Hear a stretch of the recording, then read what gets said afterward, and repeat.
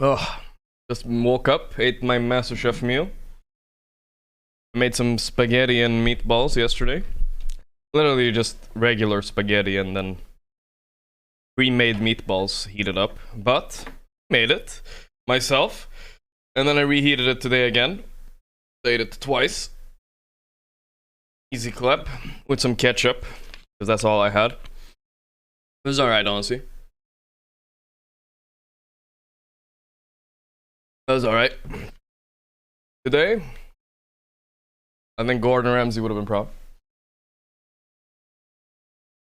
Surely didn't debate us again about the crab game. I mean, New Year crab game at least. Because New Year's plan is at least we for me right now is we play Outlast and then crab game probably, or crab game then Outlast or something like that, right? That's slow thanks to the 46 months, man. Some good the censor thanks to the 4 months. Appreciate it. Wait, I'm shouting out subs from yesterday. What the fuck? They're not even from today. Got baited. I'm ready to Zarnox thanks to the sub. There we go. Thank you, bro.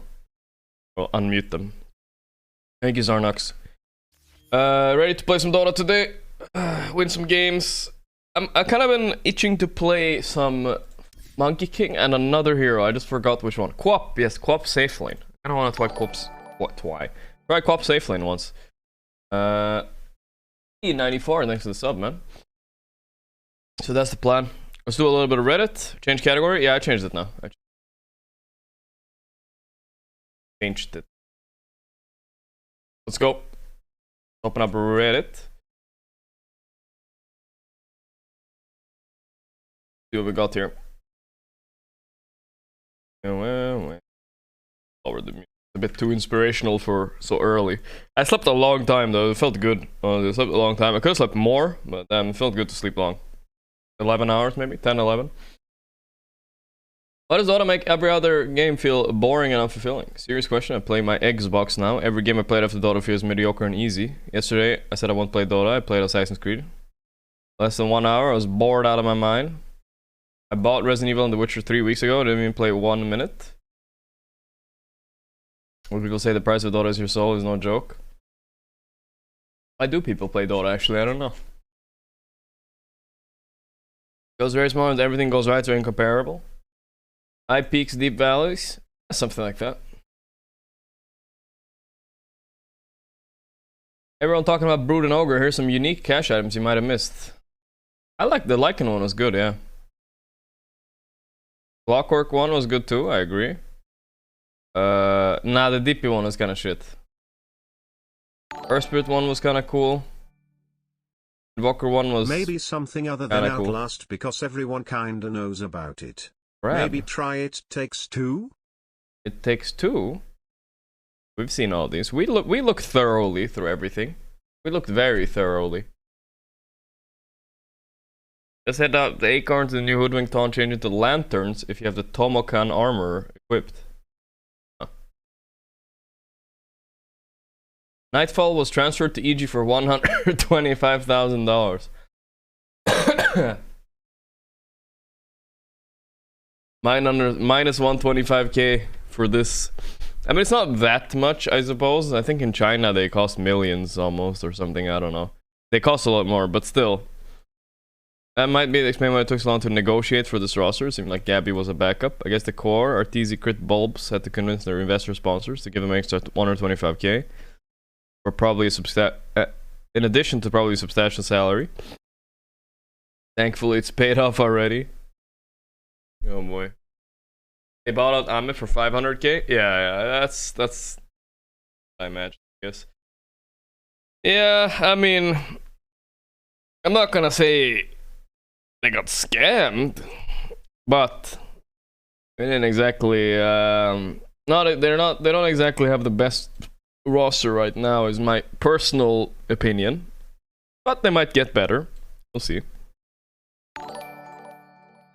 We'll see. My 14-year-old younger brother just reached Immortal. His dream is to become a pro Dota player. Okay. That's cool. Christmas spirit is alive and well in the world of Dota.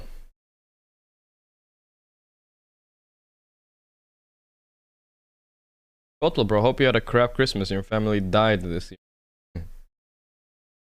Item suggestion: Bladed Lotus, Chibi Phoenix art.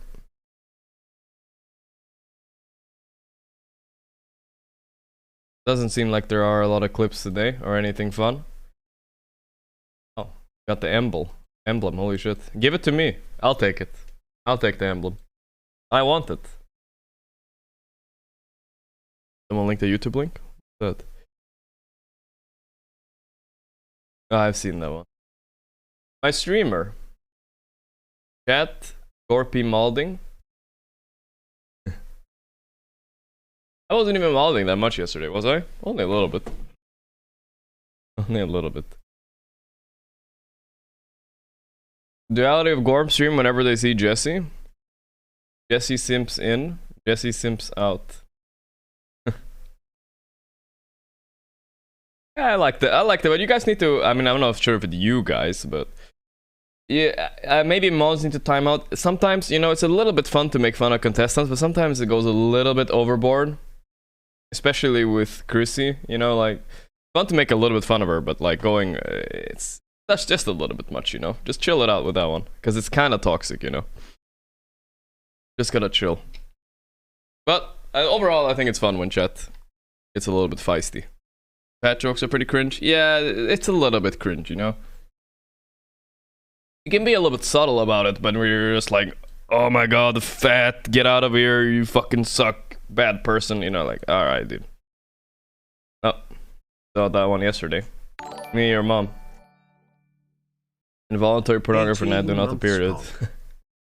Oh, there aren't a lot of posts here. Did Gorgc play Getting Over It? Oh, I did play it, but I gave up. Gave up. Pretty quickly. I'm still technically playing it, actually. I'm on the orange part. I just haven't finished it. Up. Important clip? How's this clip? A juicer clip? Okay, I'll check the important clip. My juicer. I'm queuing, by the way.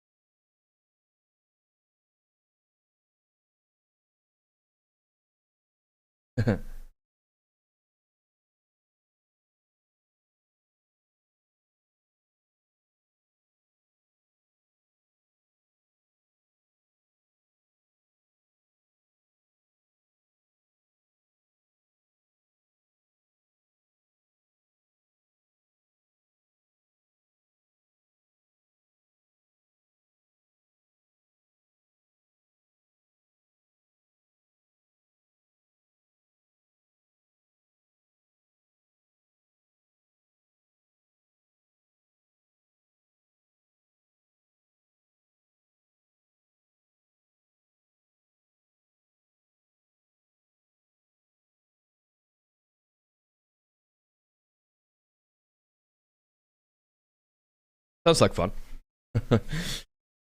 League developers modding. What was he gonna say though? I'm curious. Dota's funded by a bunch of what? What are we? Not really sure. Suckers. I would call us suckers. I think that's pretty easy. I paid $150 for this. I don't care who you are. We're all guilty of sin. Damn, I don't regret it. I played one game of draw. Oh, sorry about that. It's pretty loud, maybe. I sneezed. It'll be fun. Bunch of nerds. Yeah, what are a bunch of nerds? I thought I was doing fine. I mean, honestly, the fact that we're still keeping... I mean, I don't like to say we. Sometimes I want to say fuck Dota, and that's not fuck me at all. Have a good one, sir. Let's see, Dota 2 player base. The fact that it's keeping the same players is pretty insane. I don't even know how that's possible. Like, look, it's actually pretty good right now. 745k. That's more than it was 2021 in the beginning of COVID. It's literally more than it's ever been right now. Just recently. It's right after TI, I guess, but yeah. That's still a lot. It has been 1.2, 1.3 million, but who cares? You know, like if it goes from 1 million to 750, like whatever, right? Like who cares? The only time it's dead is if it goes like from 1 million to 100,000. So it's not even close to dead, I think. Yet. It's coming though. It's coming.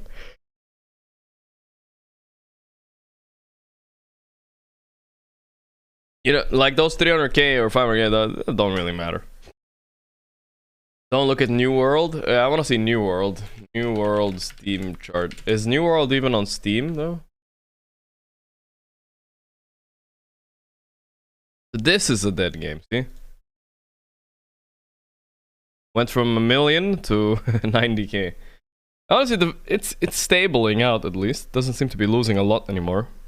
Couple thousand a week. Let's look at the real dead game. I want to see Artifact. Like Steam charts. Oops. Nobody Googles Artifact on Steam chart. Artifact Classic. Holy shit, 47. This can't be right. Look at that number. 45k, boom, 1,000. Now 56. Holy shit. Flatline.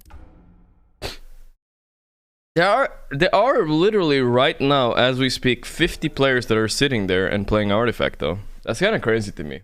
It's more than I would think. 50 players, boys. They're doing it. Your turn. Speedrun. Yeah, they fucking speedrun that death. Bad run. Fuck. High rank players. That sucks, huh? Being chilling. They have a better. Shit.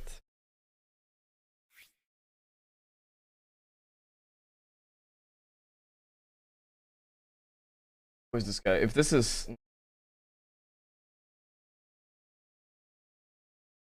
doing a dash, I think that's a no. That means I play co-op. Fuck, she's banned. Oh, we lost. I'm putting on pants, boys. 1 second. Your turn to pick. I'll go mid then. God damn.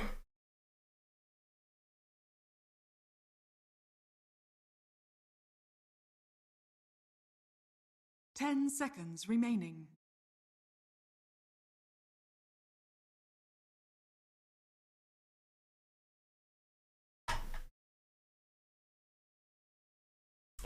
Back. 10 seconds remaining. What do I feel like playing mid? Let's see. Hopefully I see their mid, then it's easy to 5 decide. seconds remaining. Your turn. Reza. Is this guy their mid laner, rank 30 boy? No, that's their carry. No, it's their mid laner. The carry Razor then. He sees our lineup. He wants to pick Lesh probably. I mean, I should just pick Viper here probably. I always really think of the most inspiring heroes. Yeah. I mean, I told you boys he's gonna pick Lesh, and what can you do, you know? That's all I can think of playing against Lesh.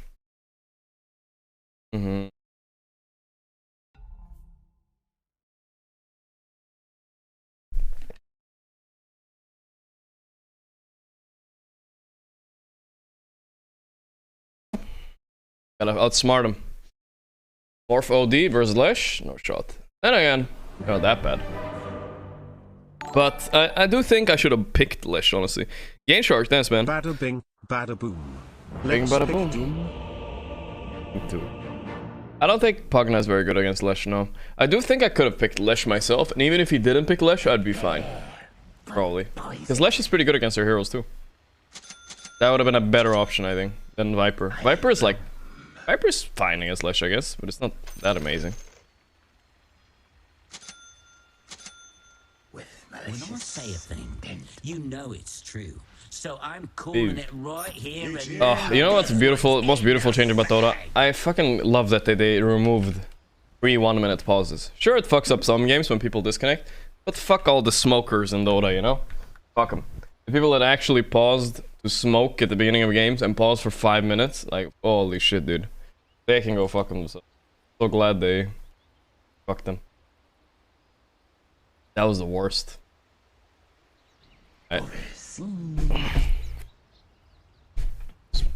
Clean my desk a little.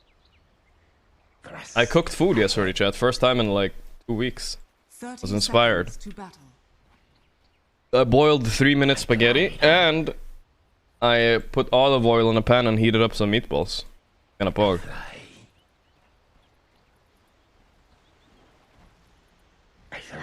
Yeah, it's actually the same shirt, I think.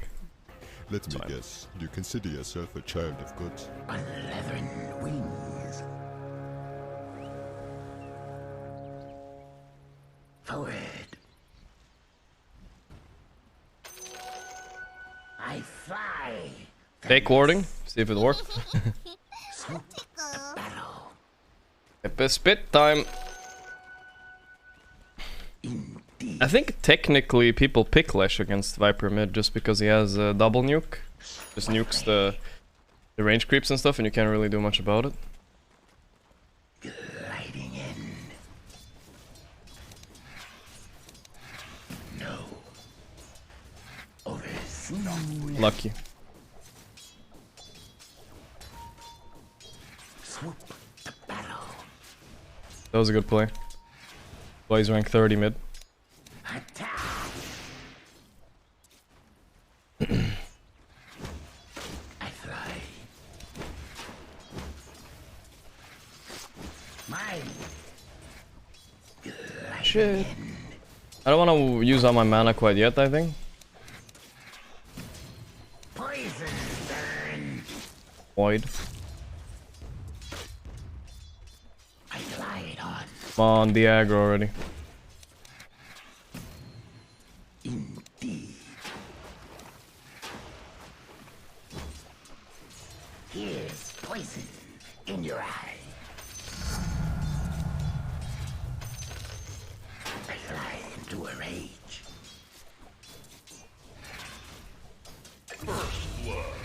Lucky.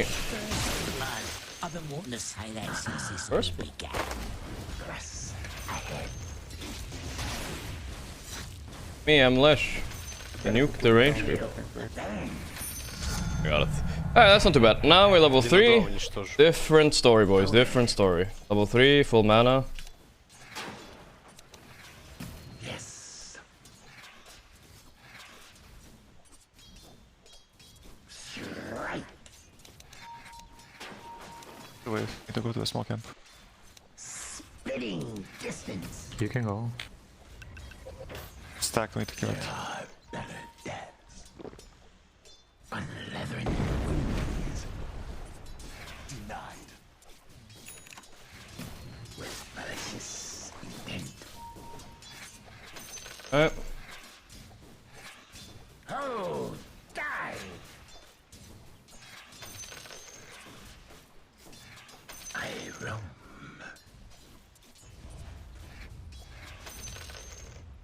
Okay, that's fine. I mean, I think I'm doing fine mid. I could maybe be doing better. But I have the excuse, he's rank 30, so you know. Doing fine considering he's rank 30.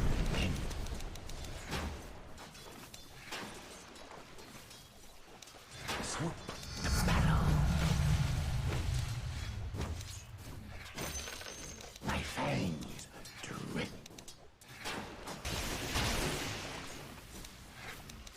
Viperous.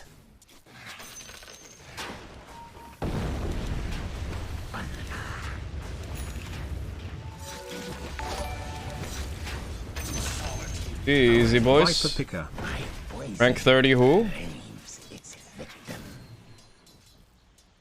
I roam.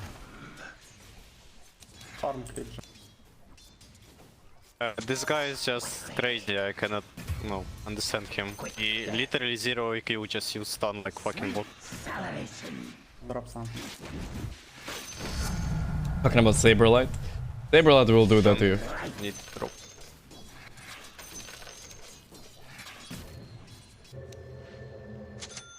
Yes. I fly into a rage. Alright then. Gliding in. Your middle tower is under attack. And we kill him. Let's just to jungle now. Oh, die! I think he already is. Alright, what's my plan for gold here? Is the question. Oh, they blocked my camp. Very cool. Nerds. I mean, what's my plan for item build? Probably maybe Travel BKB. I always like that build. Missing Lash. Heal you, just Back. don't do it.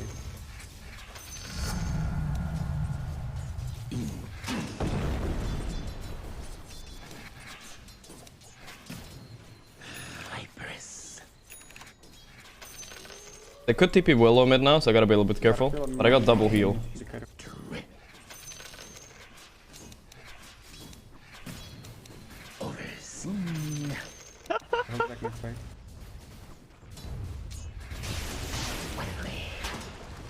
Take level 6 on Slark. Yes. Sweet. Me experience, brother. Denied. Guys, Viper Fuck off, can Flash. report to die. Not really worth We it for him fine, to just jungle. let me experience. Into a rage. Want to do a bot, guys? Gliding in. Spitting distance. Fuck, I don't know where the ward is. Bottom and he go. Fuck me. Should've checked. Flash got rune. Hooked jet. Rune haste. Kill this guy. Unleavened wings. I got back lane. Here's poison He wants to deward in me. your eye. He had a sentry. He caught it. Flash top. Feel the burn.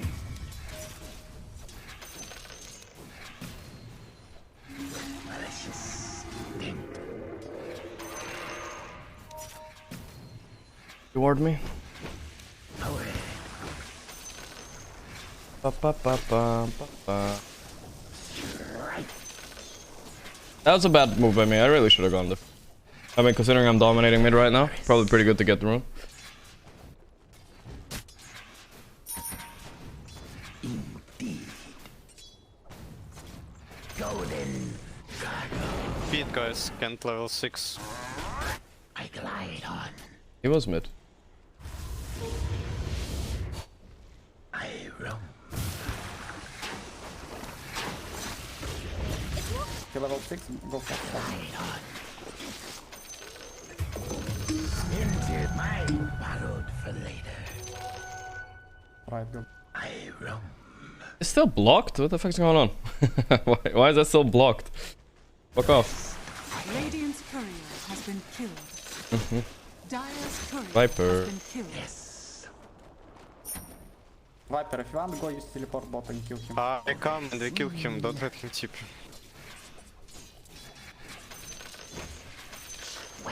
I don't want to move until... Stun, use stun. Sweet. Don't be found. Viper?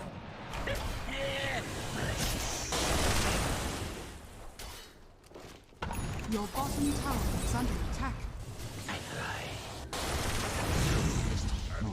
Good job. Oh.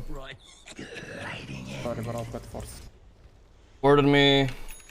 Your And bottom again, I tower missed the is rune. under Fuck, I'm attack. bad actually. Into a rage. Keep missing the rune for some reason. Twice Kill now. him, ogre, come, kill him, kill. Your bottom tower Ogre, is under attack. ogre. Oh. Radiant structures Come are here. fortified. I will TFT. Come. Fine. I can travel top and bit. Your bottom tower is I wanna under kill him. attack. I camp! Yay. Maybe some words.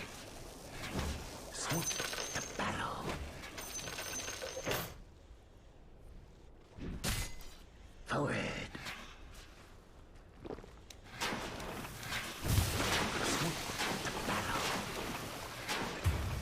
Your bottom tower is under attack. Shit, they destroyed Listen bot. to me Bottom and tower has fallen. don't care as well. Fine. I fly into a rage. Let me decide.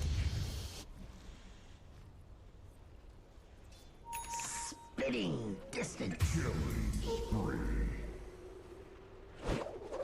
I usually keep my trees to myself, but I'll make an exception. Fuck. I wish I had Tumblr's toy boys, I would have killed him. Listen to your carry.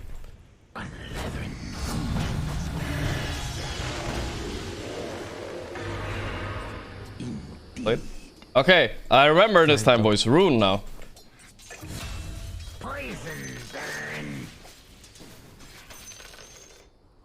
I will take. Gliding in. With malicious intent. Put this aside for now. Meet up soon. Radiant structures are fortified.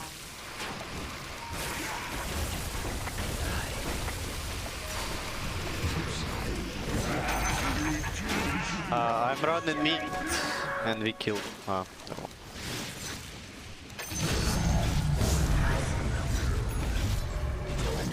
We'll have the region taken up, boys. Easy mana. I don't know why my tanking ran in and died, but In Ogre if you come. I'll go this build since 33 taught me this build, and he's a genius of builds. Poison in your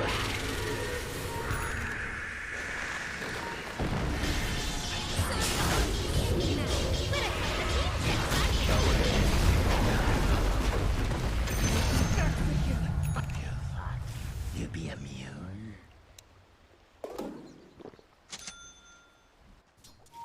Kinda wanna zone this guy out of here.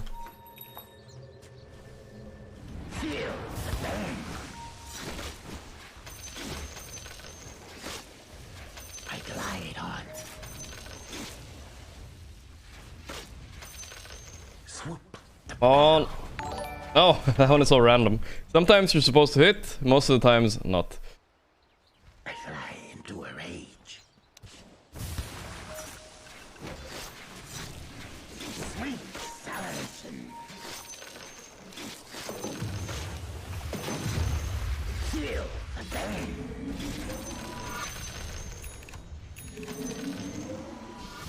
You. Rest. Rune. Ah, it sucks. Your middle tower is under attack. Oh, die. My Well, poison super high level, I'm farmed, all is good. Soul Ring Ogre, what the heck is that? Smoked. Oh, warrior. to you. Oh. Poison burn.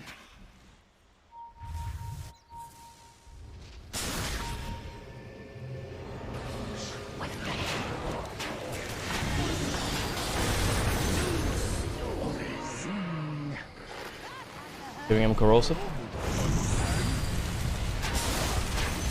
The way I planned.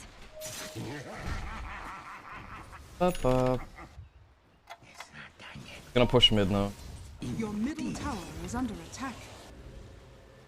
Okay, cooldown. With malicious intent. Centaur's so cocky, dude. I or something? I could buy Athos, by the way, as well. It's not that bad of a build this game.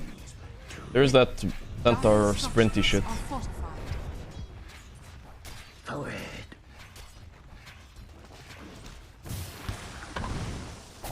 Viperous.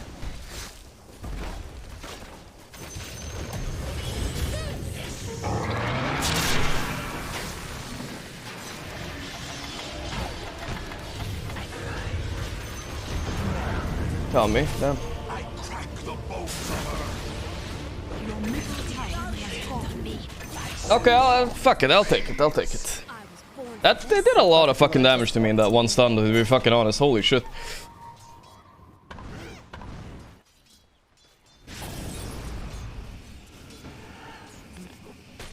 It's all good though.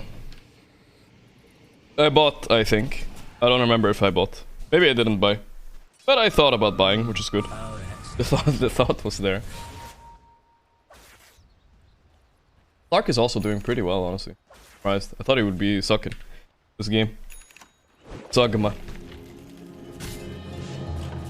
Not Zogma so much. On leathern wings. Centaur TP top. Stun tip.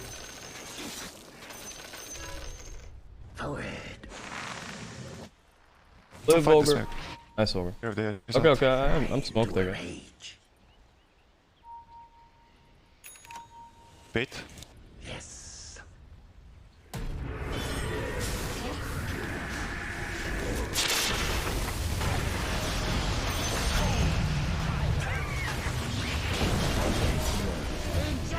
Come on, man. Fuck off. How did that actually work for them? I'm following. I took a little bit too much damage. Well, whatever, he's gonna die. Yeah, I think. We get the kills here still. He's actually pretty fat on Lesh. He has Yule and Hood. The heck? Nice, that's Aji for my Slark though. Oh, that's still very big. One lane for what? No, chat, these are okay deaths. I'm trading for 2 every time. It's not bad. They're using all their spells on me. Once I get BKB, I won't even die like that. I could have disappeared off the map until I got BKB though, if I wanted to. That's completely fine. Viper's not the carry of the game anyways, right? I just need to be useful until... my Slark carries me. Oh damn, that Lash was pretty far. But... When is devil time with Chrissy? my Slark is fine. Pause? Alright. No, come on guys. How can you guys say it's not fine? It's a high level game, boys. If I die, if they're rank 30, again, player decides, or rank 21 decides they want to use all their spells on me in fights, and we trade for 2.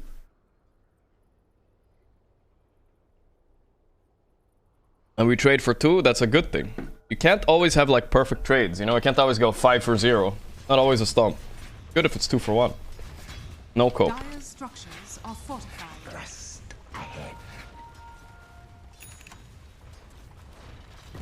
I need it. Let's start.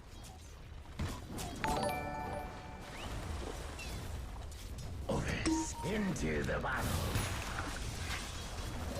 Regeneration. Spitting distance.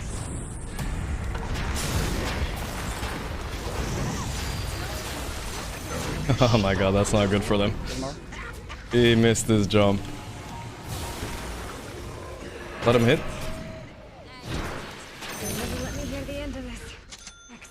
Look at Aji, good. Now I got BKB, I'm invincible. Let's track on you guys. Let's track on you. Coming. This is good actually, it's good.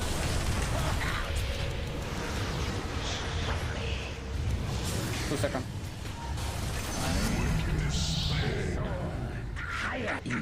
Yeah, good. I can teleport. Mine.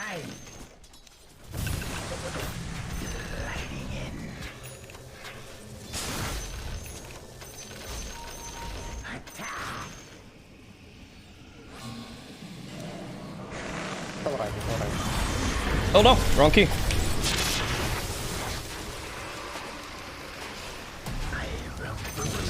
I had BKB on the wrong key, dude. I almost died because of it. Holy shit. Coming? How soon stun? 3?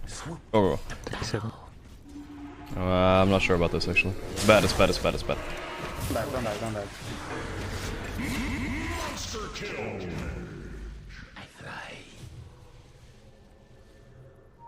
Flash is gonna show up somewhere.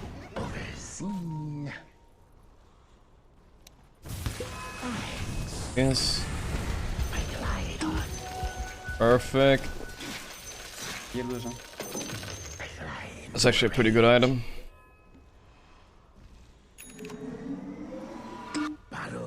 What do we buy now is the question. What is really scary in this game? Getting bursted and a stun. Sanj is not a bad idea. Sanj and Kaya. Dragonlance. Fine. I don't like Dragonlance and BKB though because you kind of want to stay away with Dragonlance, and BKB I don't care. Sort of life on other planets. Love your Of course. Of course I think there is somewhere. The universe is huge. But I don't think we fucking know. I don't think we know about anything. Yet.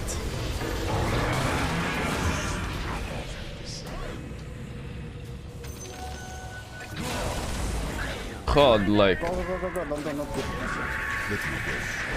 FS spit him once before I got fear.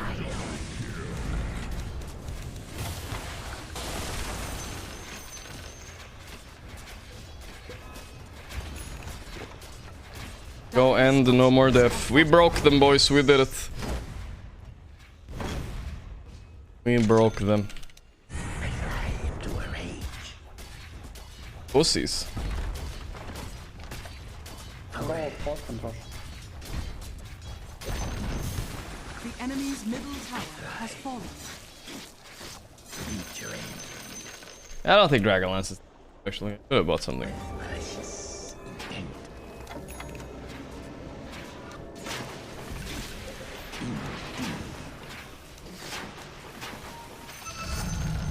Buy this and shard. That's the plan. Then I'm doing mass damage.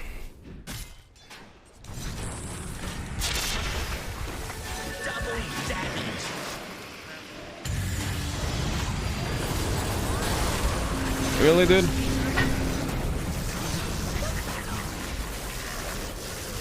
No! Fuck! Assholes. Whatever, it's a 3-for-1 trade again. Bounce? Yes.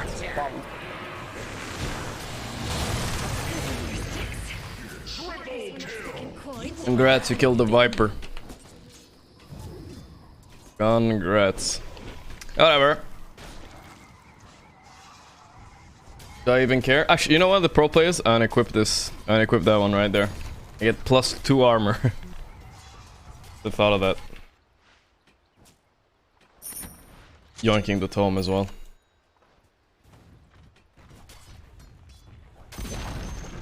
The enemy's top tower has That's what I thought of. Go rush. Viper abuser? No, I'm proud of this Viper pick. It's a good one. I knew they would pick being Lesh. ignored by you is as painful as being ignored by my ex-girlfriends. What a roller coaster of emotions. Team Chrissy. Chris? Who's Chris? Oh, Chrissy, I guess. Yeah. Vitamin water is not healthy, it's just water with a bunch of sugar. Stop drinking them, thanks. No, it's not vitamin water. I put G Fuel in it. It's always G Fuel. For sponsor reasons. Love you, dumbass. Thank you. The enemy's top tower has Hashtag ad. What a storm. Didn't expect this. Put this aside for now. I will join my team. The enemy's top barracks has fallen. I'm cool, man. His courier has been killed. End the game here. Actually, I wonder if spell damage works on towers. The enemy's Probably top does. barracks has fallen. Right? I mean, it's spell damage from my shard.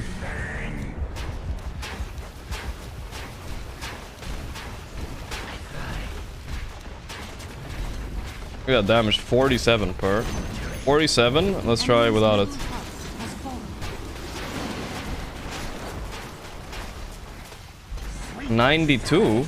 I don't get it. Wait, okay. 1, 2, 3, 4, 5, 6, 7, 8.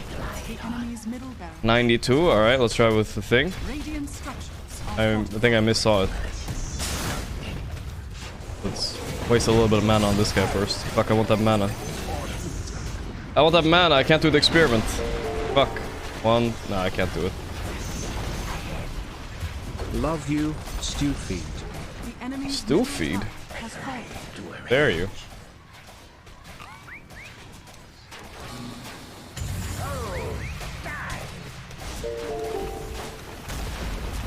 Radiant Easy game, Natasha boys. since rise up. The only true queen. Easy game, predicted FN. Free MMR. Ah, scratch ear. What did you say? Drinking vitamin water is like eating milk chocolate for the milk. Oh, we womped mid. We womped mid hard. I mean, he did good, the recovering and ganking side lanes and stuff. He actually did. I was huge here. Then I kind of got stalled out a little bit because I was trying to get my BKB. Oh, good. I could have bought Hood too, and maybe ran in for my team. I could have. But it's fine. Good warm-up game. Being chilling.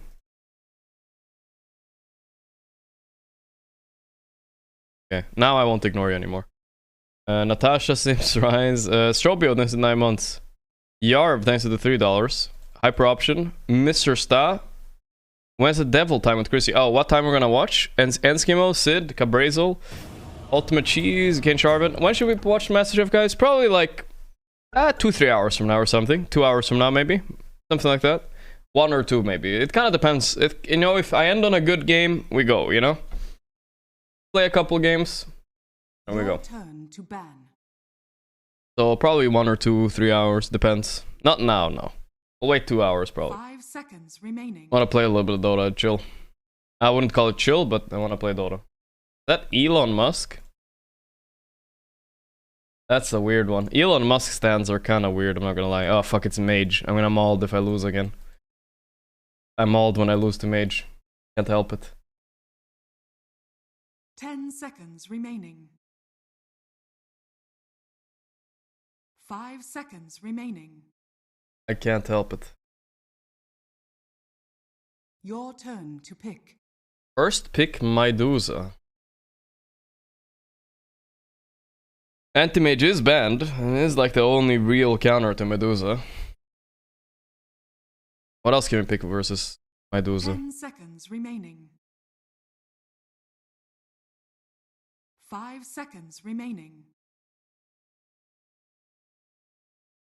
Carry. Ayayaya Merry Chrysler. Your turn. Ah. Fudge. Yoicks. Yoicks. Okay. Ugh. 10 seconds remaining. Maybe I play Slark. 5 seconds remaining. Why not? Looks pretty good this game. Ah, Windrunner was nasty. Is it offlane Medusa actually? They swapped Medusa. Yeah. I kinda wanna play Slark now. It's good against Dusa too. In the game at least. Let me guess. You consider yourself. Oh yeah, a this guy child kinda of griefs with Pudge a little bit. Sadly. Ooh. Yo, the best. 5 gifted subs. Thanks, the best. Merry Christmas, dude. Genzado, Merry Christmas to you too, man. Thank you, the best. Appreciate it, man. Diffuse Slark, yeah. Diffuse Slark versus where's the thing? If I'd known I'd end up here, I'd have stayed in dark. That's the Daxek Ursa. Wonka. They don't have that many stuns. Actually, they have enough. That's right. It's in the bag. But HP. I like laning with Weaver 5, it's pretty strong. He can kind of zone on his own and You know all it's that. true. So I'm calling it right Your here and gameplay now. reminds This me one's of Harbour. in the bag. Have a nice day. 77 no Nilly and 777. Have a nice day, I get it. Right. What's Hava? No, when it gets like level 3 or 4, we cannot lane anymore. Just farm. Careful. It's not time yet. Mage. It's not time yet. 30 seconds. I only skipped the 7s, chat. I skipped the 7s. You always skip the 7s. Cake Monkey Seagulls, thank you. Fake DT, thanks, man. More like it. Rip, rip. Let me guess. You Yeah. consider yourself a child of good. Oh, breaker.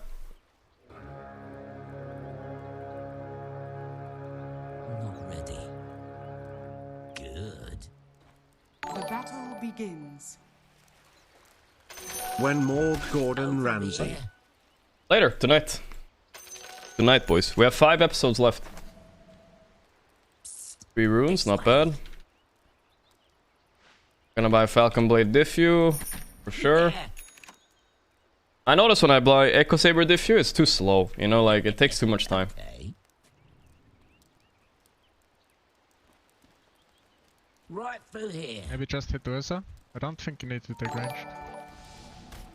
Now you're Whatever. talking. You know better. It's a beatdown. Oops. Flick him the second time. You sure? Don't get caught. Right. I got this denied. Dead. Shit. Not good. What happened? There's no escape. Merciful light. Now that's payback. Yeah. Not allowed to fucking tank this here. All part of the I can't really do much about it. Yeah, fishy, fishy. About those two creeps there. Wow, 22 whole days. Right. 22 days, bro. More like it. Yeah. Come on. Lucky. Nice one. Alright. Let me guess, you consider yourself a child of God. Got pull for that. That's very good. Don't mind if I do. Go on. There's nothing. Whoa, whoa, Weaver, Weaver, Weaver. Chill, brother. Cool. Friend. Good. Love being auto-attack. That's right. Gonna wait to get boots as well. Oh yeah. Admit it. Denied. I need regen from you. I'll be out of this mess in no time. Hello. Don't get caught. Mango me? That's bad. I got the pull. I see it. Let me guess, you consider yourself a child of God. After him. Over here. Lend me a fin. Yeah. Let's see if we can pull. Mid lane Duza versus Lina. Duza's actually pretty fine in that matchup, I think. All part of the plan. No! Furia. Me. This way. Thanks for that. You sure? What a dull last pick they got somehow versus my Slark. Win runner of all heroes. Now you're talking.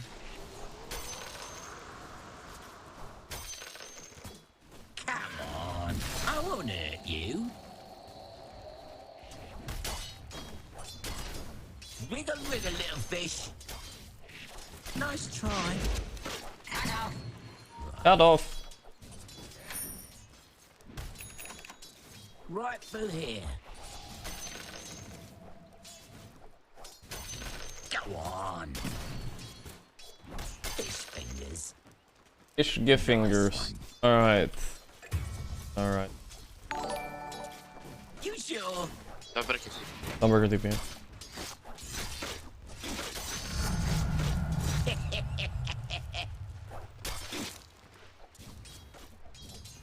We don't have fish gear. I feel like it's a missing emote, but we do have a lot of the fish emotes.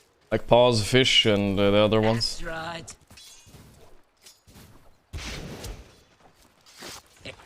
I think we pull this back now. Come on. Your middle tower is under attack. More like it. Wait time. Yeah. Right through here. GG.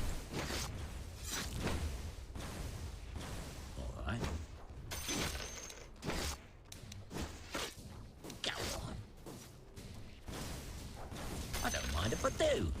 3 heroes top. You're mine now. Yeah. That was really bad. Since there's 3 heroes top, and I let this lane push, it's pretty bad because he's gonna get experience.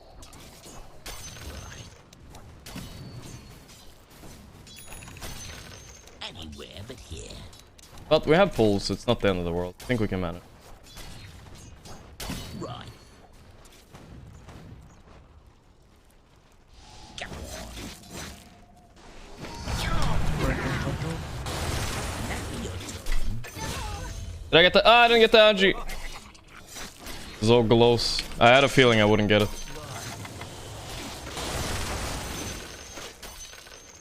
Over here. Why is music so low? I don't know. I'll fix it. I'll try to fix it. Wiggle, wiggle, little fish. Radiant structures I are won't fortified. hurt you. Yeah. Me? Fishy, fishy. Good. Alright. This now? All part of the plan. Right. Got 3. Good. Careful.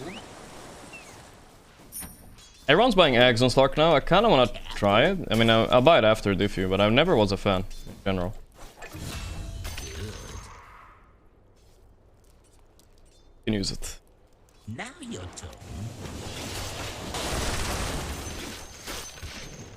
Nice one. I got Arcane Ring. That's lucky. More like it. You sure? After him! Also go try the rush soon. Dear Mr. Streamer, if you were to assign each of the remaining MC contestants to separate Dota teams, where would you put them? That's too complicated of a question. Go on. That's right. I just know Chrissy would be a perfect fit for OG. I got this one. You're not going anywhere. Over here. Not fine. I'd be fine. The mesh.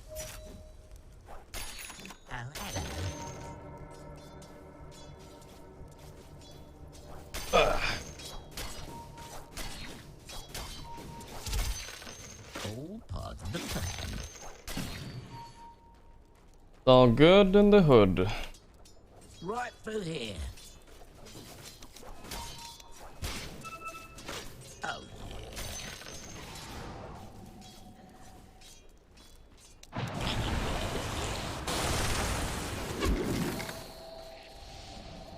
yeah. Yeah. Get this guy. Was unexpected. Good. Alles good. Don't I? Hey, sport. Cool. Roshan has fallen. Pretty early. Whatever, I guess. It feels so early to get Roche. How the f to get Roche at this time? Yeah. Okay then. Broom handle for me. Don't get caught. I'll start buying Diffu. Under attack. How is Diffu not recommended? What's going on?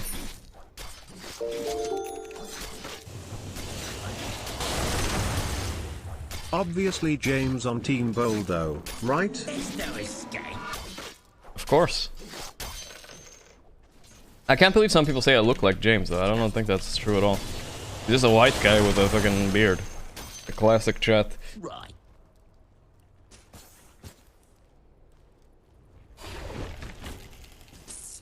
This way. Go on. I see it. See someone bleed out in a minute. No. That is he. Might be. We can't stop this, I think. Alright now. Not as 2 either. With the Winkle. I had to gamble a little bit. It was a very hard pounce. Out is solid. I got a nudge. Now my That's okay. ship is not.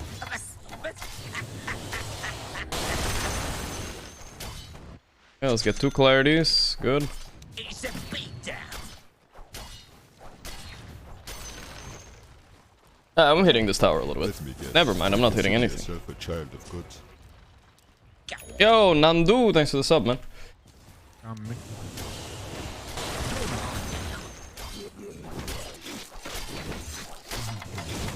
Searching, man. Right.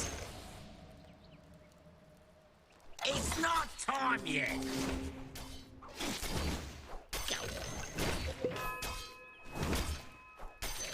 Gotta get some mana here. Middle tower is under attack. Yeah.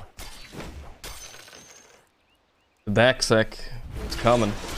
Right through here. Dead. Come on. I won't hurt you. The highest level in the game. It's not that bad right now. We have 2 good cores against Duza too, so it's not the end of the world. Now Should be fine for now. Maybe I just farm my Diffu and then we go. Need to rush anything. more like it. Music is super low. I'll fix it right now. Right. Kinda hard while playing, but I'll do it. Okay. Found the dash this guy. Not even laning here much. All right.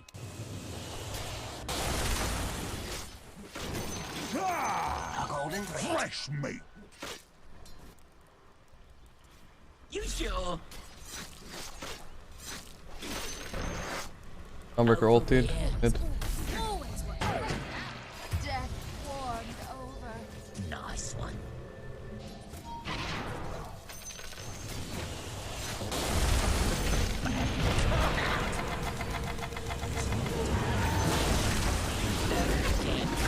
No, Pudge, please. Please, Mr. Pudge. That would be so good if he hooked me. Just hook me, man. That was so good because his Duza kill is huge, right? But I can live too, which would be even bigger. Dude, this guy has a what the fuck? He has a fucking bash already? Help me. Yeah, let's fix the music. I got griefed, chat. I consider that a grief. I trusted him. He had a lot of time too. Yeah.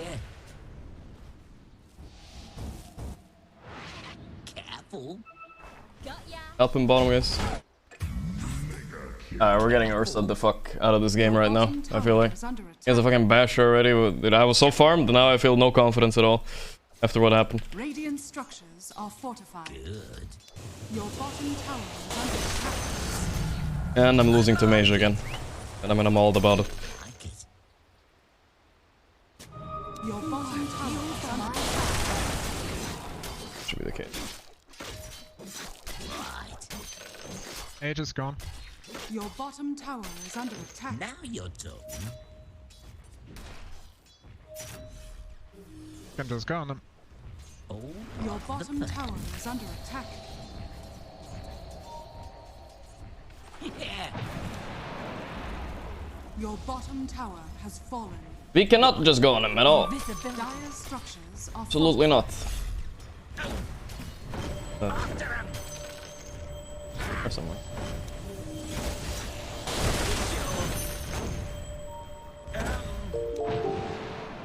Your middle tower is under attack. Just tuned in, thought this Weaver was Nyx for a good 2 minutes. How did this set make it into the game? Yeah, I got the Agi. Burns, doesn't it? This is not even the worst of it. It does look a little bit like Nyx, you're right. Here, fishy, fishy. Your bottom tower is under attack. Right through here. The enemy's top tower has fallen. I'll take that. Your middle tower is under attack. We got it now finally, boys. Let's go. Right. A few time. Still in time and all. Alright. Not so bad about it, but Learn to burn. That's right. I don't even know what's happening with Ursa. He had a basher at like 13 minutes. I'm so fucking terrified. Think on me. Definitely go. Over here.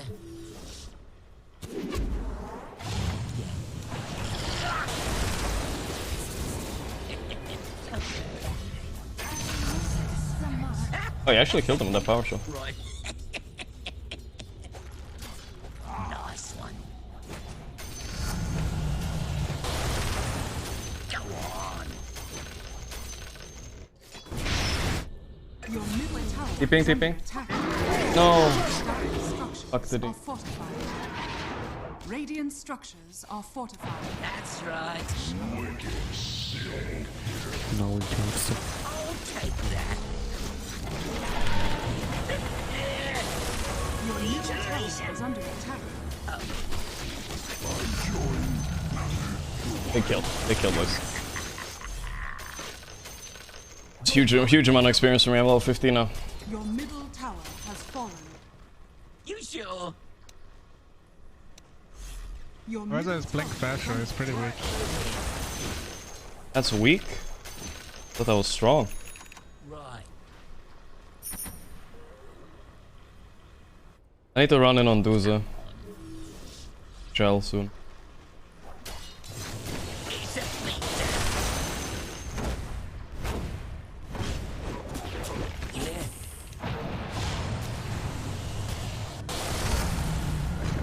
Fresh mate. Gamer? More Ursa is gonna maybe come bottom.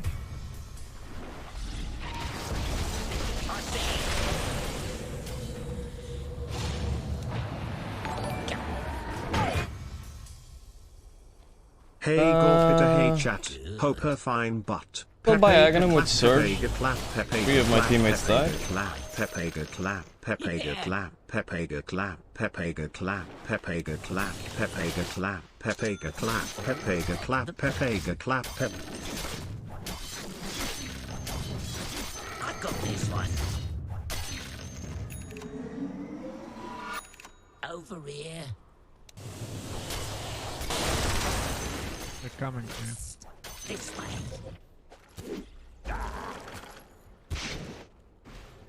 Alright. Running. Running top. Fresh mate. We don't rig a little fish. My loss. Illusion. Right. Fight. What surge is this? Nice one. Now you're talking.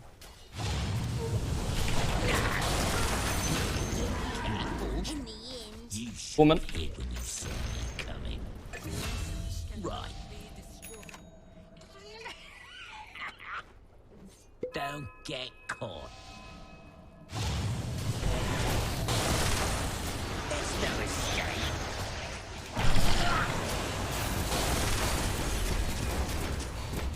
Looks hard.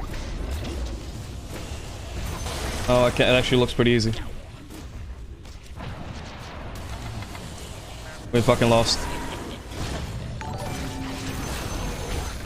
Fuck. My bad. I should have killed him instantly. Been working a normie job for the last 2 months. Haven't caught a stream live. I'm so mad, On dude. holidays, so I fucking got I'm back blocked on a by degenerate fucking sleep creeps schedule and pulled get by to a watch weaver. Morphling now. Man, my mid lane is useless as well, man. Holy shit. I should have killed him here instantly. I could have gone with the vacuum. I should have just. I needed him to tell me that I was gonna vacuum. Then I would have gone. I'm mad because I should have committed earlier, for sure.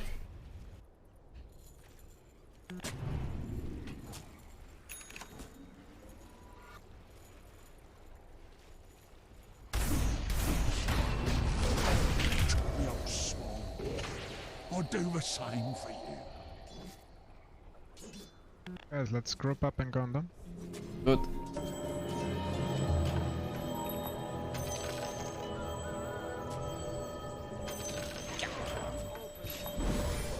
I'll get over it. Hey, sport. Like it. Right, I'm under attack. Consider yourself a champion. That was actually so good almost.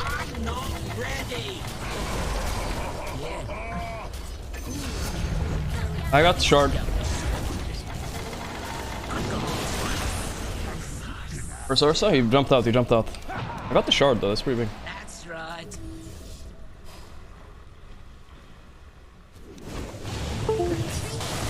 My cam got unplugged. Fuck, I think I missed that Aji. He ran away a little bit further from me, yeah. Fuck me, dude. I got eggs, I got eggs. Okay, we got shard. I think my cam plugged out though. Randomly, I don't know why. Man, if we got Aegis though, holy shit, that would've been sick. But it's okay, it's okay.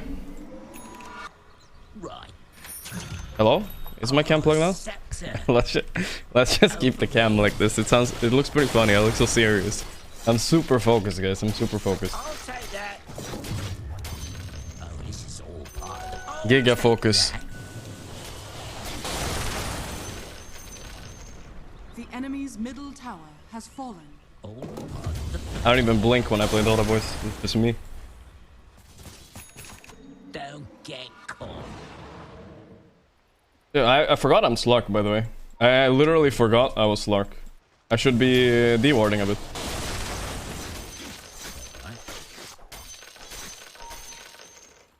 Go fight. Much obliged.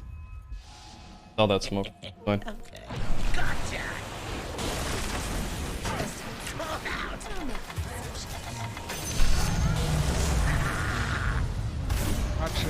Where's the gun? Let me guess. He wants to jump you, we're on Consider vision, it's so yourself a bad, cause... child, Okay. Yeah, we're on some kind of vision. Definitely vision. You sure? Lend me a pin. I got double ulti though, it's not so easy for them. Jump me. Have to burst. Mickey Bursa?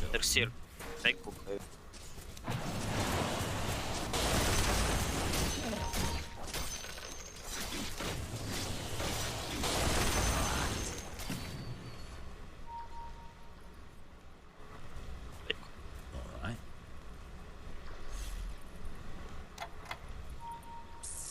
This way. Where's it here with Basher Right BKB? through here.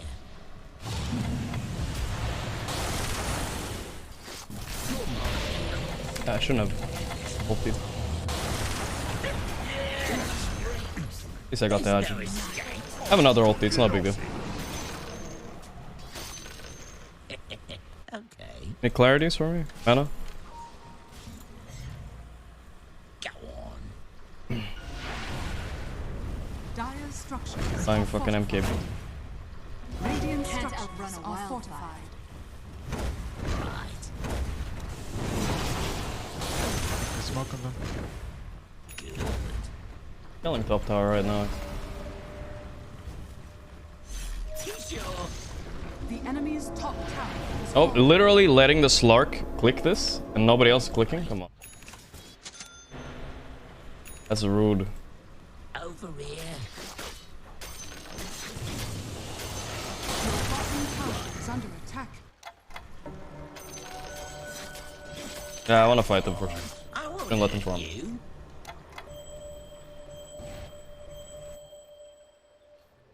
Oh. Come on. Don't let them jump seer. Can you Most likely. Running. Good afternoon, Mr. Child.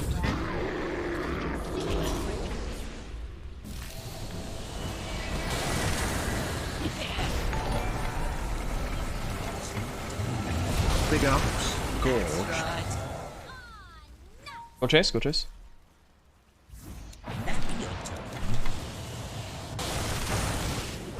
It's not on yet. Your body was a cage. I just think you're bound. Not yet. That's stacks, boys. That's fucking stacks. Easy glap, easy glap. Don't get caught. My axes are really nice for so much mobility. It's kind of crazy how much mobility I have right now. guys? Okay, I'm fine, I'm fine. The dog, the guy. Stay Fine, out by of the way. my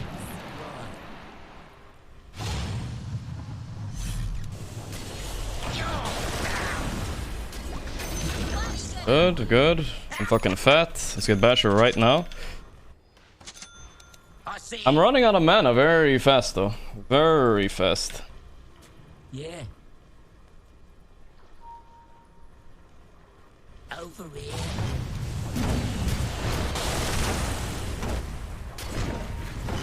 Help, help, help. I mean, dude, how's this allowed? Just die. Now my ship is nice and sharp.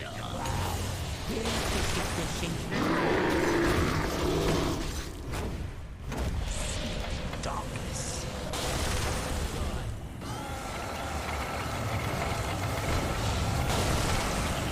Better have killed him, I think. Maybe we get hook.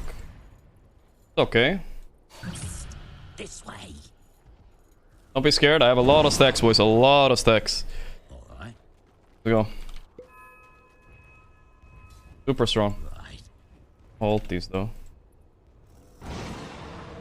Yeah. Right through here. The enemy's middle tower has fallen. Yeah, that's fine. More like it. Let's go farm some neutrals for a little bit. I need music, by the way, right now. TP and refight. Not this fucking music though. This is what I'm talking about. Don't get caught. Good. Much obliged. I have both ultis again. Wiggle, wiggle, little fish. They have some kind of vision here. Right. Up here, I believe. I'll take it, I'll take it. Right. Now your turn. Someone here, guys. There we go. Yeah, also. Real dozer, real dozer.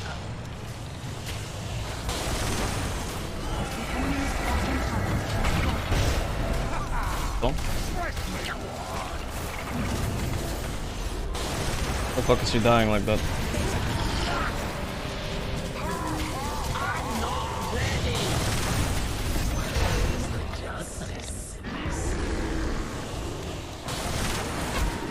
That's right. Got mage, I'm out. Okay. I committed everything for mage, but my entire team is dying for free. Like, I don't know what Lina is doing even.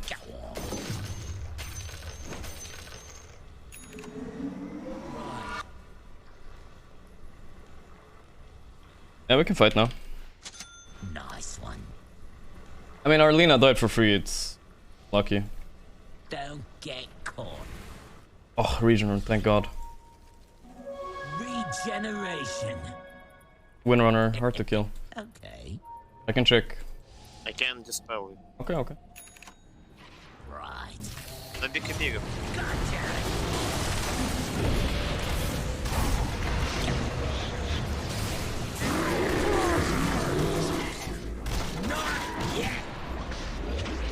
Coming. Looks weird. Your top tower. Why is he missing every fucking hook? Can you stun him? No ulti. Oh no, Lina, what the fuck is she doing, man? She's baiting all of us.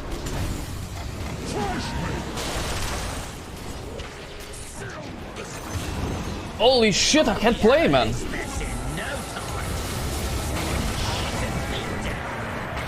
I can't. I'm gonna fucking die, dude. Is under attack. Sick. You sure? Lina, dude, you're pissing me off a little bit. Tower is under attack. Fucking press buttons, please. Blink stun.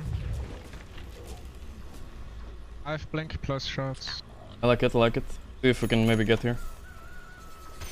I'll take that. Yeah, bro, but I don't know what the fuck you're doing. All game, I'm asking for a stun.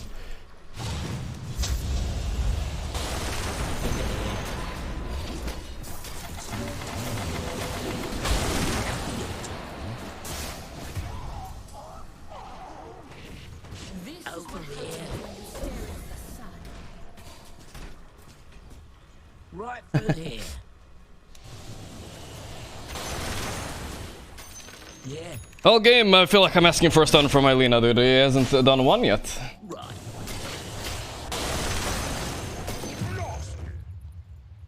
Yeah. My maldness levels are skyrocketing, dude. And I have a fucking mid laner this game.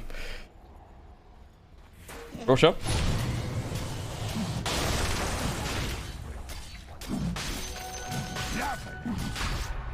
Lina, come do damage fast.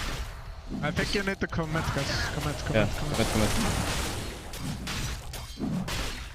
Don't get caught.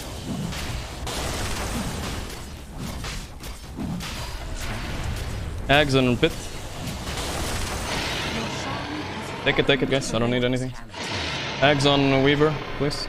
Over here. Ags on Weaver. Okay. Or Darkseer. Darkseer is good too. He has it. Your bottom tower. Okay, get it on Lina then, I guess. Fudge. Okay. Give me a second. Your bottom tower is under attack. Fuck it. I'll sell it. Give me 2k gold right now. Yeah, smoked. You sure? Nice one. Fuck it. 2k gold, whatever. It's better than nothing, right? Sell this. Right We're through fine now. I save you. Yes, I'll try to save you as well. We have 2 saves.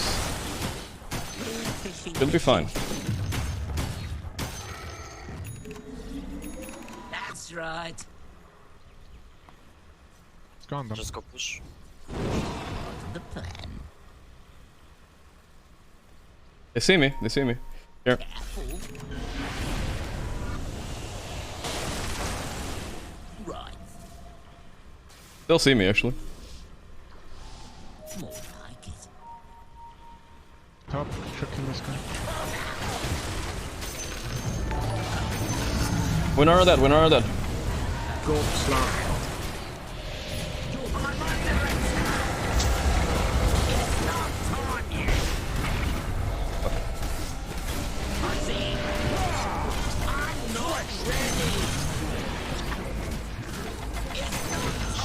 Easy. That's damage right there, boys. That's fucking damage right there. Gorgc carrying a game. Fuck. Hog.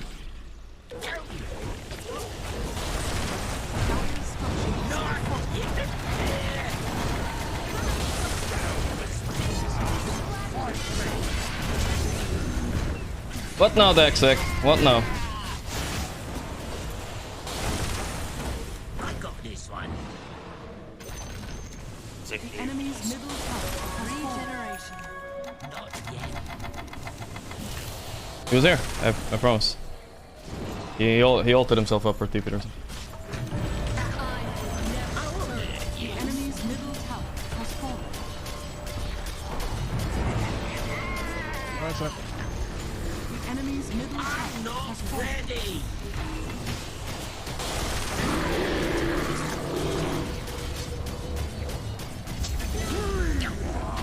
If you hook him, it's your problem. GG. Woo! Let's go, boys. Easy game. Easy Slark win. That's what I'm fucking talking about right there. The focus, determination. All game. I didn't even blink in the last 3 minutes. Just so I could win. And also I'm dead inside, so I don't even feel anything when I win, obviously. Oh, nice, I'm clearing something.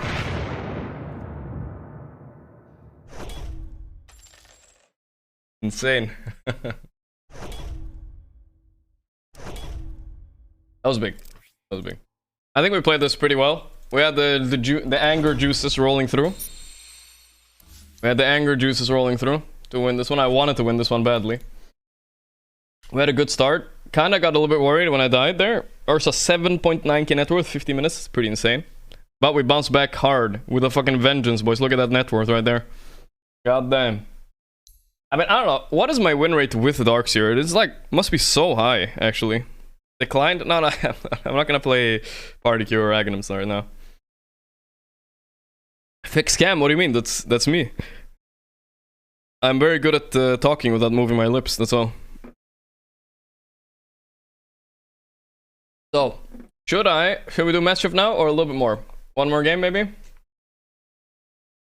I feel like it's a little bit too little Dota, right? Let's do a little bit more Dota. Yeah, a little bit more Dota. I'll fix cam now. I'll fix cam. Do a little bit more. It's a little bit too soon. It was a good game, but...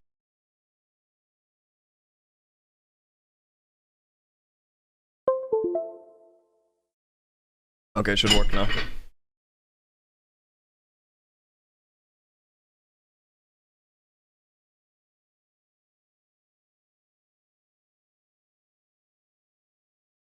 Is it working, guys?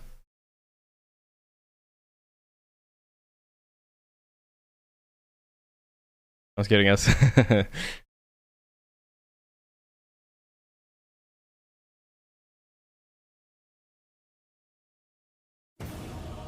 It's working.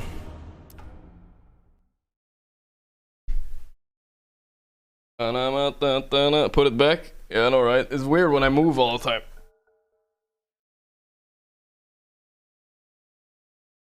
It's kind of weird, man. I like being still like before. Your turn to ban. Decline Rogix is in my team. Bog. Mage again. I'm getting Mage again. Now let's go. The Revenge of Mage. Ember game? Maybe. We'll see. We'll see.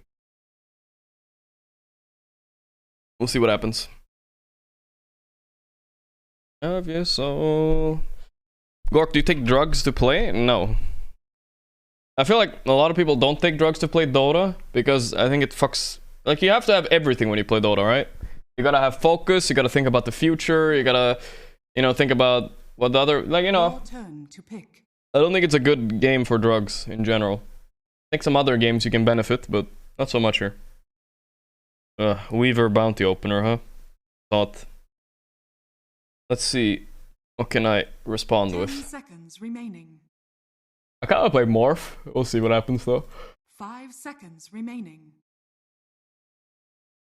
Let's cover picks. I'm scared first. Want last pick? Your turn to pick. Goddamn right. Sir, can we please stop with the dog shit content lately? The dramas aren't even fun and people are cringe. MasterChef is so much better. True.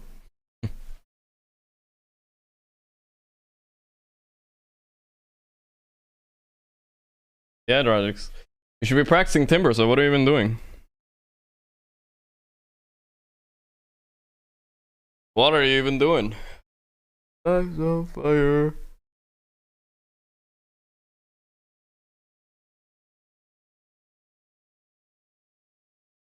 It's the finale, boys, of MasterChef. Only 5 episodes left.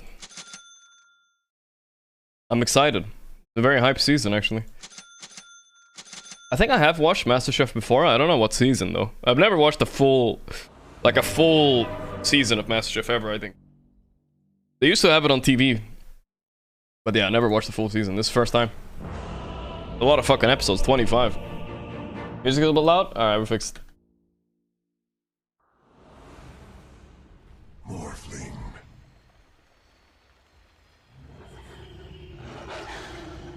When the Christmas emote's over? After the New Year's, I think. After New Year's.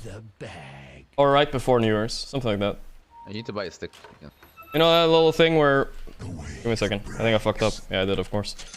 You know that thing where you have like the Christmas tree and you haven't thrown it out yet? That's just kind of what it is right now. The vibe. Lights on fire. Yes. MasterChef Australia is a longer format. Yeah, but that's kind of boring because they have like a lot of filler episodes. It's a good show, but there's a lot of filler episodes. This was a pretty easy monkey game too. I didn't have to pick Morph, but I kind of just felt like playing Morph. Monkey versus Tide Spearbreaker lane is giga free. Music is not even that loud actually. 30 seconds to ban. Let me guess, you consider yourself a child of God. Going some gold, nice. Yo, Inf90, thanks so man.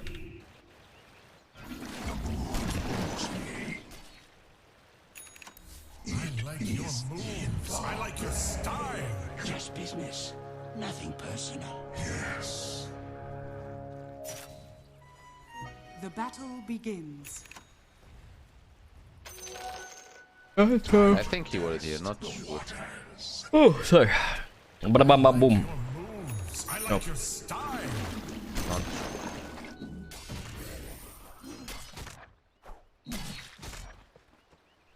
You can let me 1v1 the first wave if you wanna go on the 4.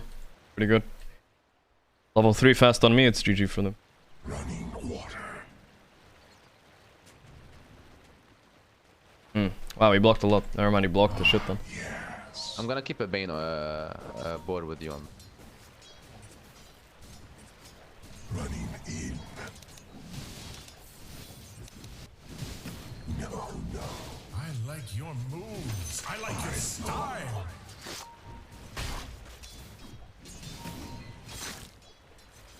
Ever essentially. Almost. Ranger. The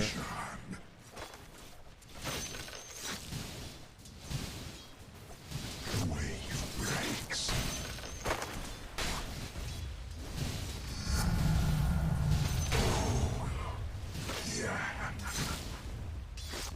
I don't want to push this too much. Kinda bad how much I pushed it already.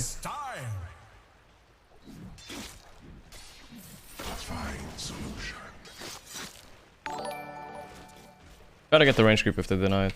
Gorgc Play the lane, man. We don't need to pull, just play the lane. Why are we doing some random shit? Just toss a full wave.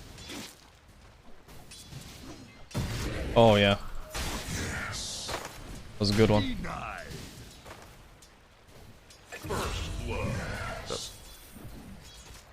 We are pretty strong, don't underestimate. When I got my 3.5 millimeters.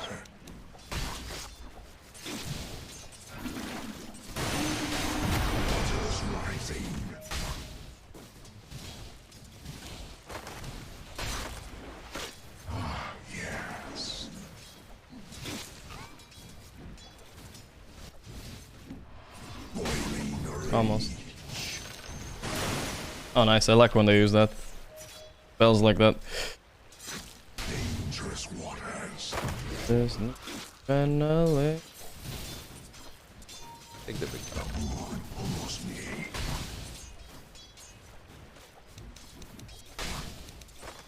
Go the blow.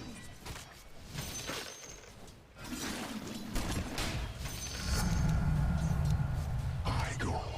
Alright, level 3 now. Pretty strong. Running in. You guys have used a lot of fucking spells just to last it. Last it. I don't mind that at all. I soak you. Attack.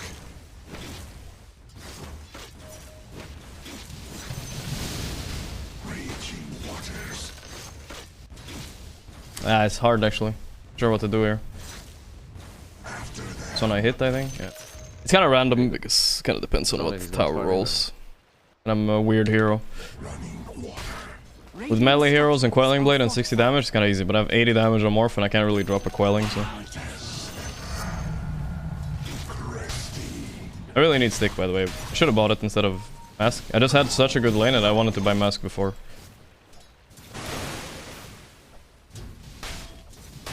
Deep waters still run. You know.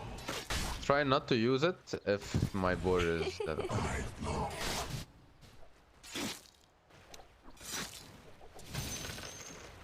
I'll sweep you away.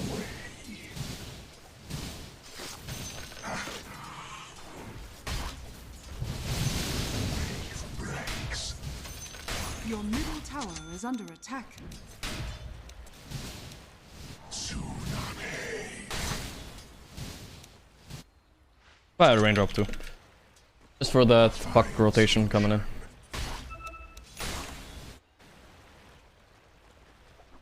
Yes.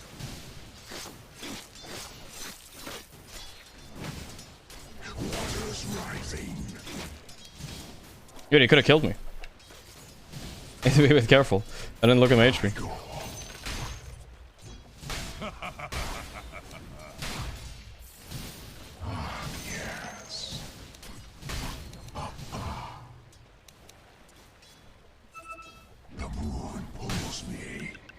We are not having a good game.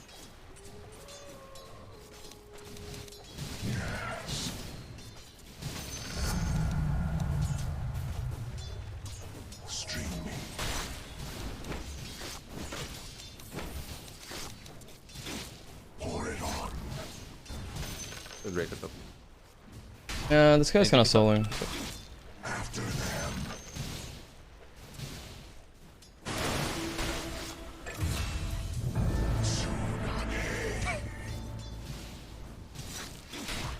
I don't really know what I can do to Tide right now. Like nothing really. Like all I can really do is make him use spells to last it. And...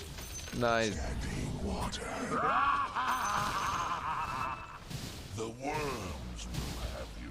Raging waters. Massive Madness is recommended by Dota Plus? Dude, poor new players, what the fuck? They're like, yeah, Morphling Massive Madness, totally, bro. Don't worry about it. Oh, everyone's doing Morphling and Massive Madness, right? The fuck? What a troll.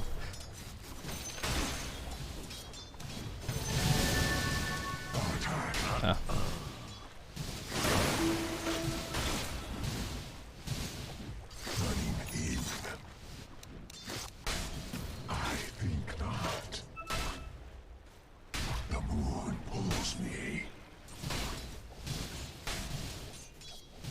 I have my hand, that's the push. A high watermark.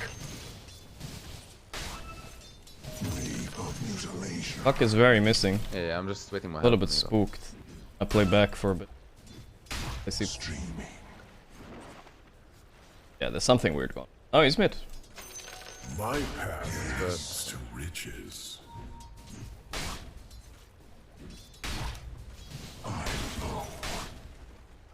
I just broken? I can't fucking do anything.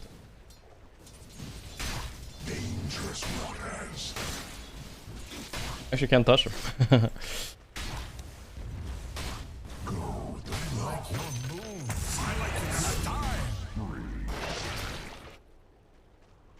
I'll sweep you away.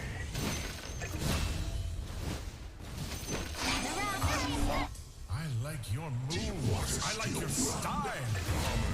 Any Lincoln enjoyer this game? It's very good against SP, I should get it.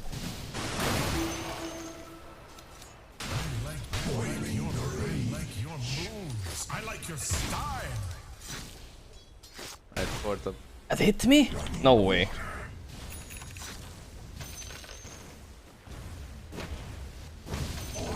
He used orb. If he's here, we can kill him. Dangerous waters.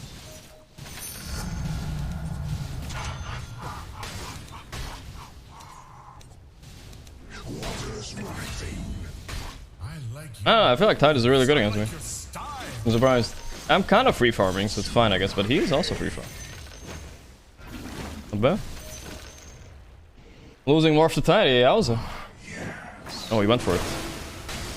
Ah, nice. That was just enough. He ravaged. They have stacks.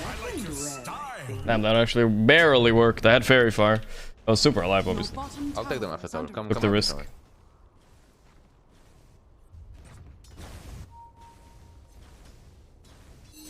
I go bot again? I think so. Top lane is good. Yeah, I think top lane, but I wanna go bot. Dire structures are fortified. Your bottom tower is under attack. A fine solution.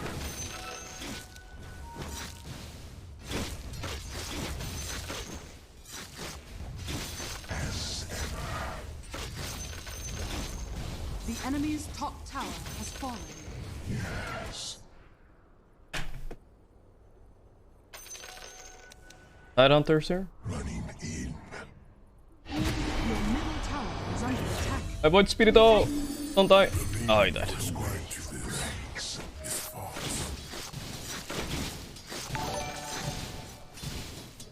Yikes. Oh, chat, last me for that one, I know that. Chat. Have a great 2022. You guys, especially you Gorgc, are awesome. Thanks, man.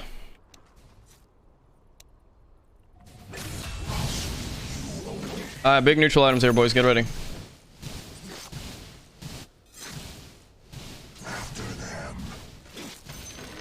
The Giga Punish. Just because I don't have treads, I don't kill that fast enough.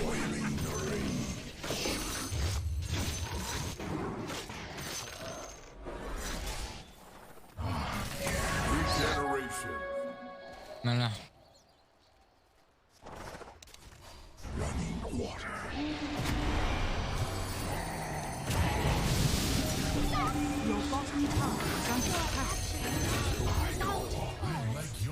That's my mage. Push mid.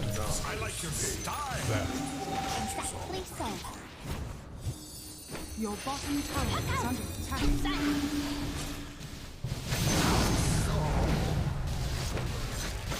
Easy, easy.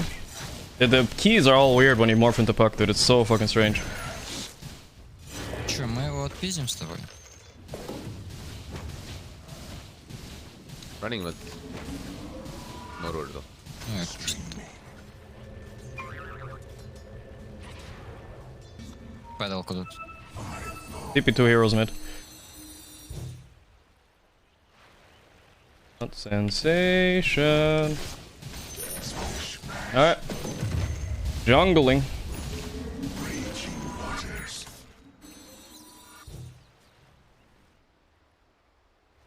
На тазике, да? Чисто мид ТПшечку дал. Man, Weaver is owning this game. 5-1-7. Nice. He's a Weaver though. But he's buying Vessel. I like that. I like when my Weavers buy Vessel just because they get tanky and they don't feed away their streaks if they have a good early.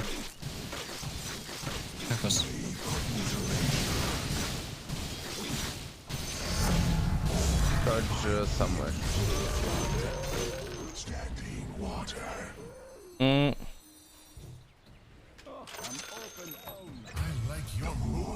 I like your style. Your middle tower is under attack. Hate that voice line so much. Смотри в боте, пойдем его убьем. Не хочешь?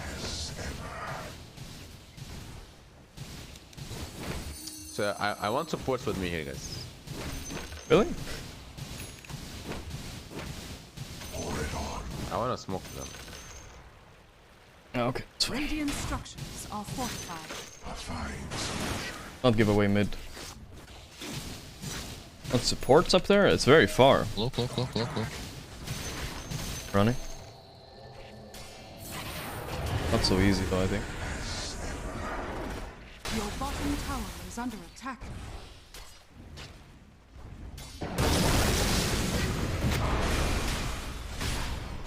Your bottom tower is under attack.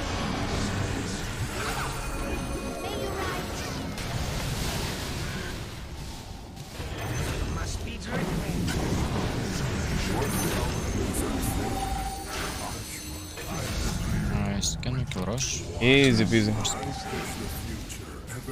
Rush? Counter? The enemy's middle tower. Counter Ravage voice. I think we can rush. Yeah. Yeah, let's try. I'm gonna do a psychotic thing. I'm gonna take stats. No, I'm not gonna do it. It's too psychotic. I can't.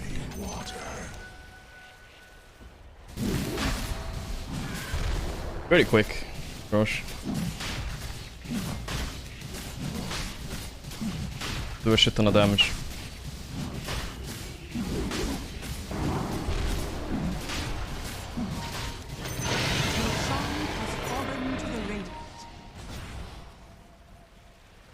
Not the easiest go.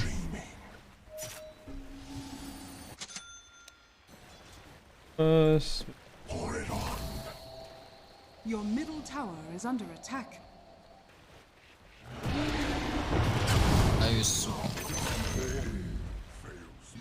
Your top But it's a track kill, so it's definitely worth chasing for it. Mid goes. Your middle tower is under attack. Find me a dragon. Dragon hit, don't kill it. You want this one? Sure. Че, я сейчас в наш лес вардик поставлю, можем постоянно ВХ фантомку ловить. Кажется, она не уйдет это. Впадлу, хочешь кто поиграть. Fire. I wanna play top.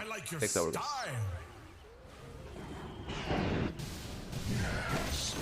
Coming here. I'm gonna get level 12 here, and I come. Ravage, no Ravage, guys. Close by. Track is good.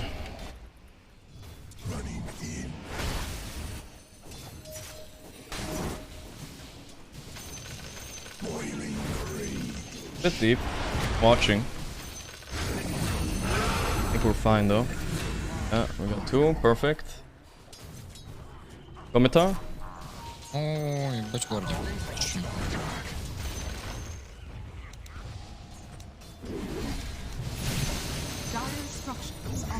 Можем с тобой вниз побежать. Someone farm this. PA. Force Glyph, that's good enough.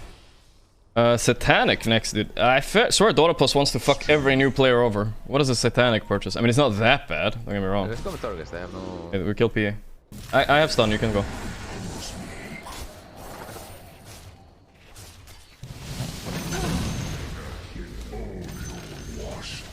It was actually not that underfarm.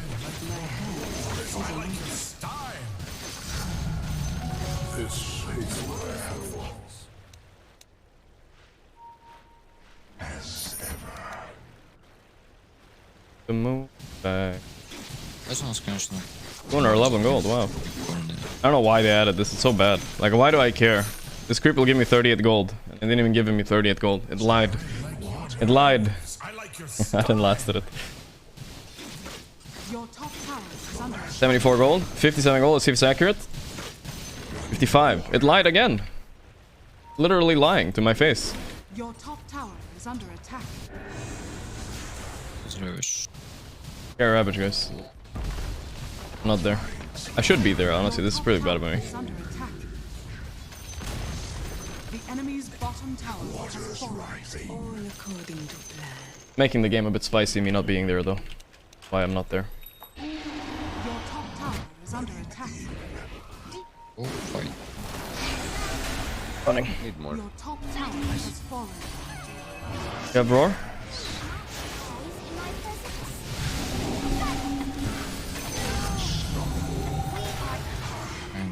You can tie it. It's gonna be slow.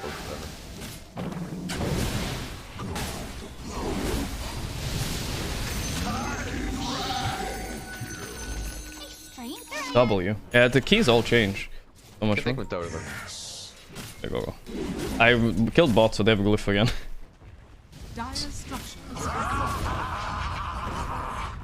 Unlucky. Yeah, this hero is actually pretty good against Puck, just for that. Yeah, what can you do, you know? Puck just gets silenced and dies. Go, they have no... The enemy's middle tower has fallen. I don't think high ground is better. Nah, it's not good.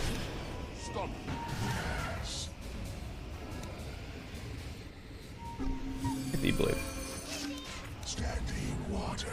I almost gave him 250 gold there.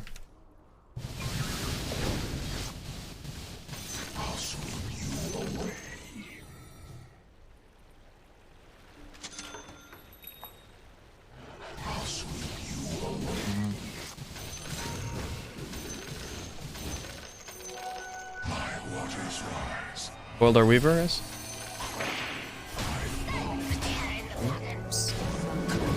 Everywhere. Eh. Whisper's not close enough. Around though. Can kill PA guys, go. 42 months. Wow. I must be dreaming. Give Bane a high five before wrapping him with E-Blade for me. Dad PA. Of course. I'm very close to Hood, but to pipe. With alacrity. Here I am. E-Blade soon. Apple's really good on Morph right now. I mean, I'll take the other one before. So they get charging this. Nether Shawl or Aquila. Aquila, I think I take more.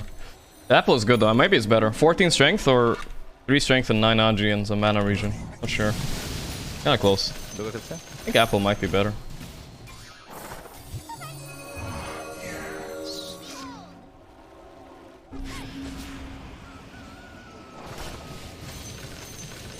He might have blink on that.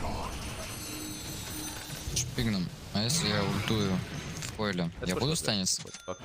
E-blade flying, E-blade flying. Don't stop. Why is my HP so uneven? You guys see that? Oh, it's the it's this thing, granite golem. It looks so weird when you have this HP 12. Never happens in Dota. The strength gives 20. I like your style.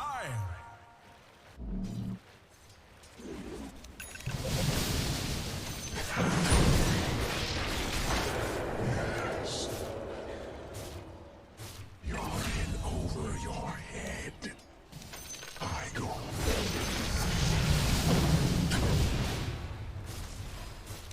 О, он хуй с тобой. The enemy's bottom tower has fallen. A little bit of a pokey poke. Ладно. Coming here. Спасибо. Help him, help him, help him. Хилил тебя. I'm running on it. No! I can't sleep because Bane doesn't have sleep. I actually couldn't sleep because Bane had sleep before. That's weird. I had the cancel nightmare, not nightmare here. Weird. Thanks. Sorry, I can't remove it. You guys get what I mean? Gabe shrug? Yeah, pretty much. Well, it's kind of the same. It works the same with some other spell too. I don't remember which one it was, but it's infest. If you go into Nike and Nike's infest, you don't have rage, you just have infest. It's weird. Yeah, Ravager. Careful, this is our one fight. I'm staying back a little bit. Let my babies do it. Yeah, let the minions kill it. Babies. We'll go bot and rush. This too. But fuck bot, go top, go top. Top bot's bad. Take outpost.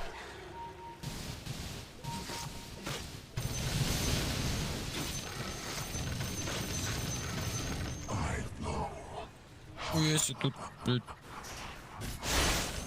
Танк-отряд. I'm beating mage, chat. I'm doing it. I will TP to you guys top one. Holy shit. Мать потненько. Ура, вейдж.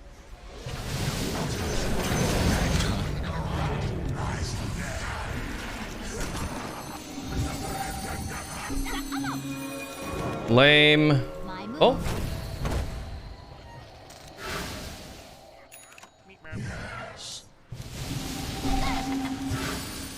Your top tower is under Fuck, attack. we lost.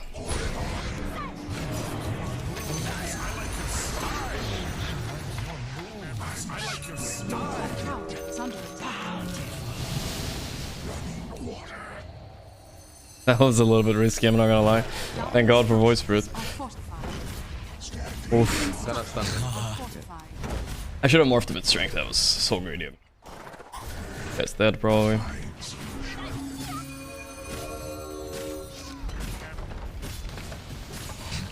Let me hit creeps, don't kill them. The enemy's bottom tower has fallen. Yep. He's still not dead? Гандон, Is under attack. The enemy's bottom tower has fallen. The enemy's bottom tower has fallen. Oh nice, I got him too. Big. Easy game, boys. Never doubt my Morphling again, shit. Now we're on fire today. Enemy's middle tower has fallen.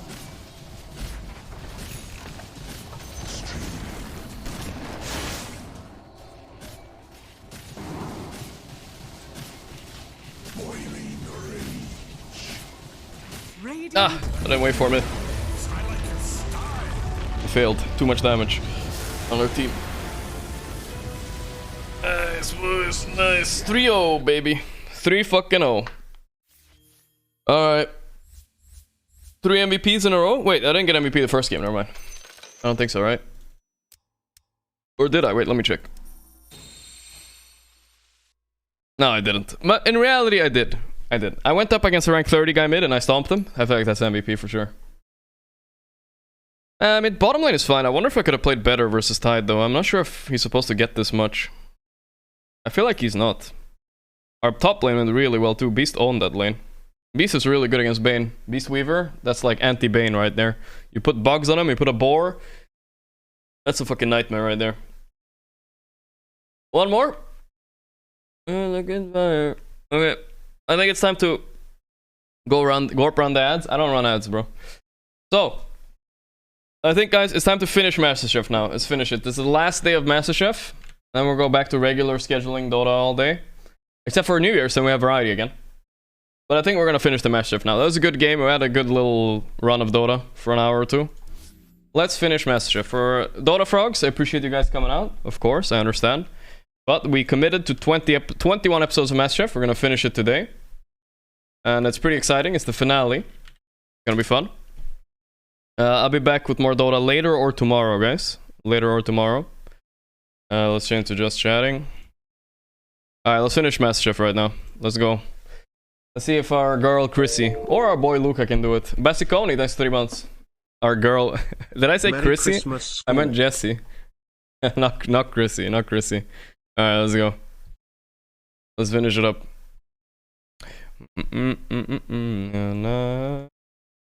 The history. Just MasterChef. Perfect. Were we on 21 or 22? I don't remember. I don't know if we were on 21 or 22, chat. Anyone remember? Happy oh, we were on holidays. 22 actually. Oh wow. 22. Okay, so we have 22, 23, 24, 25. So 4 episodes left only. I thought it was 3. Okay. Let me guess. You consider yourself a child. 4 episodes left. Sibis, thanks up, man. Thank you, dude. Alright, let's go.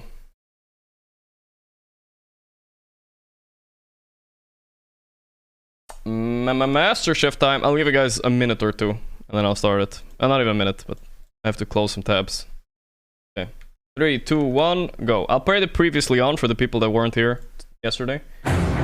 It began with a nationwide search. Turning on the light. To find the best home cooks in America to compete in the biggest culinary competition in the world. Guided by 3 food giants. And only the very best made it into the MasterChef kitchen. This is the first episode, where the culinary battle began. Hands on deck! Move your ass, come on! Hands on deck. Your time is done. Now, only 5 remain. Natasha. You cook with such confidence. It's one of the best dishes I've ever tasted. James. That just explodes with flavor. Like your beard, you just keep growing. Jesse. You put soul into that dish. You'll want to watch, let me tell you. Luca. We asked for a restaurant dish, you delivered. That one was sick. And Chrissy. You're a force to be reckoned with because it tastes absolutely sublime. Thank you. But only one can win the title of MasterChef. Tonight. Hey, y'all! Welcome, Paula Hey, Dean. y'all. Heck yes! Now I get to cook Southern. Paula Dean hosts a charity lunch as the top 5. Come on. Become the final 4. I need to step it up. The 2 winners are... No, hold on!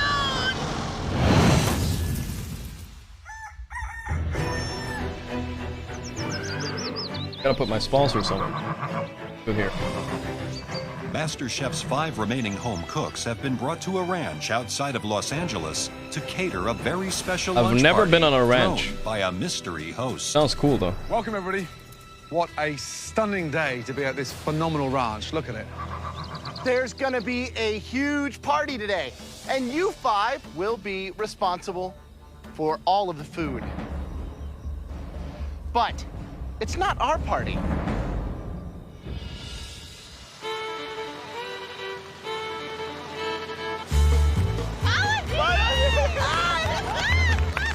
When I see Paula Dean, the Paula first thing Dean. that comes in my head is Southern food. I'm Italian. What do I know about Southern food? Hey, guys! How y'all doing? Paula and Another I are both Chrissy from challenge. Georgia, so I'm used to Southern food. Been around it my whole life. So I hope that gives me a leg up today. Are you ready to find out what you're gonna be doing today? Yes. Hop on the back, honey, and I'm gonna take y'all to the party. Never have I ever guessed I would be on the back of a tractor with Merry Paula Christmas, Dean Mr. driving it. Streamer. Oh, I'm muting Donald. Thanks, man. Merry Christmas, Paranoid. Thanks, bro. Thanks for 10 months, brother. We're here. Who are we gonna cook for? We're in a big pasture. It's set up beautifully. Like, it could even be a small wedding. In past challenges, outside the MasterChef kitchen, you've always cooked in teams, right? The red team, blue team. In this challenge, as there are now 5 of you, you'll each be cooking on your own. Each one of you will be responsible for cooking and serving 1 table of 10 guests. Okay. I'm glad we're One cooking table. alone. Put these aprons on. At this point, I'd rather cook by myself. I really don't want to deal with anyone else. In today's challenge, the final 5 will Doesn't wanna be on catering a Team luncheon Chrissy. for 50 hard-working local charity volunteers. What I wanted to do, guys, was to throw a thank you luncheon for some of these dedicated volunteers. They give a lot of their time, and I want to make sure that they have a very special day today with some wonderful food. It's definitely important to make sure that every guest here has a fantastic meal. They volunteered their time. This is our time to thank them and show Thank you, them we Simple. appreciate them. Paula has hand-picked 5 proteins that really celebrates the best of Southern cuisine. You will each have to cook 1 Southern-style protein along with at least 2 sides. It makes me nervous that we have to cook Southern style today. I'm nowhere near Southern style cooking. I was born in South Africa. My mom was born in Argentina. That's My South. dad was born in Croatia. So Oh, damn. I don't know it. Paula, what's on the menu? The first one is Kentucky chicken. Next one is Alabama pork chops, Georgia shrimp, Wow, delicious. Mississippi catfish. Dude, Chrissy's and actually gonna how win. about a little gator tail? Gator? Luca, as the winner of the last challenge, you now get a huge advantage. You will now assign each contestant the protein you'd like them to have to work with. Okay, Oh. come over, young man. Damn. Right now I have a huge advantage. I can decide for me the easiest protein and then target some of my But that's- contestants It's a bait, dude. and put them in the pressure test. The easiest protein always does shit. Like the fucking chicken last Luca, episode. which one are you choosing for yourself? I'm cooking pork chops. Wow. Wow. Will Oh. you select your next protein to your fellow contestants? The 2 cooks that right now are the biggest competition are Natasha and Jesse. Alligator and catfish will be the 2 proteins that will put anybody in serious trouble today.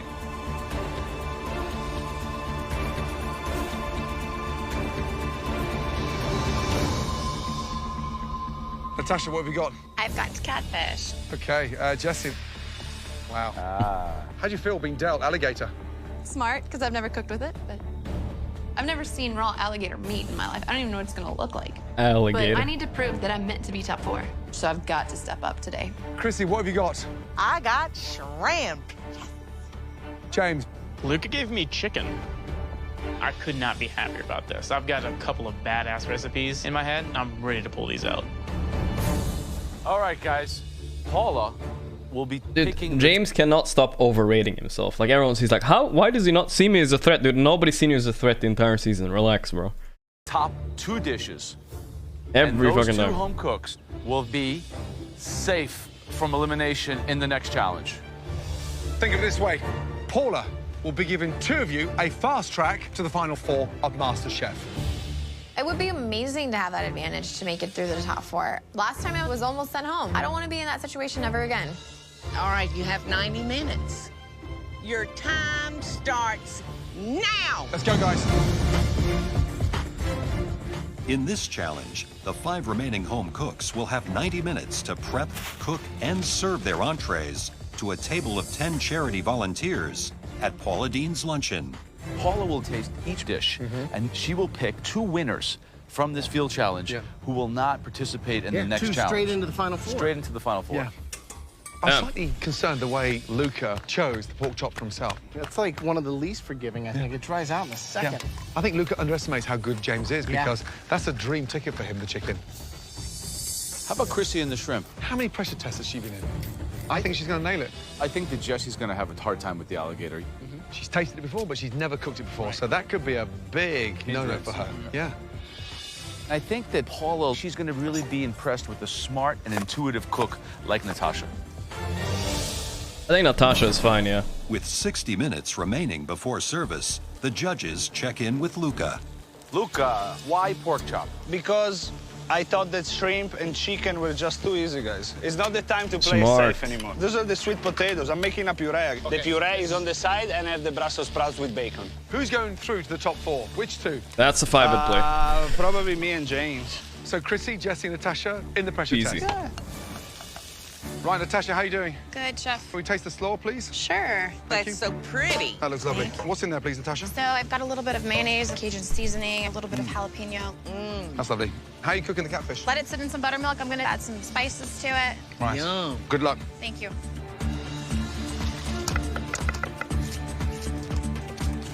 It's like they have buttermilk and everything. What are those? Fried green tomatoes, Those are fried Chrissy. green tomatoes. Where are the shrimp? The shrimp are marinating How are you gonna cook them? citrus. I'm gonna grill them.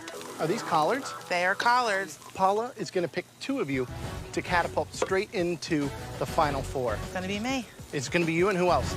James. James. Luca is not familiar with Southern cuisine. Well, your fried green tomato are excellent. James and Thank you. Chrissy. Right, Jessie, what's in the fryer? Hey, alligator. I just had one idea just to see it in the fryer to see if I like that. Very difficult. 30 seconds over, it's dry. And how are you going to season that? Some garlic. I've got some different spices. That's the way I cook mine.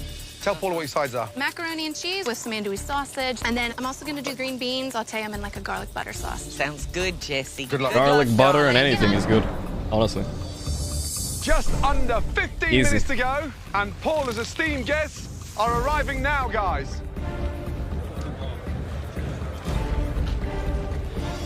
Right, James, explain the dish to Paula, please. I'm doing a bourbon barbecue, a glazed grilled chicken, braised black-eyed peas, and honey glazed carrots. It's delicious. Isn't it? Is that just one breast? Yeah, it's a big serving. Oh, no. I'm slightly concerned about that. That's going to take at least 20 minutes in the oven there, yeah? Please make sure you cook it properly, okay? The chicken breasts I have to work with are much larger than normal, so I'm a little worried if they're gonna get cooked in time. There's no more room for error. Some big fucking chickens. Coming up, Are you ready? Paula Deen launches 2 home cooks straight into the final 4 of MasterChef. The top 2 people going through are...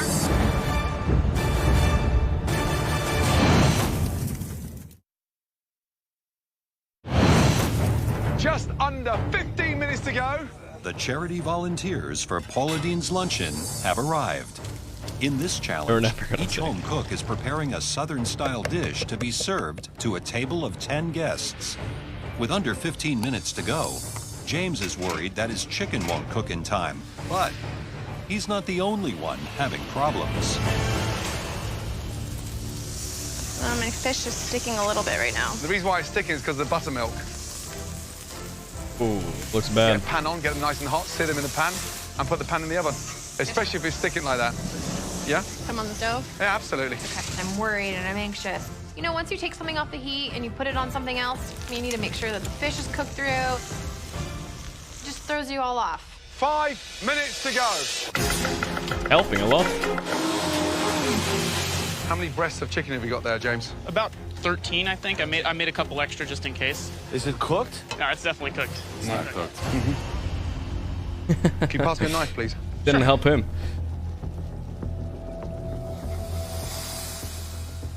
James.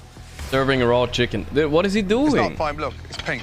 Damn. Please get them back in the oven rapidly. Yes, please. and turn that sucker on blast. Please. The chicken is not done. How are you serving raw I'm kinda chicken? Screwed. I've only got like 4 minutes left, and I hope to God these can get cooked in time. Last 2 minutes, guys. Come on. Please, start plating. Top 5, my ass. Damn. Hot damn. Now it's time to cut the pork chops. I got to the first one. I cut inside. And it's perfect. Nice, juicy. How do you say? On the money? I made a beautiful plate, and the shrimp tastes great, so I got this. 10, 9, 8, 7, 6, 5, 4, 3, 2, 1. Guys, you've got to start serving. Let's go. They didn't put their hands up. I got baited.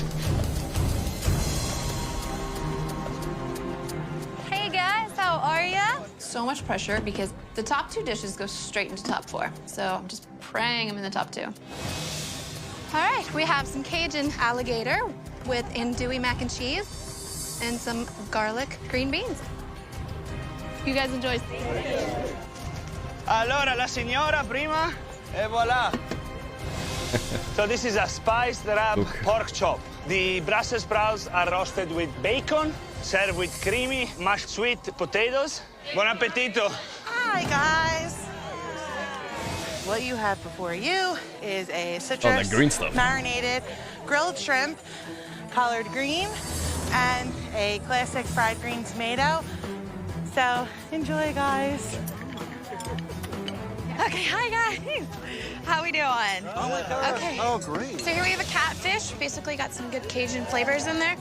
We have some potato au gratin with andouille sausage and then a slaw along with it. So enjoy it. Thank you. You're welcome. All right. Looked a bit weird.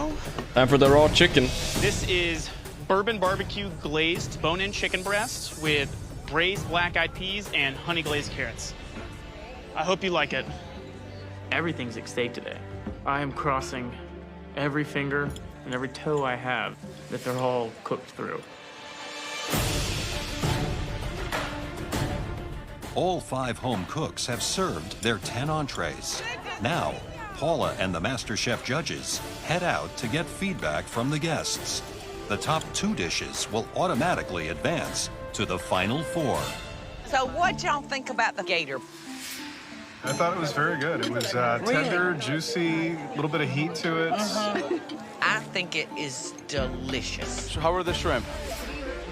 That's true. Yeah? Tomatoes really I think good. it's tomato. Tell me about the tomato. Perfectly crispy, kind of chewy. Well, good. I'm glad you enjoyed it. So y'all got the pork chops. Yeah.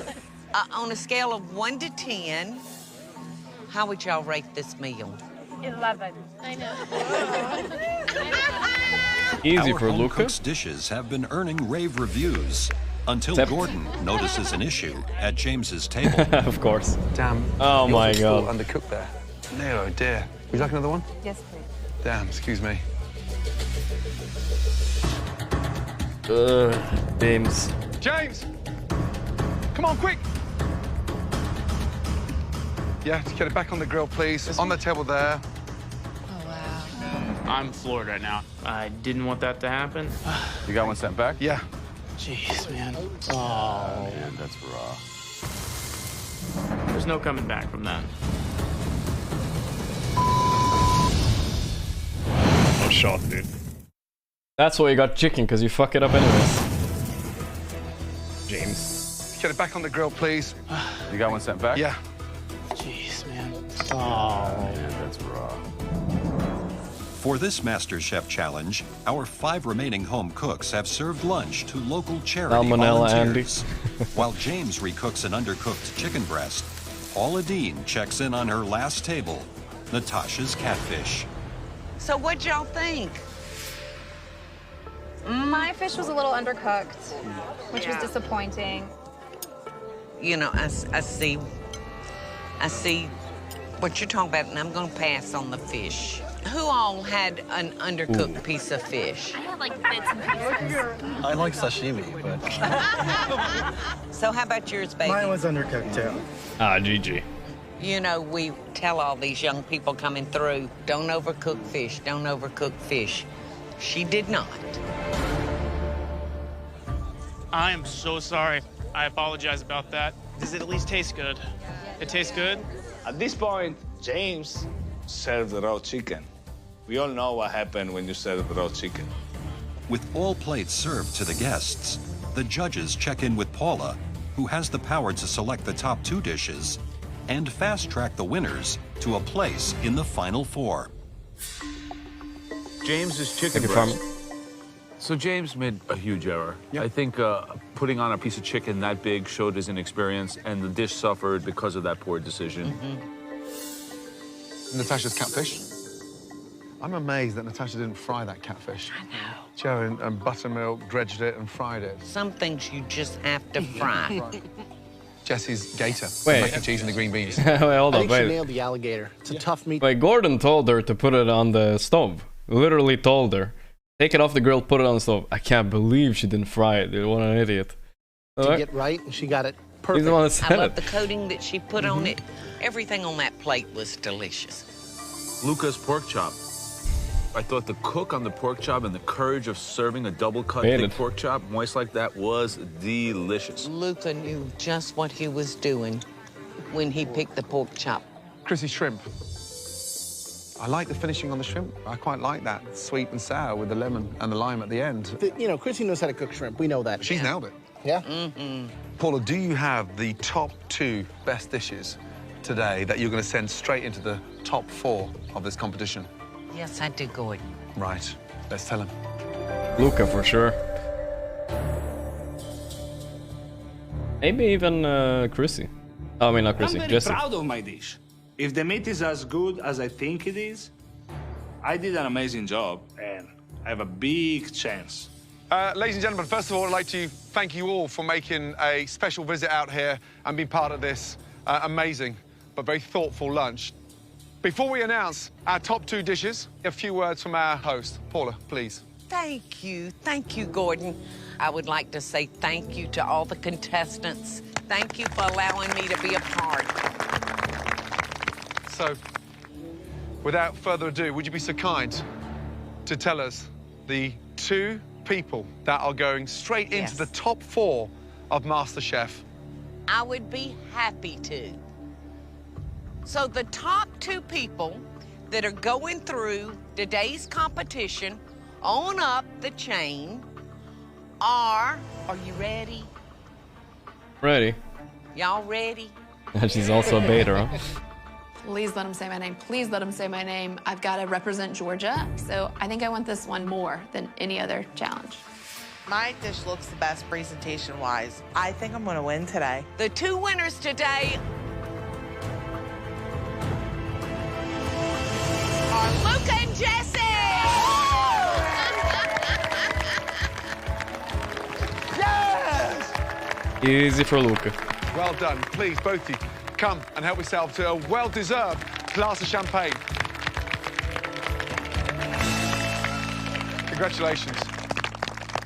Up 4. James, Natasha, Chrissy, we will see you 3 back in the MasterChef kitchen, where one of you will be sent directly home. It scares me. I'm going up against the other 2 people that are still in the top 5. So, that's not easy. I have to cook my way into the top 4 tomorrow. That's fine. Based on what I'm up against, I'm not too worried. So cocky. You literally serve raw chicken, but you can't be cocky now. The fuck? Fucking James. Come on down, guys, please. Thank you.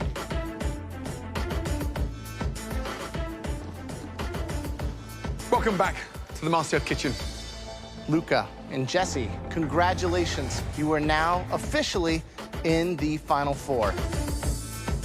As well as being safe from elimination, the advantage we're about to give you will probably decide which of these 3 goes home tonight. We're asking both of you into the pantry. Let's go. Hey, Donna. This is a game changer. The fact that they're back there with him, figuring out whatever we're gonna do. At this point, I'm scared now. I think you give the best Chrissy ingredients, right? In a Give chicken MasterChef to James. First, we have 2 talented individuals Thanks, Yolowski, 56. making game-changing decisions that will impact what happens next for Chrissy, James, and Natasha.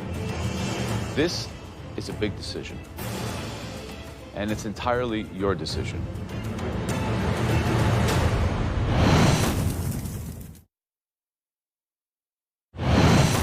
asking both of you into the pantry. In the aftermath of the Charity Luncheon Challenge, the fate of the losing home cooks is about to be decided by Jesse and Luca. Each of us own some very well-known restaurants, and each of those restaurants have some very famous dishes. As you can see, there are 3 dishes in front of us, and there are 3 competitors out there in the kitchen. It will be up to you two to decide together who has to cook which dish. Jesse, Luca, the first dish is one of the most popular appetizers that I first served in my 3 Michelin-star flagship restaurant, Gordon Ramsay in Chelsea, nearly 15 years ago. It is the most amazing seared scallop salad with delicious confit potatoes, dusted lightly with a touch of curry, and then laced with fresh Perrigo black truffles and an amazing truffle vinaigrette. This dish would cost $150 in my restaurant. God damn. The next dish is a main course from my Michelin-starred restaurant, Del Posto in New York City. It's an Italian classic. It's the world-renowned filet rossini. A perfectly cooked filet perched on truffled polenta, topped with seared foie gras with a red wine sauce and Asian pear. We get it. Foie gras and truffle. Third and final dish is a dessert. $500. This is a dish that helped get my eponymous restaurant, Graham Elliott, its 2nd star from the Michelin Guide. It's an incredible, rich, decadent Greek yogurt panna cotta with stewed rhubarb and variations of honey. Seems simple, but there's a lot going on. So there you have it. And let's be honest, some of the finest restaurant dishes available anywhere in the world. Okay, please spend a few minutes discussing these decisions. The weird one.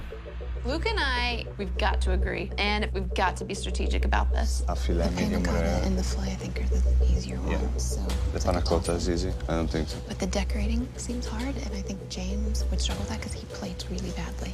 James would go down. 100%. Now let's get that filet scallop right. We both agreed that the main target today will be Natasha. We're gonna throw another big battle to her, and let's see how it goes. It is now time to give us your decisions.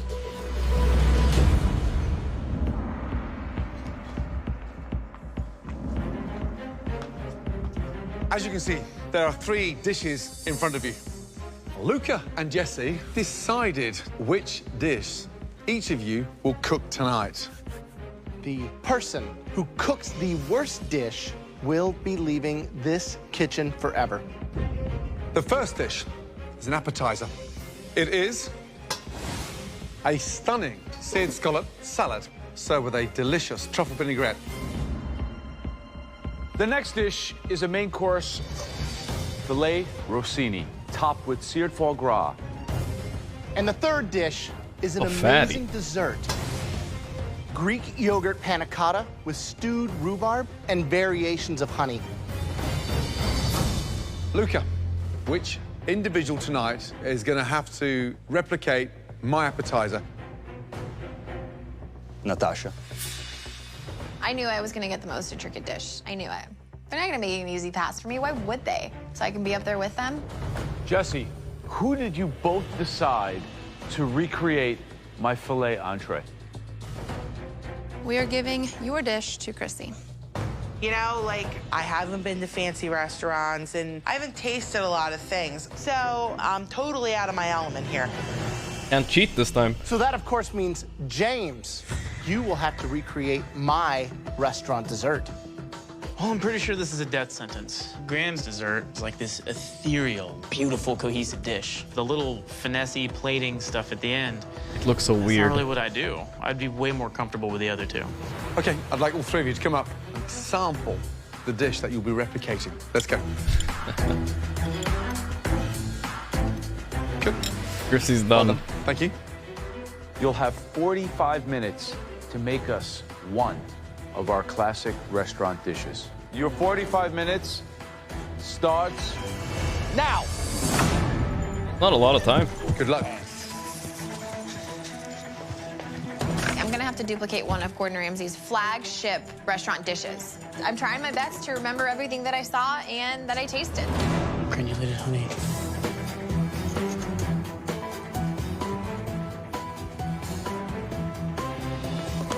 This is, in all honesty, the toughest challenge these three have faced so far. What is the timeline of what gets cooked when in your dish?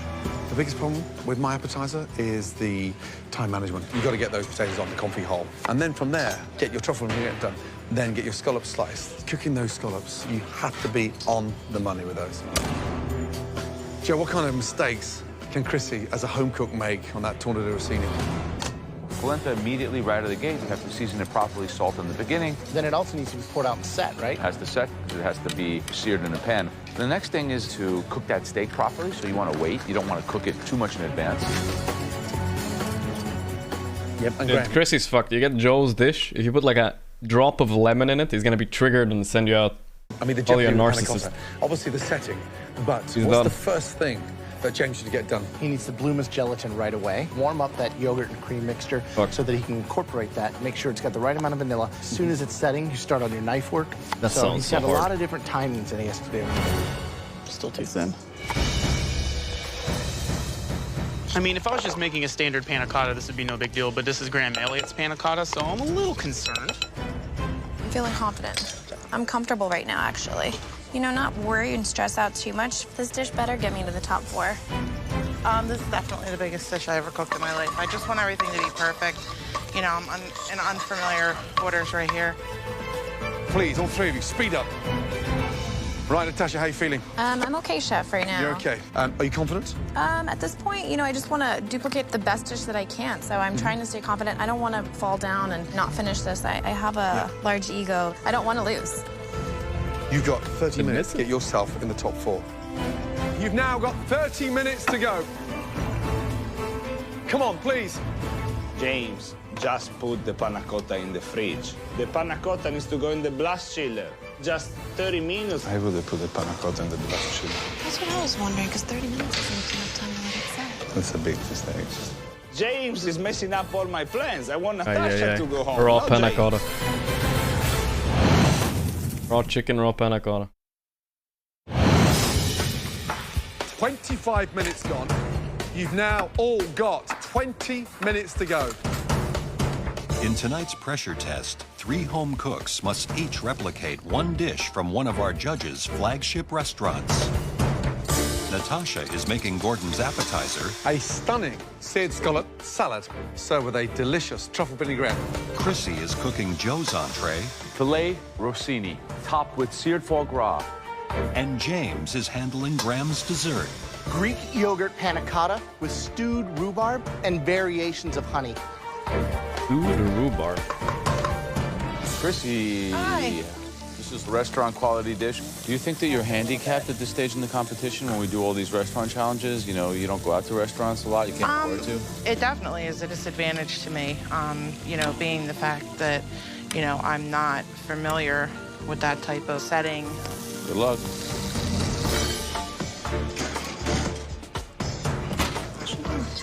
I see Chrissy put her filet in the oven after she'd seared it for a long time. So we're thinking she's overcooking the heck out of it. That was very stupid. James, is your panna cotta set? Yeah, I've already got it in the fridge. Now, the gelatin, how did you bloom that? Just in some cold water in a small bowl until it started to puff up, and then I mixed it in. Was it bloomed all the way? Bloomed all the way.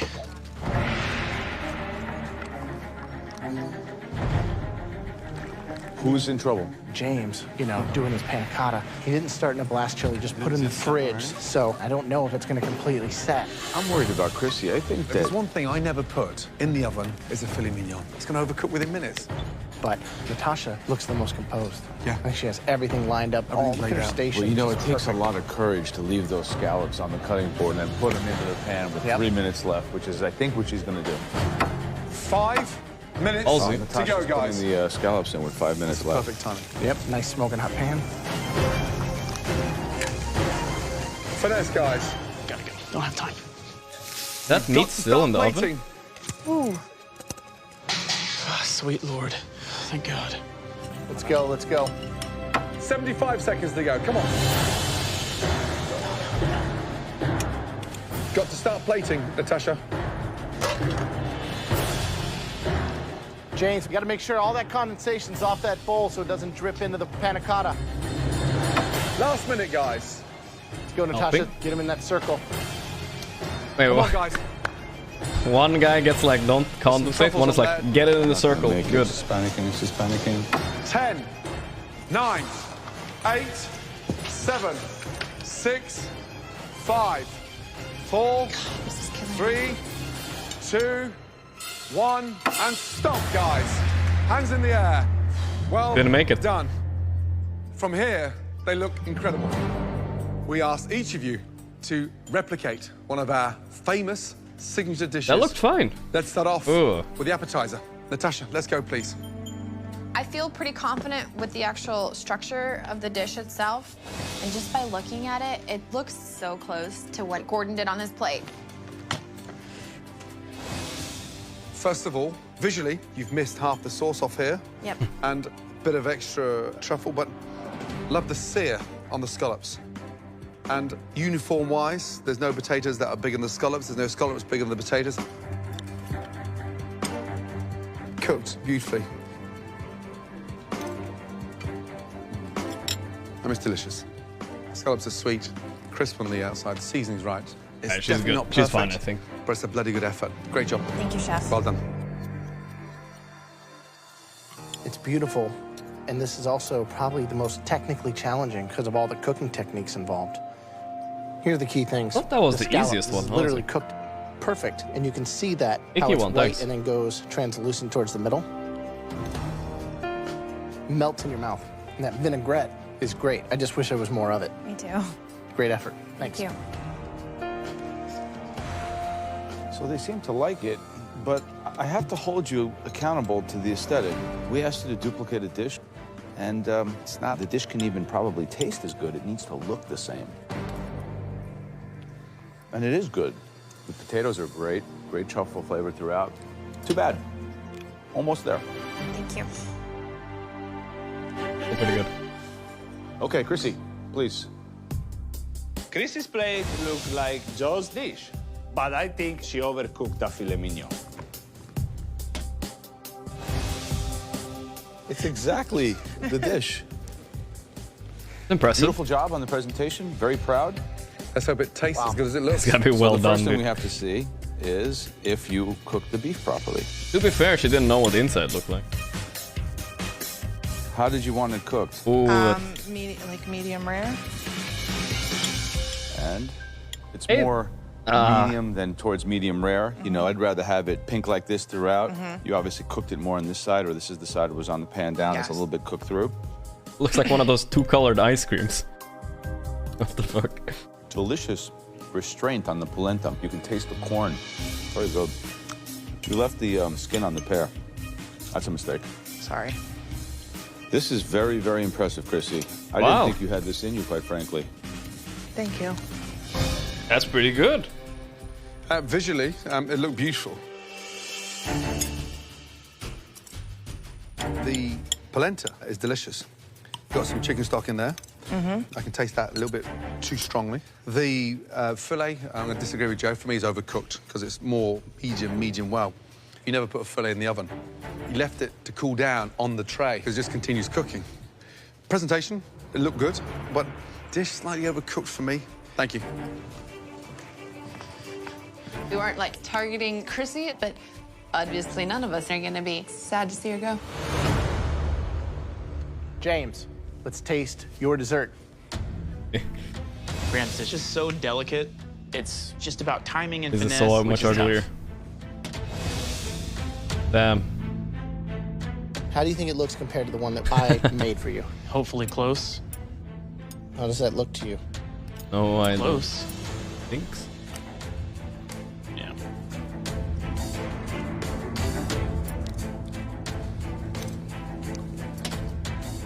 The rhubarb's cooked perfectly. Still has that texture. The flavoring with the sweetness and the vanilla bean of the yogurt's great, but the panna cotta isn't really set into a panna cotta.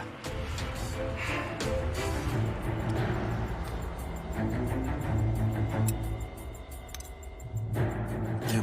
Here's the thing. See, it tastes nice. Right balance.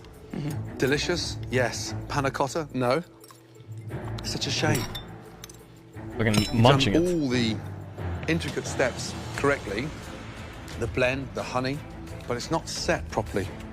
What a shame. Thank you. Thanks, guys. James's dish looks really bad. I think he might be going home today. The presentation So, wasn't that good. It looks like I could be safe. I love it. God help us all. Chrissy's safe. Maybe. Ah, it's tough. Tough. That was a hard challenge. A very hard challenge. Real hard. Listen, they've all got problems. My panna cotta didn't set. That was the main thing. So, what am I supposed to do? I couldn't do anything. James, Can you do? You know, tough. Put it in the It didn't have all the components, but it tasted great. Well, I didn't do so hot either. I'm surprised at Chrissy. The easiest dish to plate up. The dish looked identical, better than it tasted. My steak was like too overcooked on the one side because I left it in the pan when I took it out because I wasn't paying attention. Natasha's plate, she missed the truffles. She missed some of the vinaigrette, but the flavor was quite good. It's a timing issue. Yeah, that was the issue. She was up against it, but You guys gave me a tough one because you had to make sure all of those elements tasted good. It is a major decision deciding Huge. who goes home. Final four. Good.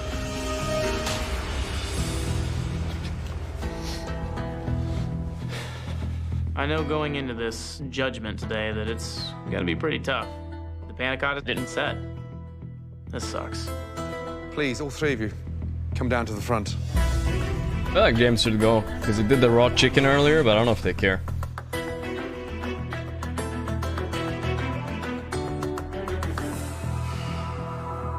Getting amateur, talented home cooks to match dishes that are in our flagship restaurants. It doesn't get any higher than that. So, three phenomenal, talented home cooks stand before us.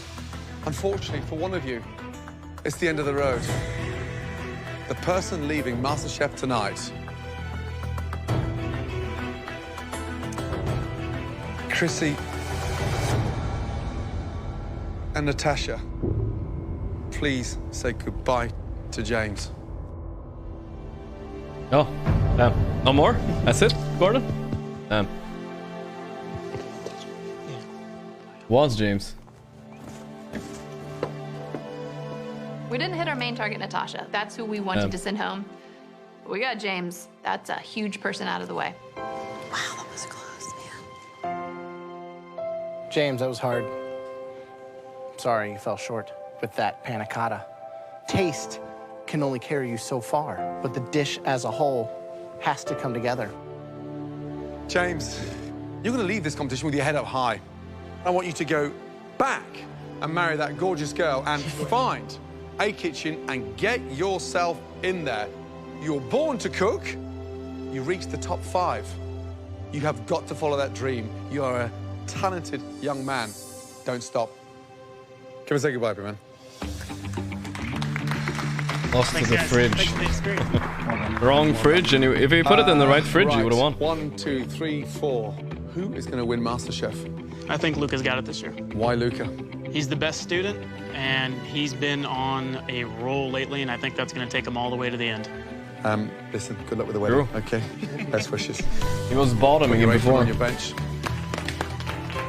This has been the most incredibly challenging and rewarding things that I've done with my life, and I'm glad I did it. I got to learn things about food from 3 of the brightest minds in the culinary world. Couldn't be more grateful. A professional cook would be proud to put a dish together as good as this. Thank you. This competition has proven to me that my life is supposed to be about food. It's my destiny. So it's time for me to go home, get married, and then when I get back in the kitchen, I'll open my own restaurant. I'm gonna do it all. Love you, bud. I'm going home a stronger cook, a stronger person, and with much more drive to get the things I want in life. Just don't order the chicken at these restaurants and you're fine, right? Next time on MasterChef. Next time is right now.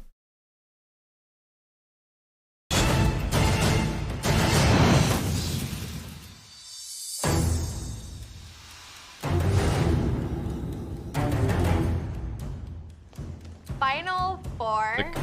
I have a 25% chance to win $250,000. It's so close. Yeah, and I have... Wow, like, I am literally 3 people away from winning. And then getting this cookbook. I have a 5% chance to win TI. Kid, that's been my biggest motivation. The Thunder Predator. There are just 2 mystery boxes in front of you. And behind you, there are just 2 stations set up. You'll be cooking this mystery box in 2 teams of 2. With tonight's mystery box, you won't just be making one stunning dish. We want each team to prepare a composed, restaurant-quality, MasterChef-worthy 3-course meal featuring the ingredients in those boxes. Your 2 teams will battle head-to-head. The members of the winning team are going straight into the top 3. The losing team will then face each other in the dreaded pressure test, where one person from that team will be eliminated. 0% team win rate. It's 0. Yeah, it's actually 0. Seeing as this is a mystery box challenge, the person who will get first team pick is the home cook who has the most mystery box wins so far in this competition. Jesse or Luca? That means with 2 mystery box wins, Luca, you have the privilege now of selecting your teammate tonight. This is the biggest advantage I ever had. Now I really have the game in my hands. All right, Luca, who are you going to pick? Of course, no brainer, I'm not gonna pick Chrissy. Jesse and Natasha are both very strong competitors, but me and Natasha in the past didn't get along that much. I pick Natasha. Oh. Natasha. Jesse's, We but don't look at care her. for each other one She's bit. betrayed. Natasha and I have this drive for sex that it's gonna be very tough Eurasia, for thanks those 6 two months. to compete with us. Worst nightmare just happened right before my eyes. I'm stuck with the thing. She doesn't work with other Thing? people at all. Like, she has no concept of team. Please, both teams, take your boxes back to your stations to find out. I was gonna exactly tell in there. chat to stop making fat jokes, because they're kind of cringe, but calling her the beast, the thing, what's going on? All right, let's see what we got here. Oh, wow. It's the most beautiful mystery box ever. This is like a chef's dream.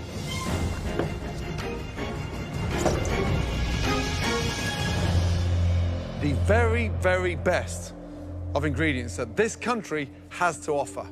Take a moment to look at them and absorb them all. You have Colorado lamb, Maine lobster, rainbow trout from the Catskills, Montana parsnips, Oregon beets, Napa Valley wine, Washington apples, Florida mangoes, and Hawaiian macadamia nuts. 50 states, 50 ingredients. Each team will have 90 minutes to prepare, cook, and present 3 stunning dishes using those incredible American ingredients. Watch your back. Your 90 minutes starts now. All right, give me your ideas. I mean, I'm thinking about like time-wise, like Yeah, what's lamb. gonna. No? So Luca was able to put his personal differences aside with Natasha. They really don't like each other. There's 2 very strong minds trying to come together. For appetizer, I was thinking. Why did Luca do how this? about we do like a beautiful halibut ceviche? Okay, can I tell you my, Yeah, go ahead, my tell me idea? yours. I Yeah. think it's much better than... Okay, we have lobster tail, we have claws, rainbow trout. We cut it like sashimi style, we torch it, we taste it. Okay, it doesn't need anything else. So the red team, we've got a home cook from Philly with bold flavors. We've got the girl with the refined background in Social Circle, Georgia. Yes. How are they going to come together? Chrissy's not very popular. I just don't think a ravioli and then a lamb. So I don't think you're going to Luca see a threw lot a of bit. cohesive cooking between Jesse and Chrissy. So I'm thinking if like greens with like a lobster meat or whatever, and then like fry an oyster on top for garnish. Like, you know what I mean? Like, I'm not seeing the picture though. She has in her head what she wants to do. She's not considering anything that I Oh, have boy. proposed. Everything I say, she nixes. do like raw shaved asparagus with like a lemon vinaigrette. You know what I mean? I'm not seeing the raw asparagus part of that. It's like a slap in the face. I'm just not agreeing with you on that. Definitely. Every suggestion. Right, blue team. Yes, chef. Tell me the menu. So we are going to do a seafood medley salad. A seafood medley salad. Sounds like the 80s. No, seafood salad. A seafood salad. A seafood salad. What's the entree? Rack of lamb, goat cheese and beef. And what's the dessert? A strawberry tart. What's the base for the tart? It's going to be pastry. Okay, and have you made the pastry already? Nope, I'm going to do it right now. Let's go.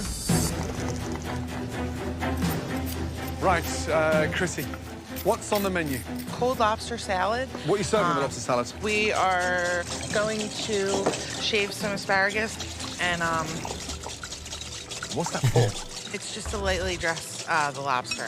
Okay, that doesn't taste very nice. You need something rich and citrusy and delicious, not something with raw garlic in there. What's the entree? We've got a rack of lamb that we're gonna have an herb crust for. Okay, dessert, what is it? Like an apple tartatan. Can you make a tartatan within 60 minutes? More of an apple tart. Okay, how are you presenting the lobster salad? The lobster salad is going to be over the beans. It's really weird. Why would you put green beans and asparagus in the same dish?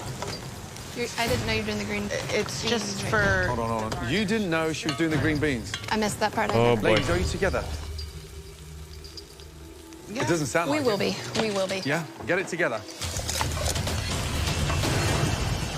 So what'd you see out there? Chrissy and Jesse are all over. Disaster. They're not even talking to each other. I've seen Chris getting the zest off that lemon for 10 minutes. Blue team, they're still working a little bit behind because they're doing like a seafood platter. Opening all those seafood just for a sample doesn't make sense. The top four showing signs of cracking under pressure. Sorry. 40 minutes gone. You've now got 50 minutes to go. Wow, time flies in the MasterChef kitchen.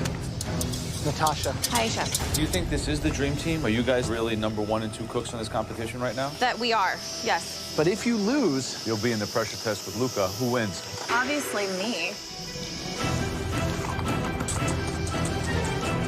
You've got the dessert and the short ribs right now, and I'm switching to the lobster. Is that what's happening? Yeah, I gotta get these apples working. Unbelievable. Have they even started making dessert? No, 50 minutes to go for each team, and they still haven't got their pastry nails. Dessert should be in the bag at this point. Yep, first thing you start working on. Okay, I'm so worried about this. Ooh. Luca, it broke. I'm gonna just make a crumble. I'm gonna have to do it. Okay. Will you handle the dessert, please? I'm begging you. Is the crust done? It's right there. It's ready to be baked. Oh. Really buttery. It hasn't been wrapped in plastic. She didn't chill it. It's like raw butter. This is gonna just fall apart. We don't have enough time to make and chill another pie crust. I'm about to explode. Can you make a crepe? Make a crepe, yeah. I don't know how to make crepes. 1 1/4 cup flour, 3 egg. Are you sure? Yeah, kind of. Last 10 minutes. Here we go. Jesse, I'm not comfortable making the crepes. Jesse, it's just sticking. I've never made Oh crepes. my God. I'm not familiar with them. Jesse, I am not comfortable doing the crepes. Babe, you abandoned me on the lobster, so you gotta pick something you can cook. Oh boy. What the did you just say to me, bitch?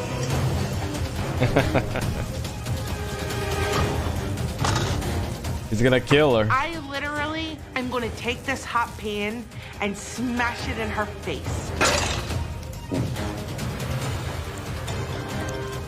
I have got to get out of this kitchen right now, or I am seriously going to go to jail today. I believe her.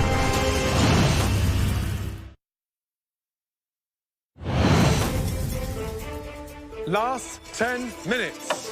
Jesse, I'm not comfortable making the crepes. It's just sticking. Cook something else. Jesse, I am not comfortable doing the crepes. Babe, you abandoned me on the lobster, so you gotta pick something you can cook. What the did you just say to me, bitch? I have got to get out of this kitchen right now. The Chrissy or I team. am seriously going to go to jail today. She did pretty good with Natasha, though, actually. Last time they cooked. She goes and throws a temper tantrum, and she quits. Whatever, I'm not going home. I'm just gonna do it. All of it. Okay. Jesse's been left to try to do everything.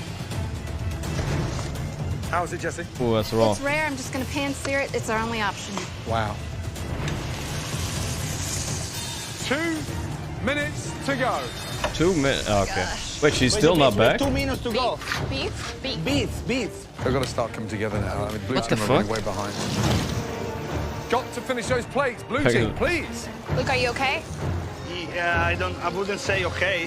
Why is the lamb not sliced on the blue team? Come What's on. he doing?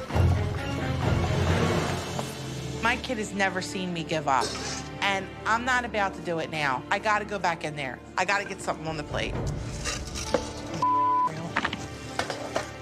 Embarrassing. I will see your ass in the pressure test.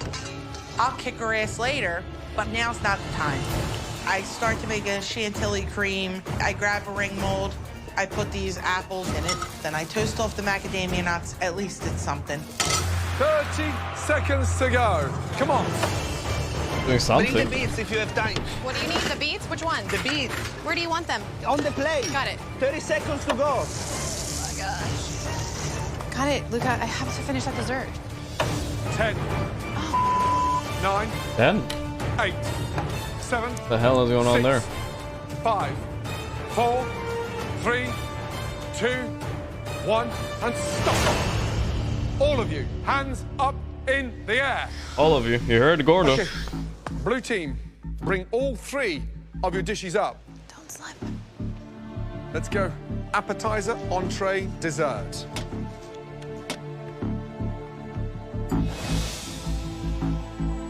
So tell me what the dish is. It's a butter poached lobster, it's a barely cooked trout, and fried oyster. Avocado puree and mango sauce. Have you ever seen an appetizer like this in any restaurant you've ever worked at? What is that? Well, the idea was literally like a seafood and fish salad. I wanted to reinvent something like that, put in different and maybe unusual. It's definitely unusual. Unusually weird. Boy.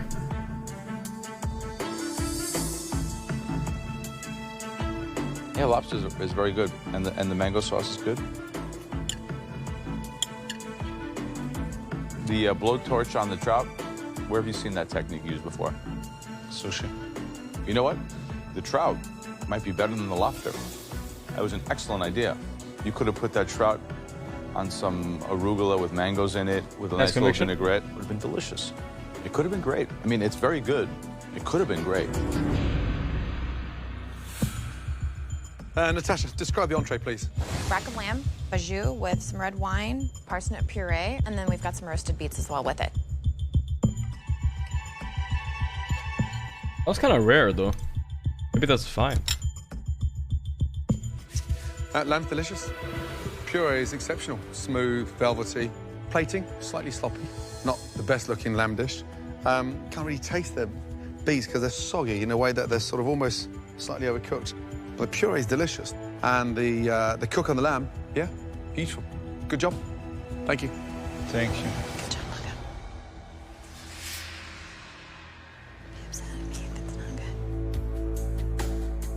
Luca. Don't be upset. Interesting. Explain the dish to me, please. Ooh. Deconstructed strawberry tart. So we've got the pastry down on the bottom, and then we've got a beautiful vanilla pastry cream in the top, and then a strawberry compote on the top as well. Was that what was gonna be the crust? It was going to, yes. What was wrong with it? Was it? It's just falling apart. You know, I didn't put the egg wash on it after I put it in to hold it and bind it together, so that was my own fault. It's a little thick. Yep. It's not like a real creamy kind of deal. I know you're running short on time. Flavors are there, but obviously kind of like the appetizer where each individual thing on its own better than the sum of its parts. Not terrible, I guess. I let myself down and I let Luca down. It's embarrassing on my part. It really is. Red team, please, Chrissy and Jesse, bring all 3 of your dishes. Thank you.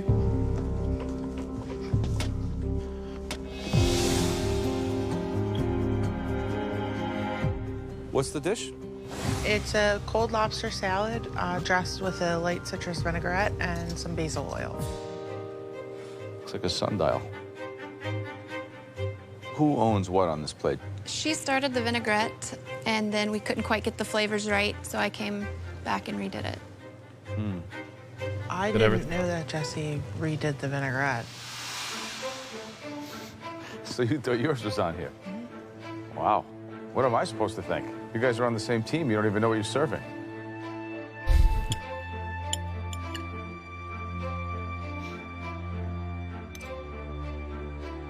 If that's bad. I quite like this dish. I think it probably needs one more thing.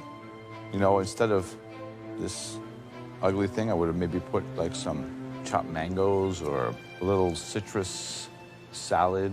I mean, it's very good. I mean, this is a dish, an impressive restaurant dish. You know, it's missing one thing, but I really like it, and I think it tastes great. Yay. Thank you. Better than blue team. Okay, Jesse, describe the lamb, please. An herbed rack of lamb on top of Swiss chard with a red wine jus, roasted yellow and red beets.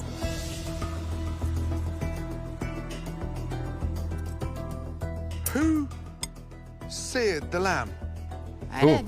All the fat's bright white, almost like you've cooked it for 3 or 4 minutes whole, and then I saw you chopping the cutlets off and then flash frying them in the pan. Right, I put it in whole and ran out of time. We didn't have time to cook it. The lamb was not cooked properly, in my opinion. Chrissy, why do you always let other members in your team take over and then say nothing, but then throw them under the bus when it comes to taking responsibility? I'm embarrassed because this reflects on me as well. You guys weren't even talking. I was so angry and frustrated at Did you that give up? point. I was losing my temper really badly. So you walked out?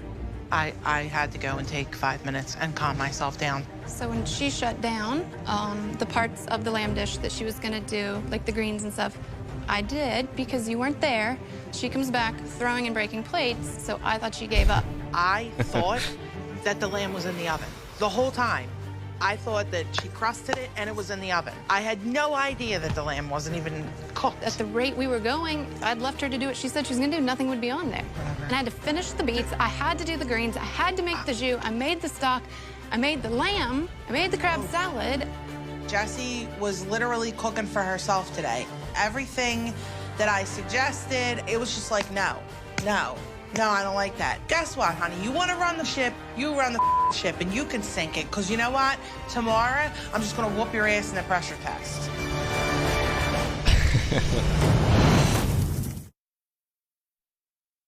Wait, he's confident at least.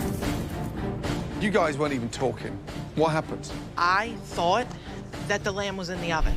I had no idea that the lamb wasn't even cooked. At the rate we were going, if I'd left her to do what she said she was gonna do, nothing would be on there. And I had to finish the beets, I had to do the greens, I had to make the jus, I made the stock, I made the lamb, I made the crab salad. Okay.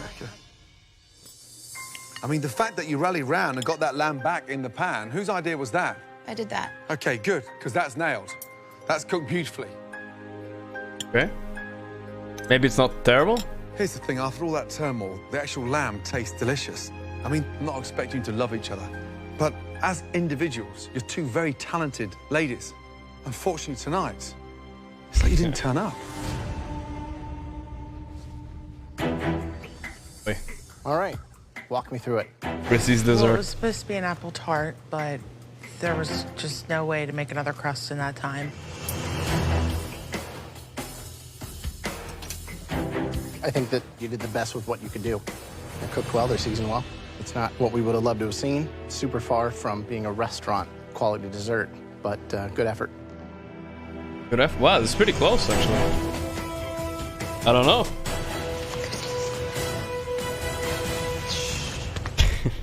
Okay, red team, blue team. Please, we need some time. Excuse us. They're not even talking. Difficult one. Very difficult. Well, I think there's one clear team that Sure. worked better. That works, the team. Yeah, although they had their shortcomings as well. They were more cohesive. They were more restaurant-y. Luke, a little bit ambitious, over-ambitious on the appetizer. Nothing's guaranteed, I'll tell you that much. Then you had somebody else on the other team that showed that they could almost do the entire thing by themselves. Oh, yeah. I mean, come on. That's pretty impressive. Yeah. I don't know. For one team tonight, you're guaranteed a top 3 spots. I think blue is safe. In the biggest culinary competition anywhere. The winning team tonight, the team that will be safe from elimination.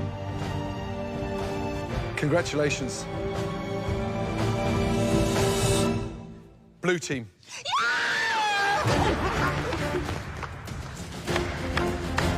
Congratulations. Top 3. I'm so close. Easy top 3. I've become next American MasterChef. Really well done. Great team effort from the start to the end. And under no circumstances did any of you give up. Please, take your aprons off and head up to the gallery. I feel like if they didn't give up on red, they would have been fine. 3. Honestly. Well deserved. Good job. Close. Thank you. Now I hate you again. Jesse and Chrissy, you guys both know what this means. Tomorrow, you will battle head-to-head in a pressure test. Okay. Unlike any we have ever seen. Good night. Go ahead. I gotta go to another pressure test. And I'm just so angry. I'm so angry. We know, Chrissy. Okay. No. This is getting real, eh?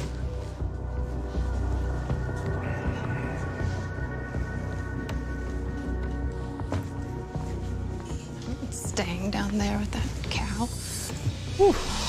Just, I know how hard it is, like what you just went through. She quit. She didn't know how to make a crepe. She didn't know how to do batter.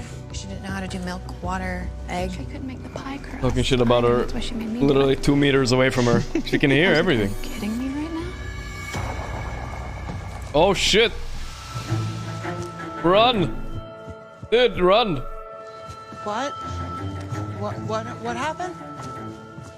When? She what? Talking about our parsnip. We're talking about ours, like. Oh, that's not what I heard. So I thought I'd come up and listen. I would like to go 5 miles away because it's a bomb waiting to explode. Not one of them will look at me.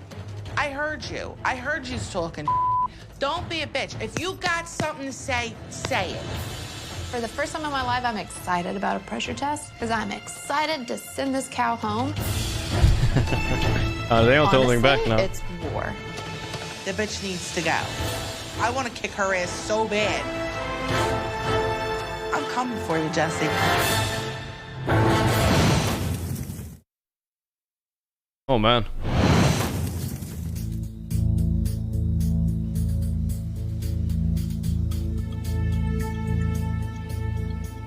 I can feel Chrissy's glare burning a hole through my skin. I want to take her out. She's got to go home.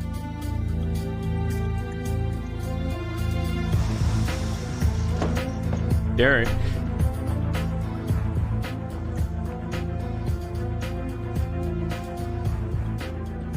The last challenge was a MasterChef first. A team mystery box challenge. Blue team, you won that challenge. And you're both now safe. Jesse, Chrissy, are you two ready to find out what you will have to cook in this culinary cage fight? Tonight, you will have to perfect a world-class dessert. We are talking about chocolate mousse. Ugh. Pure, edible decadence. Looks terrible. Sorry, but amazing. Jesse, feel confident? I do. I'm actually excited. Like It's chocolate poop. mousse. One more thing. I love chocolate mousse, but it isn't my favorite chocolate dessert. I prefer something a little more refined. No truffles, please. Chocolate molten lava cake. That's pretty nice. There's nothing better than cutting into this moist, delicious cake. It's a MasterChef classic and one of my favorites. Okay. Unfortunately for you, I have a different favorite chocolate dessert. It is the most fearsome dessert in the whole world. A chocolate souffle. This dessert is the most difficult to make out all three. Absolutely delicious. I want a chocolate souffle from heaven. You will have 75 minutes to make us 3 perfect chocolate desserts. All delivered at exactly the same time. Chrissy, any parting words for Jessie? She probably should have came in here with a helmet on. Jessie, anything to say to Chrissy? I love your idle threats. Jessie, Chrissy, please, don't head to your taunt her. stations. Ladies, at your stations, you have everything you need. Whole cream, eggs, sugar, vanilla, butter, and of course, chocolate. Are you two ready? Yes. Your 75 minutes starts now. Okay. The heels are off. All right. I mean, 75 minutes. I'm glad to the create three cameraman stunning chocolate desserts. has been zoomed in on her feet the past 20 minutes. Caught that. Technical. I feel for them. Just technique and timing, impossible. I couldn't do it. Chrissy is a baker, you know, and she's a fighter, and she doesn't give up, usually. Chrissy might actually pull this off. Jessie is very organized, clean. She has a plan in her Boomer, head. man. Yeah. I put my money on Jessie. Is there any technique that they can use or any product that they can make that will extend from the mousse to the molten cake to the souffle? No. You've got to start off with that mousse, get that set. Yeah, you know, you're gonna be whipping up your cream, folding that in, your chocolate that's melted, and getting it set in the fridge. There's just so many different things that could make this go the wrong direction. Hers is kind of dense. Chrissy's more airy. Oh, damn. That's not good. Both the chocolate mousses in the fridge. Airy That's sounds the first better. monkey off their back. Now they've got to focus on the pastry cream and getting that chocolate molten lava cake. Come on. Right, Jessie, what's the one that you're most worried about? The souffle, yours, of course, being so technical. I'm just worried about getting the interior part right. So you're confident you can take out Chrissy? Yes, I am. On a personal front, how much do you want to do that? She shouldn't have even been in top 10. She needs to go home tonight. Right, Chrissy, how do you think you can have the advantage over Jessie? I'm a better baker. But you gave up last night. I just couldn't work with somebody that was treating me the way she was. Can you take her down with these 3 desserts? Absolutely. I'm kind of worried for Jessie. Show the molten lava cake. What could go wrong? The big balance here is that you can't overcook the inside. If it's not gooey and running, it's no good. You tip this thing out. 30 seconds undercooked, the whole thing can just disintegrate and be like a flat chocolate mess. The technical ability of nailing that souffle is the incorporation of those egg whites, making sure you've got great momentum before you start adding the sugar in order to make sure you've got that stiff peak. Otherwise, it's not going to rise. This challenge is tricky. Batter's almost done on the souffle. I'm also gonna add some salt to enhance the flavor. I feel really at home with all 3 of these. But with a souffle, anything can happen. I'm definitely going out fighting. Wouldn't be me if I didn't. Who is going to join the top 3? You know, Chrissy's been in a pressure test 5 times. With her instincts as a baker, you'd have to bet on Chrissy today. Gordon, what do you think? Chrissy can definitely bake. There's no 2 ways about that. But there's something quite exciting about the technical ability of Jessie. Jessie's going to have the edge to her. Chrissy has the flavor. Jessie is the queen of time management. It's really anyone's game here. Just under 20 minutes to go. She is like 20 minutes behind. So some timing issues about getting those souffles. I think Chrissy's a little behind. She's buttering her ramekins, but her chocolate's not melted, nothing's incorporated. But then you got Jessie just a few steps ahead, pouring that mixture into the souffle molds. None of them have them in the oven, though. They got a minute to get them in. Oh, boy. Last 15 minutes. You've got to get your souffles in the oven. Jessie's are going in the oven. See how they're bowls. Chrissy's, where are her souffles? She still doesn't even have them in the ramekin. Oh, my God. She's so far behind. She's never gonna make it. I have no time left, and I'm literally just putting my souffle mixture into the ramekin. Chrissy's are going in. I pop it in the oven, and I'm like, oh my God, it's not gonna cook. Those souffles may be raw. We're gonna get 2 out of the 3 desserts from Chrissy. Yikes. Come on, please. Jesse and Chrissy are in a head-to-head battle for a place in the semifinal. Last 15 minutes. By making each of the judges' favorite chocolate desserts. An amazing chocolate mousse for me. A decadent chocolate molten lava cake for me. And a sumptuous chocolate souffle for me. 3 of the most difficult desserts all at the same time. I hope this one wasn't over the limit. Ladies, last 5 minutes. Come on. Opening the oven. Game. This is the most frustrating part for any professional chef. Come on. Come on. 2 minutes to go. Chrissy souffle's out the oven. Can't be cooked. No. She was last going in there. Chrissy, you've still got 2 minutes left. Yep. Is that cooked? Yes, it's done. Chrissy is a good baker. No but shot. Competition-wise, I want Chrissy to go home. She needed to be gone a while ago. You got this, Jess. Right now, strategically, I really hope Jesse goes home because it would make my way to the finale way easier with just Chrissy. 90 seconds to go. My lava cake might not make it in time. My molten lava cake is barely holding together. 30 seconds to go. 10, 9, You won't make it. 8, 7, 6, 5, 4, 3, 2, 1, and stop. Damn it. 1 second. She puts her plate down. She's safe. Jesse, You wanted the auto Chrissy, win. Stand behind your souffles, thank you. I don't know who's gonna win, and that's annoying because I wanted to blow her out of the water.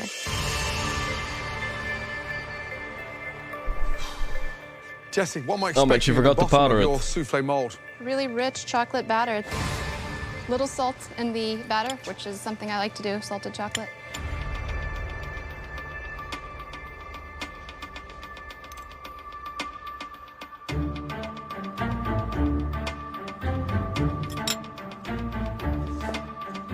Chrissy, what am I expecting at the bottom of the souffle? Hopefully it's not undercooked.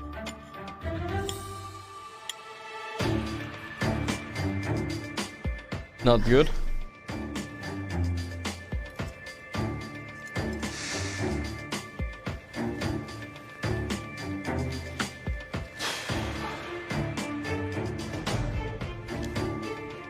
Ah, that was not good. Oh boy. Still ate it though, so it can't be Different. that. Usually hunger. they'll tell you what you did wrong and bring me out.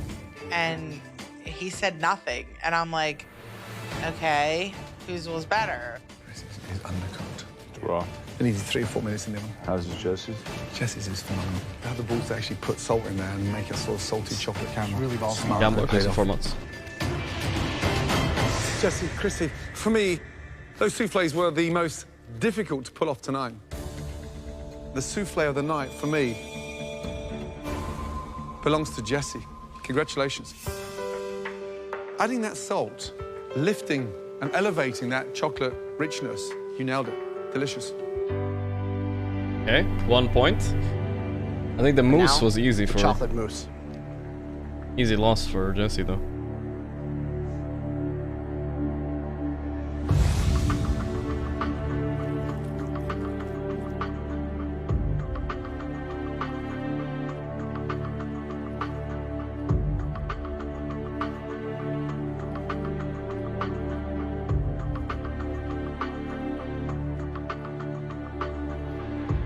Chrissy, looking at the two, what do you think separates yours? I can tell mine's more airy than hers just by looking at it.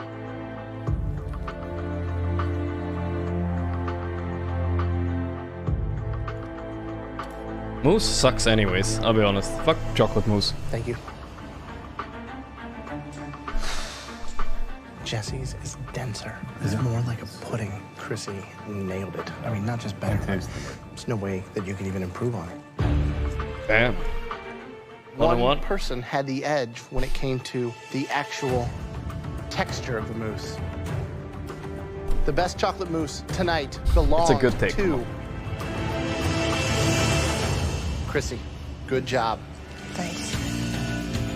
I have one win. If I made a better lava cake than Jesse, then I'm going to stay in this competition. Damn.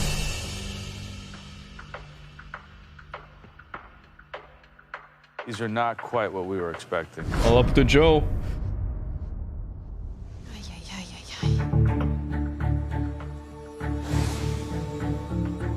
They're pre-exploded.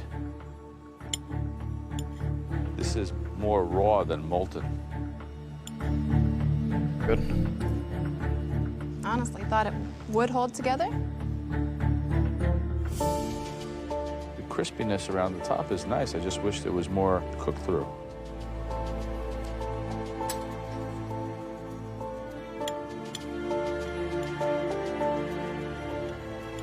Oh, that was not a good sign.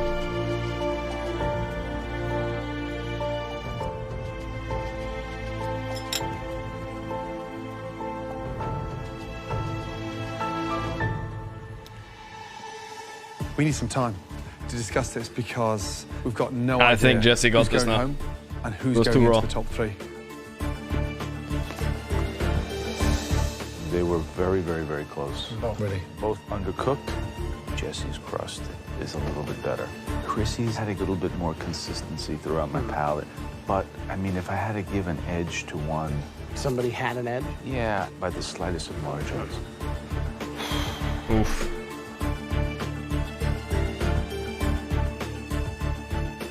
Obviously, both molten cakes had problems. They came down to the most minute of details. Based on those two chocolate molten lava cakes, the home cook joining the top 3 and entering the semifinal of MasterChef is... Commercial.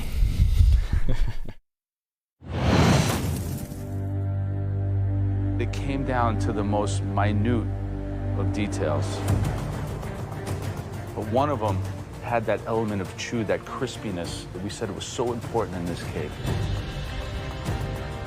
The home cook joining the top 3 and entering the semifinal of MasterChef by the narrowest of margins is...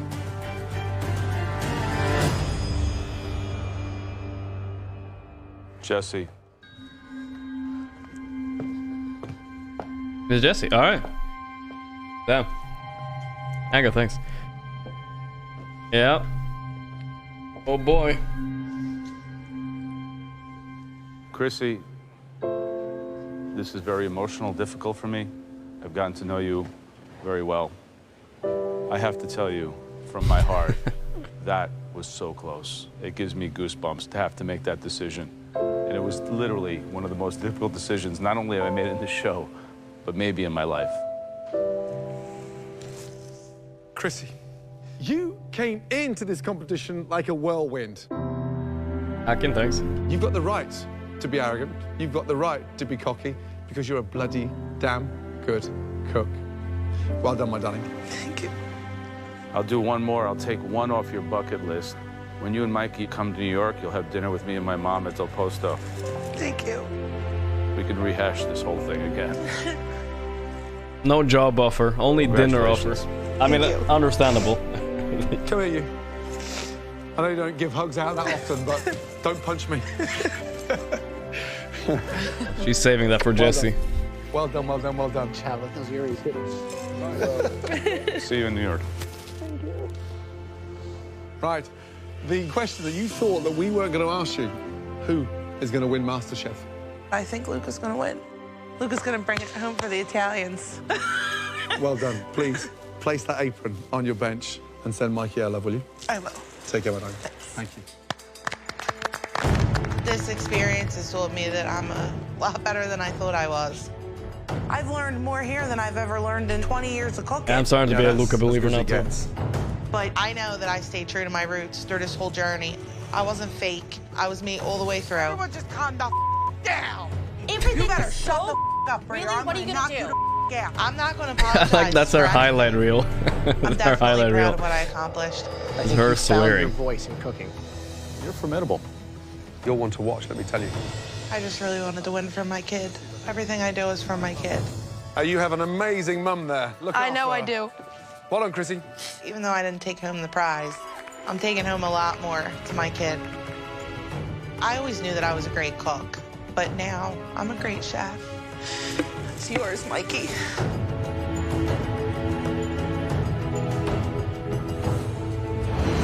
Next time on MasterChef. Next time. Final elimination challenge. Here we go, the finale, boys. Here we go. 2 more episodes only. Only 2 more. All right, let's go. Warming up. 1, 2, 3, go. Go. It's just like Now, only 3 home cooks remain in the biggest cooking competition in the world. 3 most attractive Natasha, contestants. a focused stay-at-home mom from San Diego. it's just like me, fiery, smoky, hot. My passion is food. It's in my blood. Like I can't not cook. You could serve that in a restaurant anytime. Natasha has never been one to back down from a fight. Should probably keep cooking. Shut your mouth. That's why you will never be on my team ever. Please. Anything you want to say to Luca? I'm coming for you. You're my next target. And her talent has never been in doubt. Great flavors, phenomenal. That was delicious. Thank you, chef. Very elegant, very refined. I wish you could all taste this. Can Natasha win the MasterChef title for her and her family? My dream is to open up a restaurant where I live in San Diego, And I have given up so much to be here. I'm not going home without that title. I just can't root for Natasha. Luca, It's a either Luca or 31-year-old Chrissy. I restaurant mean, not Jesse. manager from New York City. I want to be a restaurateur, I want to be a chef. That's my only dream. It's me, it's me. He came back this year for a second chance. You're not going back to your job in New York because you're in MasterChef. Congratulations. This is big redemption. This moment is about achieving my dream. His early days in the kitchen were difficult. It's kind of embarrassing. Like I made a mistake on the presentation. Red team! Thanks, one shot. But when he hit his stride, Let's go, guys, let's go. Luca, excellent. Wow. It looks beautiful. Perfect. It's a very good effort. there was no looking back. You got the colour. You delivered on the flavour. Well done. This is a great dish. You should be really, really proud. Good job. You understood the protein better than anyone else. You made me proud. Grazie mille. Bravo. Can Luca's Italian-inspired cuisine claim MasterChef glory? I came to this great country to follow my dream of having my own restaurant in New York City. Winning MasterChef is about achieving my dream. There's nobody who wants it more than me. And Jessie, Actually, me. a spirited 27-year-old I from want it Social more. Circle, Georgia. From day one, she instantly stood out in the crowd Walmart. and proved she was a strong contender. I just wonder if she's the real deal. Challenge. 6 stunning fillets, please.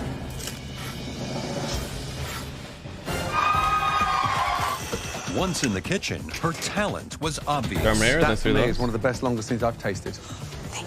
That just explodes with flavor. Thank you so much. That is a real triumph. Very smart, Jesse. I think you are a front runner. You ready? And her desire to go all the way in the competition. Medic! No matter the obstacles. Is that going to need a I stitch? forgot the... Ah, the blood! What the fuck? Banned on Twitch, by the way? Chef Crown. My dream is I, to travel the world. I like that I paused just to talk, and it was literally when there was blood on the screen. Like, I want to get banned. And learn their techniques, immerse myself in their culture, come back to the I States, accidentally start a paused there. restaurant How did I back pause there? home in Georgia.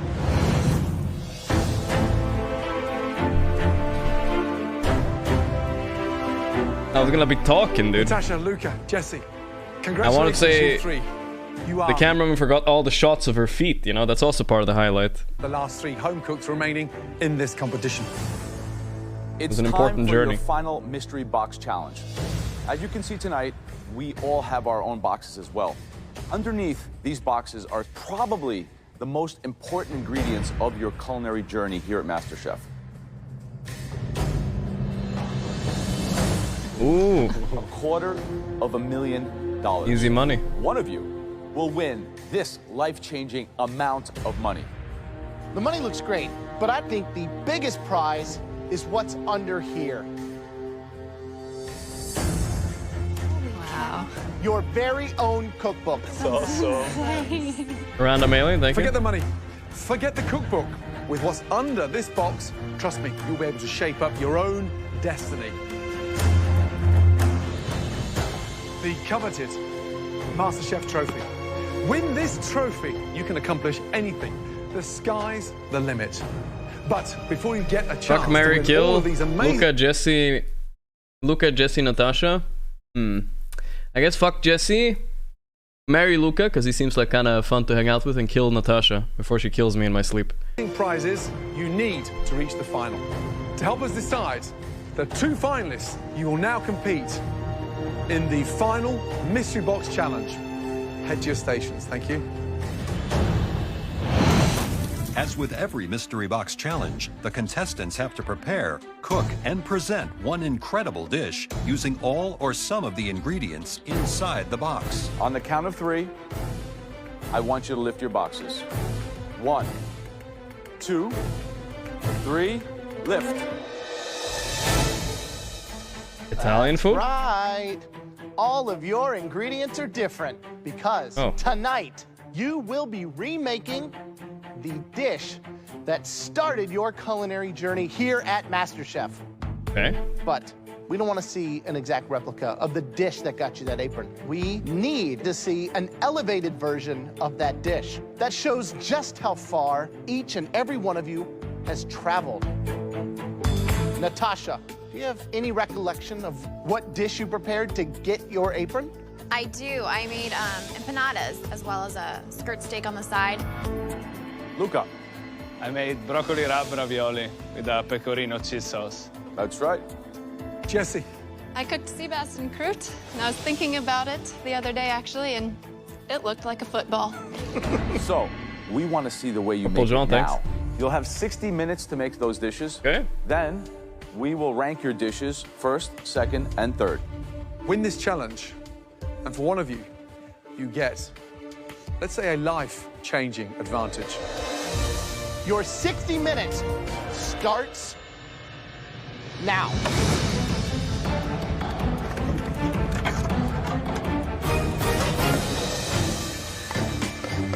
DJ Choppy, then Prime. So with these reinterpretations, who do you think is going to show us that they've grown the most? I mean, it's going to be very hard for Natasha to re-improve something that we all gave a yes on. The first plate was very hers was really good. Maybe she does something much more restaurant-y now. I'm going to work on my plating and work on the flavor profile of every aspect. I want to be in that finale bad. I'm not stopping until I get there. I gave Jessie a no, and it's amazing to see the journey that she's taken because she's certainly convinced me. Sea bass and croûte, very difficult to make it look glamorous. I still have not won any mystery boxes, but I'm elevating my plating with a whole bunch of different mushrooms. It's going to show a big difference from where I was at the beginning until now. I'm going to win this one. I think that Luca has a lot to prove today. Broccoli rabe dish was not perfect. I think today he has to deliver a perfect dish. Yeah, absolutely. This is a dish that I create just for the judges, and Today, I'm finally gonna have Chef Elliot say yes to my dish.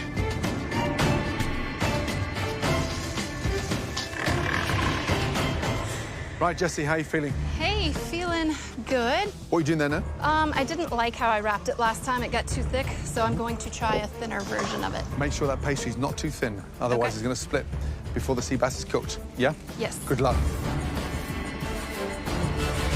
Natasha, yes, chef. We love this dish. There was 3 big yeses. How are you going to make it better? I'm going to try to enhance all the flavors in my empanada. I'm infusing some saffron into it. Let's fast forward to the finale. Who is your most fierce competitor? Who do you not want to compete against in the finale? Luca, because you know what, he does have tricks up his sleeve. He's a great chef. Thank you, Natasha. All right. You're welcome, guys. Alora, that doesn't look good. What are you doing there? the sauce for the ravioli. What happened to the sauce? It tastes a bit weird. Oh no, Luca. Why don't you start again? I need a new sauce. The thing that I had to improve the most, I'm failing again. I can't believe it. You okay? Oh no. Not like this, Luca. Tastes a bit weird. Why is Luca always fucking up his pasta dishes? Why don't you start again? Get 2 pans on and start reducing down again, yes? Yes, chef. And use some of the rind of the parmesan. Actually saved by Gordon, by the way. Okay. Yeah, the rind will give it the flavor. Yes, chef. You can pull this back together. Yeah, I got it. Okay, think about it. Good luck. Less than 10 minutes to go, and I need a new sauce. Every time I have to make Italian food, something goes always wrong. And I'm Italian. What's happening with Luca's sauce? Yeah, sauce is completely gone. Jim, why not make just a proper cream sauce and then finish it with cheese rather than cook cheese in there? This is not a time to make a mistake like that. Last 2 minutes. Come on. Put it on the plate. We want to see beautiful plates. Look how late in the game Natasha's leaving this before she starts plating. I mean, extraordinary. Jesse's got her en croute carved. She's starting to plate. 10, 9, 8, 7. All dishes worse than when they started. 4, 3, 2, 1. Stop. Hands in the air. Well done. We are so excited to be given a second opportunity to taste the dishes that you entered this competition with and show us everything you've learned and how much better you've become. Okay, let's start off with Natasha. Let's go, please. Thinking about my audition dish, hi guys. It does seem like a long time ago, but it's absolutely amazing to be able to show the judges on a dish of how far you've actually come during this. Wow. This looks gorgeous. Explain the dish, please. You know, you go from the skirt steak with the chimichurri into the roasted corn puree with the fennel and Swiss chard in there, and then you move your way into the traditional empanada. And the filling inside the empanada? Hard-boiled eggs, beef, some chorizo, some raisins.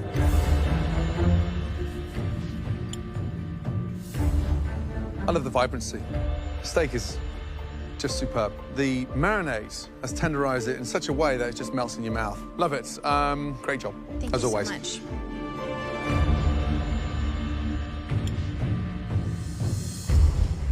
The steak is incredible. Even better than the first time. The empanadas look beautifully shiny. They're a little different than the ones in the audition. I actually used all butter in the first ones. This one I actually have a little bit of lard and butter. I wanted a flakier crust. Lard? The actual dough, if it was a little thinner, then I think that filling would have exploded more. Absolutely. But all around, great dish, and you did manage to improve on it. So good job. Thanks so much. I love this dish because it really is a fun way to sample a lot of different flavors. I think it was really smart. Not only are you an excellent cook, but you bring a tenacity, and I think that you have the grit and the skill to maybe win the whole thing. Good job. Thank you, Chef. Okay. I feel like I've evolved, and what the judges asked us to do, I definitely put on a plate. Luca. Back at the audition. Buon appetito. Chef Elliot gave me a no. He doesn't like the sauce. It's almost overly salted, and then I don't like the texture. So many things changed from that time. I really want to show them how much I improved. It looks prettier than the original one. Let's get that out of the way. Okay. Walk me through what we have here. Broccoli wrapped ravioli in a Parmesan cheese sauce with tomato concassé, toasted pine nuts, and microgreens. Wow. There's so much flavor. Way better. Thank you. So, like, I was sure that you were gonna just, like, nail the sauce. That's the only thing that's an issue for me. But every other component is perfect. Thank you. Doesn't sound like a W. Why cheese sauce? One thing you've got to have to understand is that cheese doesn't boil. So you fold cheese in at the last minute, literally seconds to go.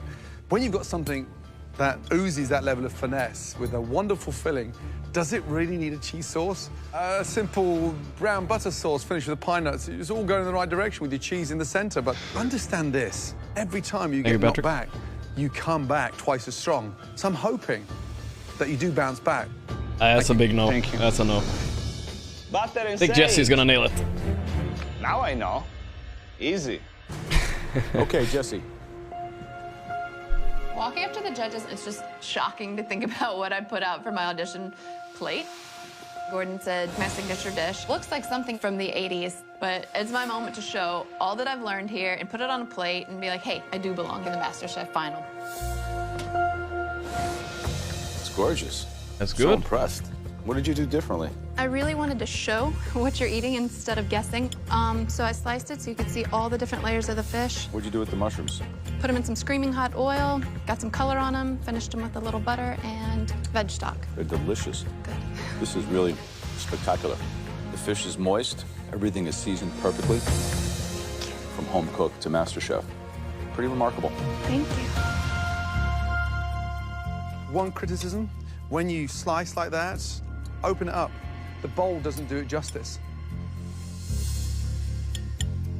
taste is beautiful. I mean, that is restaurant quality, without a shadow of doubt. You're a force to be reckoned with. Continue cooking with that ability. That's good. You could confirm the spot in the I think she final. made it. Thank you. Really good. Natasha, Luca, Jesse, it's time to find out who's going to have a huge advantage in the elimination test. We've ranked That's only an dishes, advantage. and that will determine who gets the biggest advantage in the upcoming elimination challenge. The third ranking dish tonight belongs to Luca. Out of us three, I'm in the most trouble today. But I'm not giving up. I'm fighting my way to the finale. Now, we're down to Natasha and Jesse. The home cook that cooked the best dish tonight was... I need that first place. I don't want it, I need it. Having this advantage is gonna determine whether I'm walking outside of those doors or I'm gonna be going face to face with someone in the final. Well done.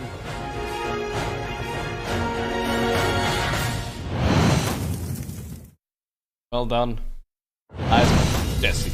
The home cook that cooked the best dish tonight. I think. Well done. Jesse. My first mystery box. Holy cow. Better late than never. Well done. There's no better time to have won, because that comes with a huge advantage. I came in second place, but I am so determined, nothing is gonna discourage me, and I am so ready to make it to the finals. Up next is the final elimination challenge. You know what I like about Natasha? Please follow us. Let's go. I like that she has a kid and she doesn't constantly say, I'm doing this for my kid. My kid at home is watching me. My kid... She's just, you know, she's there to win. I like that. Epiphany, thanks for 12 months. None of this kid shit all the time. In the final elimination challenge, all 3 home cooks will each make one dish, with the best 2 moving into the grand finale. Jesse, you're about to make the most important decision you've ever had to make in this entire competition. This moment could change your life forever. In front of us are 3 different ingredients. Jesse, for your advantage, you will get to pick which ingredient you want to cook with tonight. Once you've made that choice, that ingredient will be off the table for Natasha and Luca. Natasha, you had the second best dish in the Mystery Box Challenge. You will get to choose from the remaining 2 ingredients. That means, Luca, guess what? No choice. You get whatever's left. Normally, second place doesn't mean too much, but at least being able to control Luca's situation makes it all worth it. There's a very small handful of very special, unique ingredients that, in the food world, are considered to be the absolute best of the best. And we have 1, 2, 3 of them right in front of your eyes. The first ingredient is what I consider to be the undisputed king of all cheeses. An amazing wheel, Grana Padano. Straight from central Italy, without doubt, Grana Padano is the king of all cheeses. I have another king ingredient. Italy. It is a type of Luca. beef. This isn't just what I consider the king of beef. Every chef in the world would kneel before this. Authentic Kobe beef from Japan. There is no better beef in the world. But you can eat, you just need to sear king that. Of cheeses. Super You've easy. met the king of beef, but what I have under here really is a king of the ocean, the most amazing Alaskan king crab. That one looks sick, is though. not strong with crab. That's something he failed at miserably before. I want him to have the crab, so he failed. Jesse, good it's strat, time good strat. to choose. My goal is to have something that I can make shine, and for Natasha to pick right so that Luca gets stuck with the crab. That'll send Luca home. I'm picking this ingredient because I'm hoping Natasha will be smart with her choice after me. This is something I haven't worked with before. And I'm dying to work with the Kobe beef. Kobe beef. I've never touched Kobe beef. I'm thinking it's like a filet mignon, but you don't need to do much to it. Kobe beef. Yeah. And you've never worked with it before. I take it as a filet mignon just with more marbling. and it's more dangerous. Do you know why? Because it's so difficult to cook. Unforgiving. Be interesting to see if Natasha plays into your plan or not. Oh, Luca, you look nervous. Don't give Luca Of the course I Italian am. cheese. I'm in the bottom Come on. right now. Which one are you scared of having to cook with? I think that making out something awesome with the cheese is not easy. Ready? Yeah, okay. Crap. I would love to cook with grana padano. Yeah. Right. God. You know me and crab don't have a great relationship. But I would love the cheese. Just tell her. Now, for the interesting part. Natasha, there's only 2 options left. So obviously, you're not only picking your ingredient, but you're giving Luca his as well. What are you thinking? Strategically, right now, I know what Jess wants me to pick, but I'm not playing to No. her strategy. I'm playing to my strategy. No. What a throw. What's it gonna be? No way. Grano Padano? How could you possibly do that? Alaskan king crab. I've got to make it to that finale, so I want to work with. I can't believe it. If she actually picks the crab. Giving the Italian Now, cheese. for the interesting part. Natasha, there's only 2 options left. So obviously, you're not only picking your ingredient, but you're giving Luca his as well. What do you Luca. think? Grano Padano or Alaskan king crab? I've got to make it to that finale, so I want to work with a challenging Alaskan king crab. Oh my god. Luca has just lit up the pantry with a smile. Maybe he actually wanted cheese all along. I can't believe it. It's unreal. You've got 5 This is minutes. the biggest throw in I've this ever seen. stunning Pantry to pick up any additional ingredients. Biggest throw I've ever to seen. complement your He was choices bad with crab of too, your the other key challenge. Ingredients. Your 5 minutes in the pantry starts now. I can't. Of course I want the cheese. I'm Italian. Of course. So close to the title. There is no space for mistake. I think the most challenging aspect is going to actually be taking the crab and making it into a stunning entree, because it is a hero in itself. It doesn't need very much. I've never Shit, touched that's a Go big Baby, dude. but it's something so simple that you don't have to do a lot to. You don't have to mask it. So everything rides on this one dish, like everything. All of you, you each have 60 minutes to make one dish. Dude, you have to good butcher enough the to crab, secure too. Your spot in the finale. Gonna take 60 time. minutes starts now.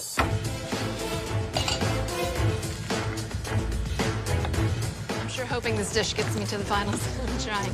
So Jessie had the elimination challenge in her hands. What surprises me is that she picked something that she'd never cooked with before, Kobe beef. This is something that is terrorizing for even the best chefs in the world. Yeah. I kind of want to be outside of my comfort zone and do something that I've never done before. So I feel as though making the crab is definitely going to give me that edge. I'm really worried about Natasha and the crab. It's so sweet that if you have anything too spicy or too herbaceous, it's just going to kill it, right? It takes it all away. Without a doubt. Now, Luca has the grana padano. Now, that's the most versatile ingredient. To me, that's the hardest one to work with. That's just a huge wheel of dried milk. Taking that and making it the star, that's very difficult. The danger with grana is that it's salty. Smells good, Jesse. You had the first pick.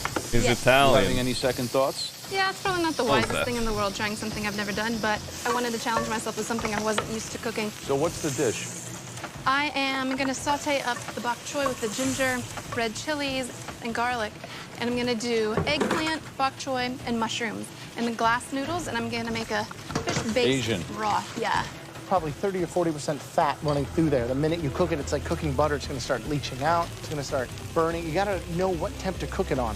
What are you doing with the green papaya? I was gonna make a papaya slaw on the side to see if I liked that idea with it, incorporate more techniques and more flavors.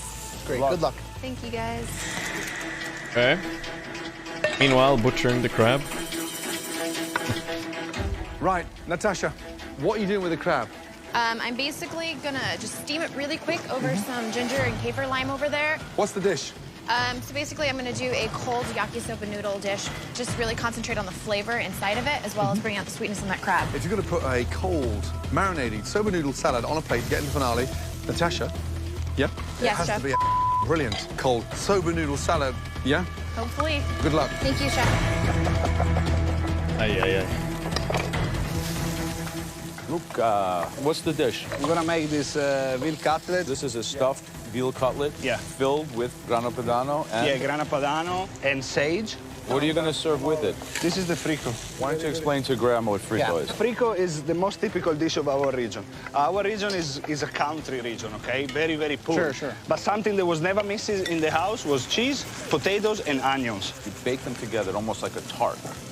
And then you let it cool and you cut it, and that's what they eat. Awesome. Thank you. Thank you, thank you.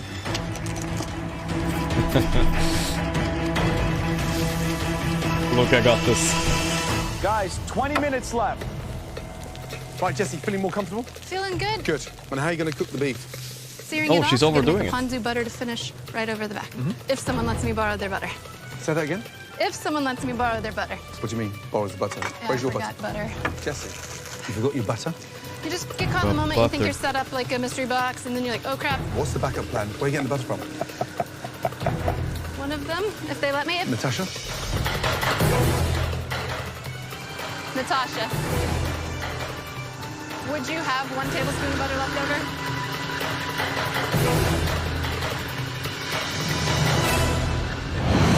Ooh. I mean, come on, she has to give it. She literally fucked her over already. Once. Natasha, With the fucking cheese and crab. would you have 1 tablespoon of butter left over? That's a lot of butter.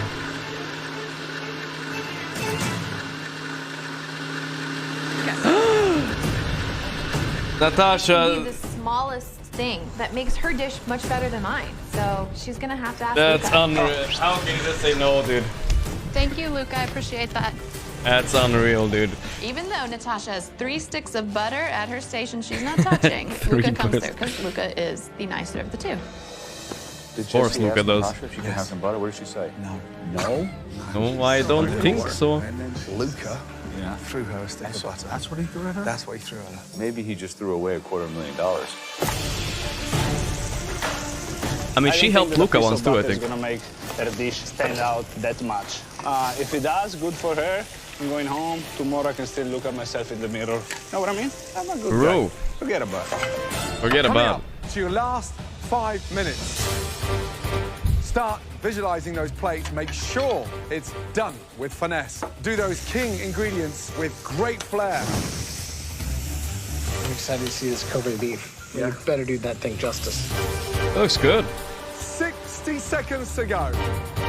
Natasha, steely-eyed, focused, and in so much control. I hope that Luca cut it like a pizza. Wow, that looks right. Come on. Commit to it, Jesse. Just plate it. Of course, it looked right. Make sure you've got the best dish you've cooked so far in this competition. Come on, let's go. 5, 4, 3, 2, 1, and stop. Hands in the air. Good job. Well done. Time to taste your dishes and find out, out of the 3 of you, who is going in to the finale. Natasha's does not look First good. up, Luca. I didn't get to choose what I was going to cook, but then, thank God, I get this Italian cheese. So I'm pretty sure I'll be fine. Please explain the dish to me. It's a pancetta wrap veal cutlet filled with sage, grana padano, served on a bed of braised radicchio with frico. Mega Italian.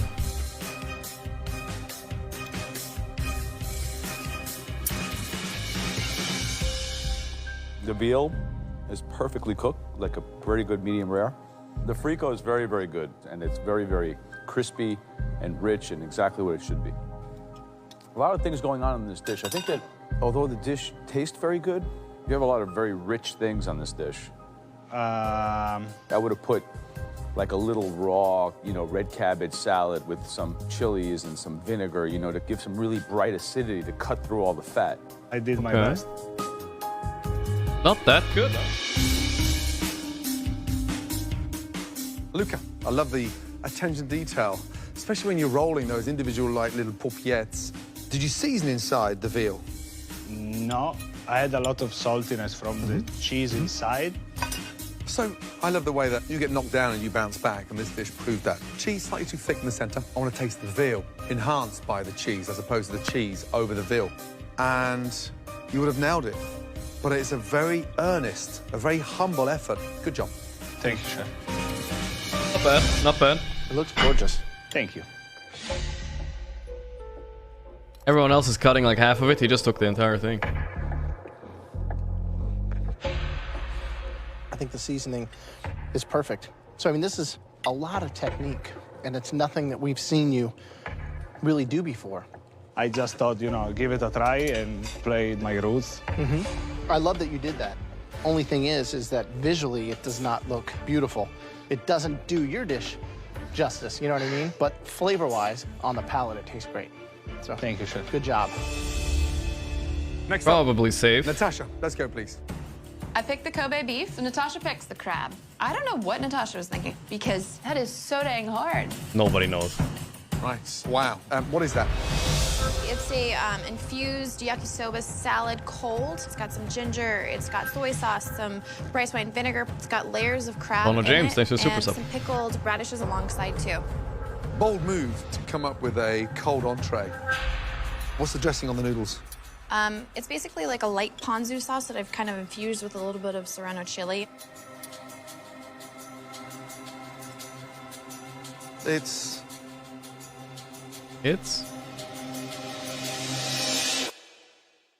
phenomenal. It's fragrant, it's delicious. The Alaskan king crab is truly the hero. You know, to get a cold salad, that incredible. That bursts with flavor. I didn't think it was going to taste as good as it looked. I'm wrong. It actually tastes better than it looks. I mean, I just want to continue eating it. Hey, Merry Christmas, Sam. Joe and Graham Thank you. taste it. Otherwise, honestly, right now, I'd continue eating that from start to finish. Great job.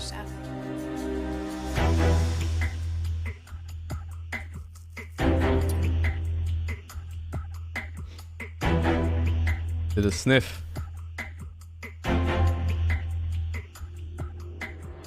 I personally don't love all the raw peppers. But, you know, it's got a really good balance between, like, acidity and heat. I think that what this dish does is showcases the crab in a very, very intelligent way. Putting it within the context of an Asian dish like this, I think, is really, really smart. Fine. I love that you use the serrano, not just because there's a difference in heat from a jalapeno, but there's such a natural sweetness to the actual pepper itself. It doesn't overpower the crab. It's like this incredible harmony. I think that you just keep delivering, and this is one of your best. So great job. Thank you. Last up, Jesse. Okay. I think that was even better than Lucas, really. So, Jesse, you make it to the semifinal of the biggest cooking competition in America. You win the mystery box, and you have a choice of 3 ingredients, and you pick the one that you've never cooked before. Are you insane?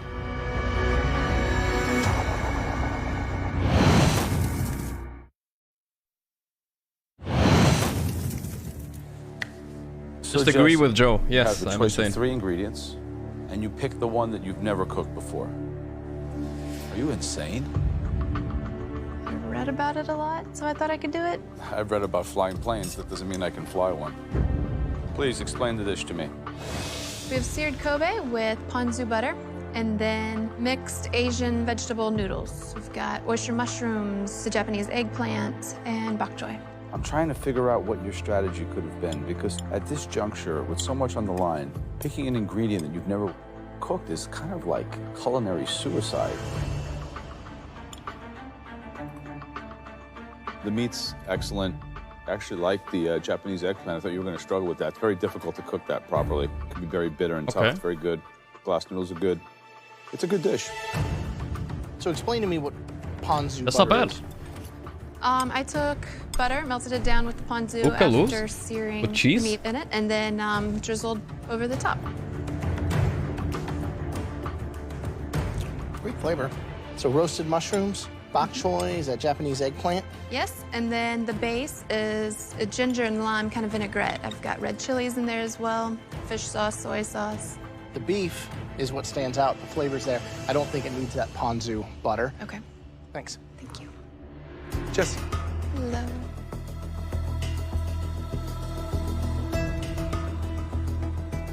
I like it. It's got the right kind of heat. The beef is delicious. Beautiful sear. Rested beautifully and not sliced too thinly, so you can get to enjoy the magic of what Kobe beef delivers. Noodles here, slightly too greasy. It doesn't really sit nicely. I saw you making a salad. I made the green papaya salad, and it just seemed confusing, and I didn't want to put it on there. Where is the salad, please? I want to taste it. Oh my god. I just want to see what you Maybe she lost. Yeah, I wasted my time on something that didn't make it. So I juiced lemon and lime, fish sauce, and a little bit of brown sugar and chilies to get some spice. I wanted some heat. It's absolutely delicious. Have you tasted that? It's like a Thai green papaya salad. You left the best part Oh no. on the bench. Fresh, delicious, perfect. Wow. Seasoned beautifully. It's got that tartness, the acidity, and it's got that lovely, refreshing balance. Like some heat in there, too. Yeah, some heat in there. And here's the downside.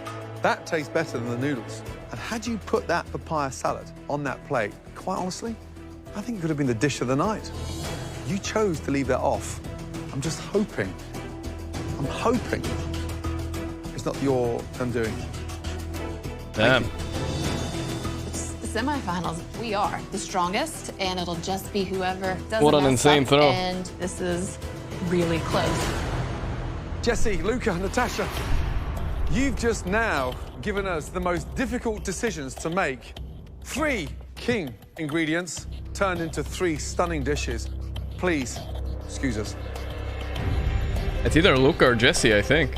Even though they love my dish, I mean, there could also be them talking back there about saying like, well, she put a cold salad out. I mean, Natasha nailed it, right? Yeah, totally. 100%. Luca, technical, love the way you stuffed it, filleted, love that one. I showed a lot of different techniques. We are down to the top 3. Someone is going home today.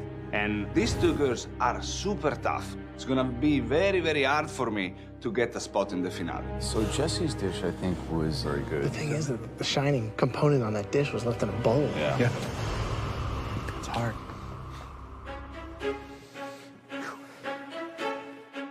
Natasha, Luca, Jesse, please, make your way down to the front, thank you. Oh, good. Passive salad. This is the semi-final of MasterChef.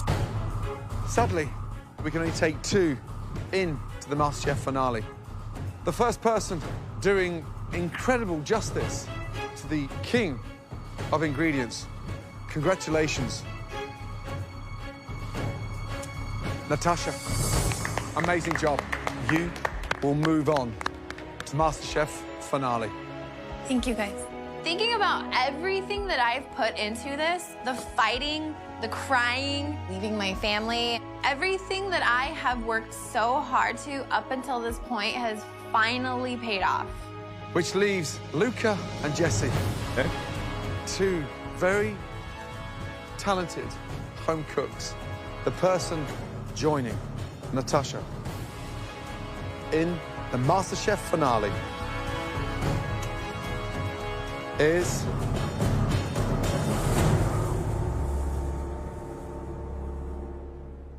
Luca. Damn, I was waiting for a bit. Holy shit. Great job. I left That Italy was because close, man. Everybody always thought about the American dream. But coming to MasterChef and work myself up Oh to my the god, she finale, threw so hard. This is beyond anything I ever imagined for my life. Luca's so lucky. Luca, absolutely brilliant. You had everything on that plate that we wanted, and it was 100%. Well done. Damn. Forgot the salad, and she Jesse. picked her ingredient too. One of the most exciting components you put together for that dish tonight, you left off. And we are still kicking ourselves to why you felt that needed to stay off of your plate. Oh, she's gonna the be way you have a lot grown of in this competition over the last a lot of despairing nights thinking about that salad, boys. Staring out the kitchen window when it's raining. 3 months has been extraordinary. We really want to see you out there, and I would send you a very genuine welcome to any of my restaurants, wherever you want, if you wanted to come work for us. Offered Chrissy dinner, offered Jesse a job. There it is. Love to have you. Well done. We're going to miss you. Come and say goodbye. At least job. Well done. Good job. Great job. I didn't think I was going home tonight with only having to beat 2 more people. That really just sucks. But I'm so proud of getting this far, from thousands to 3, so. This has been the hardest thing ever, but I'm so much stronger and like a different person from it. You're in this competition because you cook good. Never forget that. I definitely belong in food. Jesse, well done. And now I've got a clear vision of what to do. It's delicious. Definitely restaurant quality, let me tell you. Thank you guys for everything. They truly believe in me. It was the exact confirmation I needed, and now I know that food will be a part of my life forever. It was good. Luca Next and episode? Natasha, Not yet. congratulations. Epitino, thanks for now 5. are in the final Give the of subs, thank you. biggest culinary competition anywhere in the world. You haven't won anything yet. The finale is big, it's grueling, it's long. We have huge expectations, so game on. Congratulations. Thank you. Good night. Good finale, I think. Thanks for Epitino again. I mean, I can't possibly root for Natasha, though. Alright, finale time, boys. Let's go. Okay, I'll pause for like 10 seconds. Alright. Here we go. Pluto, thanks for the 15 months. Appreciate it, man. Thank you. Alright, this is what we've been waiting for. 25 episodes, boys. Let's go.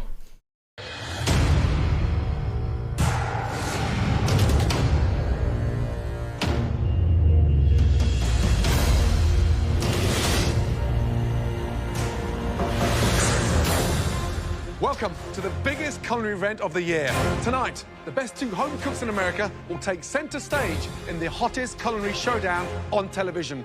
This is the MasterChef finale.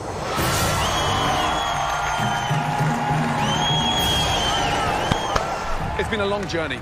In our quest to find the next MasterChef, we left no stone unturned. Our search for America's greatest home cooks took us to all corners of this great country. Your natural 1995, that's 3 months, man.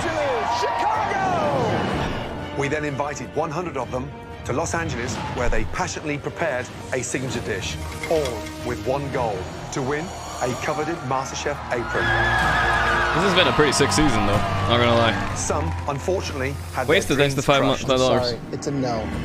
You need to go take a leak, boys. Do it now. The very best moved on, earning the culinary opportunity of a lifetime. And with the bar raised higher than ever before, Summary, I think. We challenged their skills. The lamb is cold. Get it back. Thank you for nothing. And endurance. Do this, mates. With some of the most difficult challenges MasterChef has ever seen. You're going to be cooking without sight. Oh my God. It was, without a doubt, This is ridiculous. You never call food disgusting. the most intense. So you gotta pick something you can cook. You better shut the up, or Really? I'm What are you gonna knock gonna you do? the out. Good. Oh, that was Natasha saying the disgusting thing. Yeah. You underestimated the wrong person. Keep cooking. Shut your mouth. In MasterChef history. She probably should have came in here with a helmet on. Now, there are 2 home cooks, head-to-head for all the glory, all the riches, and all that comes with winning the most coveted culinary prize in the world. The title of America's Next MasterChef. The first finalist tonight is Natasha. A 26-year-old stay-at-home mum from San Diego, California. I'm rooting for Luca for sure. I was rooting for Jesse before, but no way. Her passion for cooking came through on the plate. Absolutely spot on. 100% yes. Oh my God! Natasha's competitive spirit always pushed She her might to be the more best. consistent, though. Coming for you. You're my next target. She has impressed us with her skilled culinary techniques. It's delicious, but it's feisty. So it's a bit like you, really.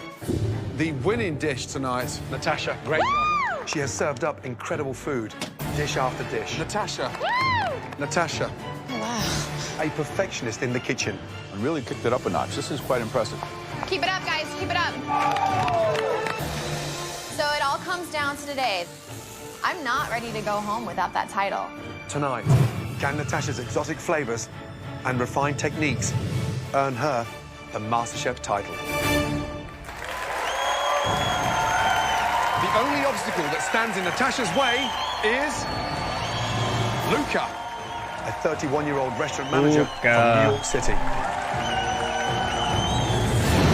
Last season, he failed to make it into the MasterChef kitchen. Next year, I think you can come back and rise above the competition. And that's exactly what happened. Do not let this be the end. Let it just be the beginning, because you've made it to the MasterChef kitchen. Early on, he was so close to being eliminated. Disaster. It's kind of embarrassing. But ultimately, his passion and drive pulled him through. The person who cooked the best dish, Luca. Yes! Luca, well done. Delivering restaurant-quality dishes that blew us away. It's perfect. This is a great dish. You're starting to think like a chef. We asked for a restaurant dish that was inspired by the love of your life. You delivered it. This is the Get key boosted by to wife. open the door of my future. Tonight, I cook to change my life. Will Luca stick to his traditional Italian style or trust his newfound flavors to win the MasterChef title? But Luca always loses with Italian food. Luca, He should just stay away. Natasha, congratulations on making it to the MasterChef finale. And here to cheer you on, please welcome all of your past competitors.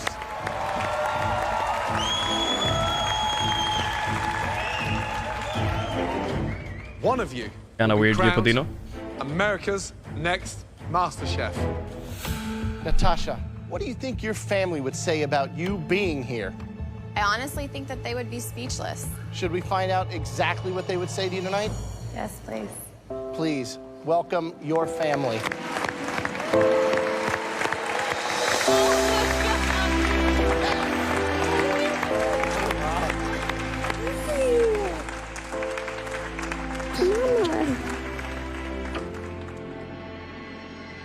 And Luca. Yes, chef. There's someone that you'll be That kid is very incredibly blonde. excited to see. My wife. Tell us about your wife. My wife is the most amazing person that I ever met in my life. Your beautiful wife, Kate, is here tonight.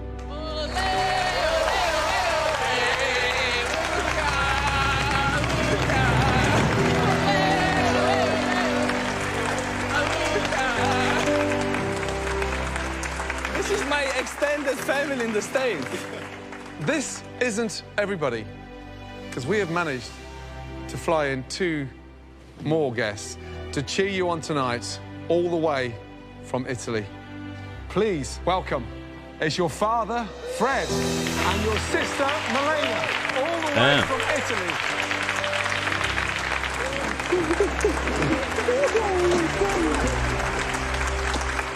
That's big.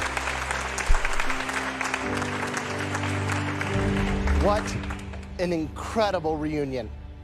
But this is the moment where we say goodbye, because it's time to begin the main event of the evening. Good night. I'm so proud. For tonight's challenge, we demand perfection. A perfectly composed 3-course dinner. 1 amazing appetizer, 1 fabulous entree, and the most incredible dessert. After you are done cooking each course, you'll serve your dishes to us in the restaurant. That is where we will taste each of them and judge them on every single level. Natasha and Luca, you'll now both have 10 minutes in the pantry to get everything you need to cook us a 3-course dinner that will change you and your family's life forever. Natasha and Luca, your time starts now.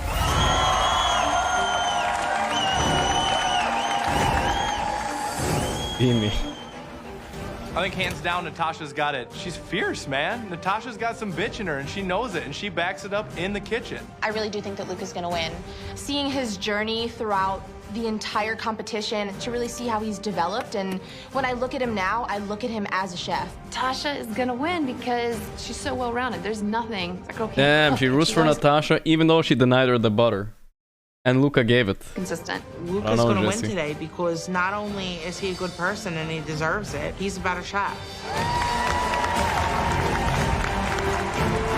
Chrissy, the judge of character, okay. Natasha and Luca, first up, your appetizer course. Natasha, what is your appetizer tonight? I'm going to be doing pan-seared scallops with seaweed salad, couscous, and then an heirloom cauliflower puree. Classic. I Scallops. will be cooking a pan-seared duck liver with toasted French brioche. You'll have just 1 hour to make us the most stunning appetizer you've ever made. Your time starts now. This is Game 7 of the World Series. Bottom 9 inning, 2 out, bases loaded, and Luca is at the plate for a grand slam. We both know that this is a war. All of Luca's underestimating that he's ever done about me, I'm about to put it all in the kitchen, put it all behind me, and just kick his ass.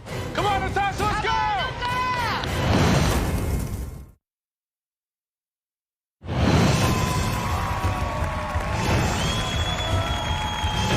In this season's final MasterChef kitchen battle, Natasha and Luca are fighting it out over a 3-course menu that they've created. Come on, Natasha, let's go! First up are their appetizers. I think I'd rather eat the Natasha's scallops, features but seared scallops with seaweed salad and couscous, while Luca's showcases seared duck liver with brioche and peaches. peaches and liver? Sounds so weird. Luca's duck liver is a very, very courageous appetizer because, as you know, the technical skill involved with searing duck liver in a pan is second to none. 20 seconds in the pan, too long, it disappears. But if he nails it, how impressed will we be? Sure. Natasha's menu. She's kicking off with a wonderful pan-seared scallop with a seaweed couscous combination. My concern is, does cauliflower really work with seaweed? I mean, she really is putting her neck on the block tonight. I think she's out of her mind.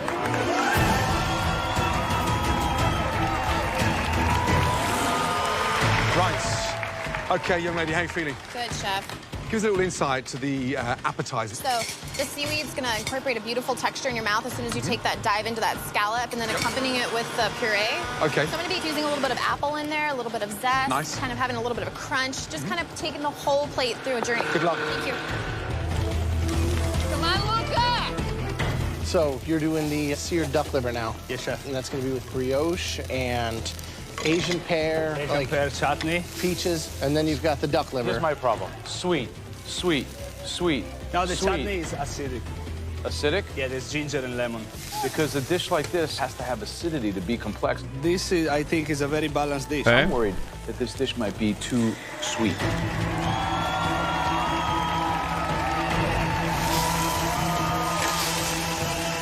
5 minutes to go, guys. Come on.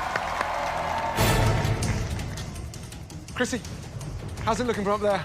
Luca looks wonderful.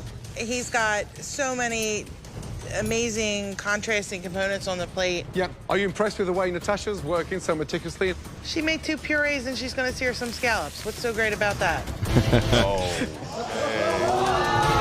Let me just tell you one thing, sweetie. I'm in the Thunderdome and you're not. I can't believe. The content just keeps on coming, huh? It never 60 stops. seconds to go, guys. Come on. Last minute. I'm not too sure if that duck liver's cooked. It didn't go back in the oven. 30 seconds to go. Come on, guys. Bring it on home. Look at that. Her scallops and seaweed look like an oceanscape, like a painting. 10, 9, 8, 7. I think Luca got this one, probably. The appetizer.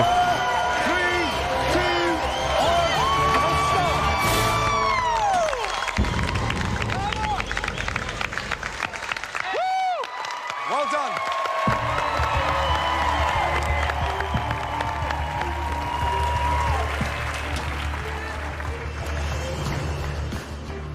Natasha, what do you think of Luca's plating? Frankly, I think it's gonna be a little heavy. Luca. I like my presentation much better. Please, Luca, Natasha, bring those stunning appetizers through to the MasterChef. It is an restaurant. appetizer. It's kind of weird. Thank you. Duck liver, peaches, chutney.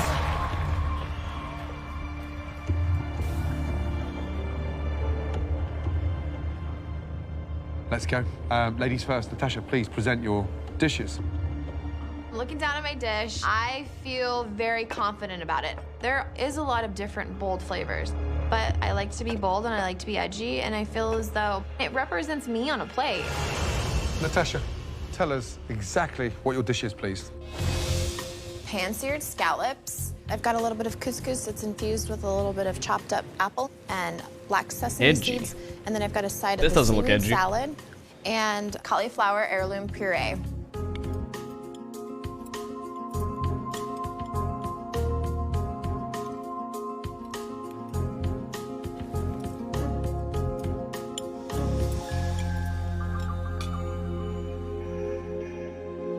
Natasha, this is a dish that an experienced chef would never make. You took a giant leap of faith and risk that, in this particular case, works. I don't know if you're brilliant or lucky, but somehow it really comes together. Thank you. It's delicious. Scallops cooked beautifully. You got that beautiful crisp outside and this little sort of opaque center that just signifies they're cooked to perfection. My favorite part of the whole thing is the couscous, which a lot of times it gets kind of heavy, but this is so fluffy and light. It's definitely one of your prettiest dishes and one of your tastiest. Good job. Okay. That's good. Luca, please present your appetizer. Thank you.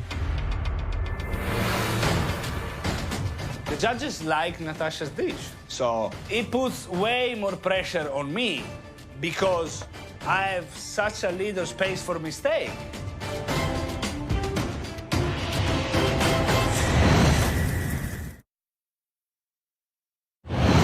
They liked it, but they didn't love it, I think. Luca, Natasha's. please present your appetizer. Thank you. Like an 8 or 9. We have a pan-seared duck liver served with caramelized peaches, toasted French brioche, Asian pear chutney, and finished with parsley oil. It smells incredible. There's a fragrance, almost like a perfume, coming off the plate. So, you know, I'm dying to tuck in.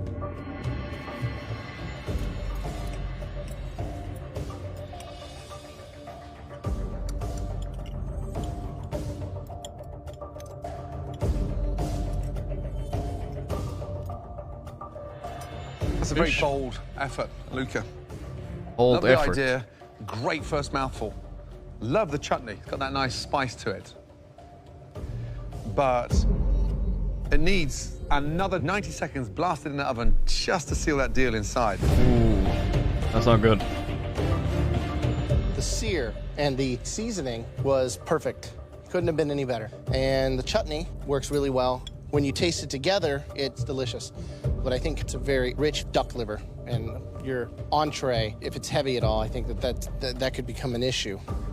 Sure, it was This heavy. dish does a marvelous job of riding in between savory and sweet. And I think, quite frankly, that's a triumph. This is a masterpiece. Bravo. Okay, Joe. Okay, Natasha and Picking up Luca, for us in Italian, you bro. have excelled, both of you. Amazing. Why don't you go back to the kitchen, clear your stations, and get ready for the entrees. I think Natasha won by a little bit, maybe, on that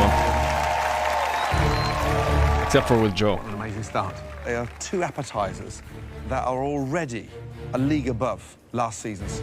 I honestly didn't expect on Natasha's scallops for that seaweed and the couscous to work. Well, it was delicious. I loved it. And Luca's dish, that kind of decadence, that technique brought me to the whitest white tablecloth restaurant somewhere in Europe, and truly amazing dish. What we need to look at is the fact that we have 2 more courses coming, and we have to make sure that they're cohesive and that they all make sense The white together. tablecloth. That doesn't sound good.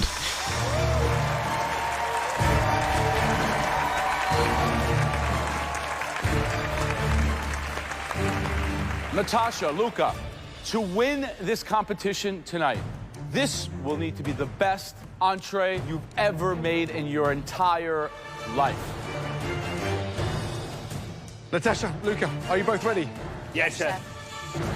Your 60 minutes starts now.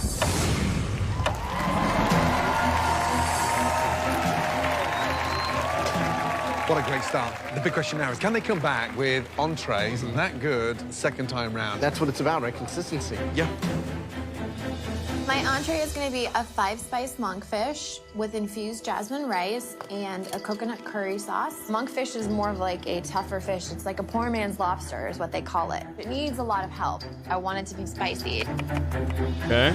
The main course, I have tamarind and balsamic glazed beef short ribs, served with sunchokes and truffle puree. For my short ribs, so I use the pressure cooker. You can never look what's inside. Okay. How are the short ribs? Sounds nice, Your though. guess is as good as mine. Really? We're guessing in the finale of MasterChef? Well, I can't look inside the pan.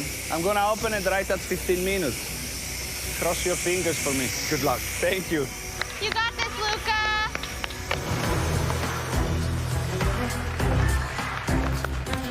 Natasha, how are we doing? Good. Is this salsa that's going to be going with the monkfish? No, it's actually going to be infused within the rice. Okay. Just to kind of add a little bit of sweetness. The idea of caul fat with the monkfish, where did you get that? I figured it would hold the consistency, what's kind that? of hold that moisture in the monkfish. That's basically cow stomach lining right Yep. there. Are you going to be taking that off after Okay. it cooks? Nope, I'm leaving it on. I'm going to render it off all Okay. the way and then leave it on there. Good luck. Never seen that before. Lucas is very composed. But wait a second. He still has to open that pressure cooker. I mean, right now, as it stands, he could serve us a beautiful plate of mushrooms. Absolutely. That's it. We're now down to our last 10 minutes to cook Creating those suspense. stunning entrees. With 10 minutes Content. to go, I need to open the pressure cooker. I can't wait any longer. Now we'll find out if my short ribs will make me or break me. 3 minutes to go. Come on.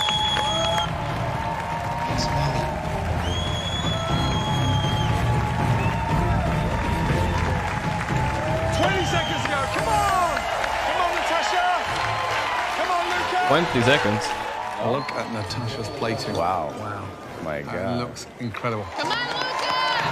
10, 9, 8, 7, 6, 5, 4, 3, 2, 1, stop!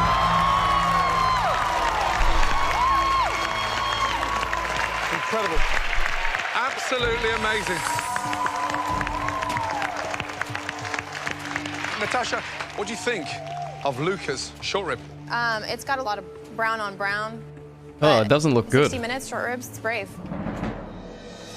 These I don't like entree the dishes certainly taste. look restaurant quality. Please, let's head to the restaurant. Well, let's pause on it. Let me see. I don't know, like the gray paste My under dish the is a meat. melody. The judges may say it's very heavy. I'm glad I'm making such a heavy food. With Natasha, they look like they're on a diet. Natasha, please Good one. bring us your entrees. Thank you.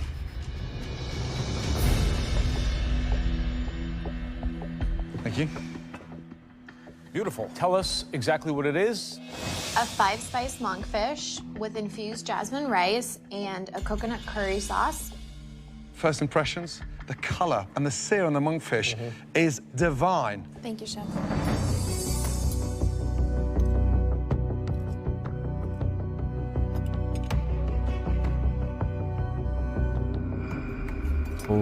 This dish that you presented, arguably the prettiest dish I've seen in 4 seasons of MasterChef now. The cook on the monkfish is awesome. Protecting it in caul fat, searing it evenly, shows a lot of skill. But the only thing that is almost too much is that amount of heat. Maybe a little coconut milk, something to kind of sweeten it or balance it would be the only thing I would change, because everything else is literally like Too edible spicy. dynamite. It's Asian awesome. food equals lose. Wow. The complexity, the balance of heat, the persistence of that curry on the palate is amazing.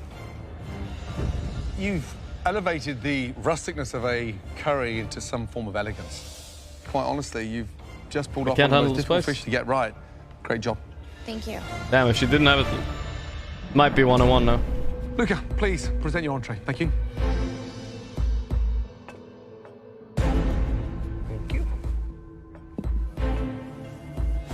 This is a tamarind and balsamic braised beef short ribs, served with sunchoke and truffle puree, sauté chanterelle mushroom, and watercress leaves and puree.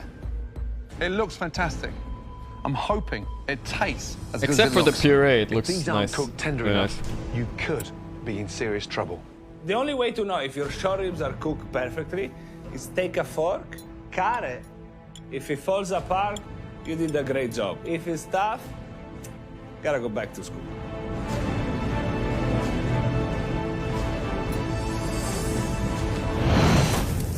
Look pretty good.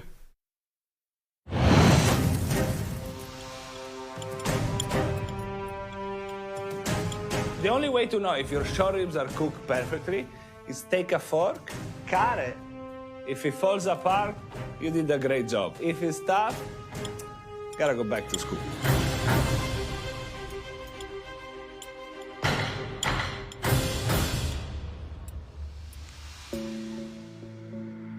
That's what I didn't expect.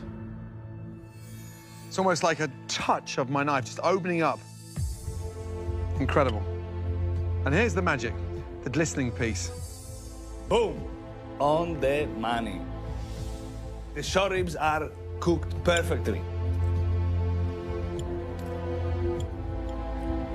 For Luca, maybe? It's pretty phenomenal. The short ribs are brilliant. Slightly clumsy on the puree, a little bit too much. It's refined, it's delicious, but it's very, very heavy. I don't want to finish up with a heart attack, duck liver, short rib, dessert, then I've got to make love to my wife. So you just killed me, but you sent me 6 foot under, a very happy man, because that is delicious. That is the kind of dish that I would have, seriously, as my last supper. Congratulations. Thank you, Chef. Pretty This good. is a plate that's created with the sensibility of an experienced restaurant chef. And if I'm finishing my entree at Luca's restaurant, I haven't had dessert yet. I'm already thinking about when I'm going to make my next reservation. Thank you. And to serve Gordon his last meal is a very unique and privileged place to be. So congratulations, Luca. Everything here is here for a reason. It's the best dish that I've ever tasted from you, ever. Great job. Thank you. Pretty good. I definitely won that one. You should both be incredibly proud. We are seriously That's one I blown won. away by the standard of these dishes today. Please go back to the kitchen. I think and dessert prepare wins for now. Dessert course. Thank you, guys. Good job. Thank you.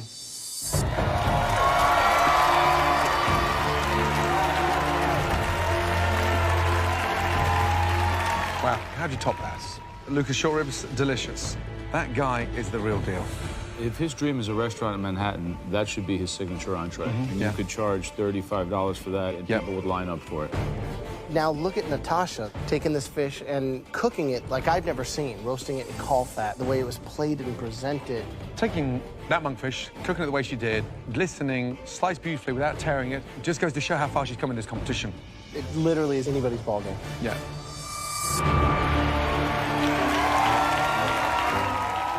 I'm very close to the title. Unfortunately, next to me, there is another person that is as close as I am. Anything can happen. Natasha's pretty good at dessert too.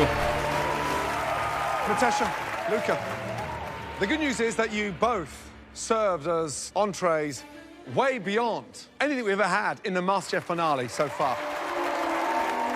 The bad news is that right now, this competition is impossible to call. So, Natasha and Luca, the pressure is really on the both of you to nail your desserts. Luca, what are you making tonight?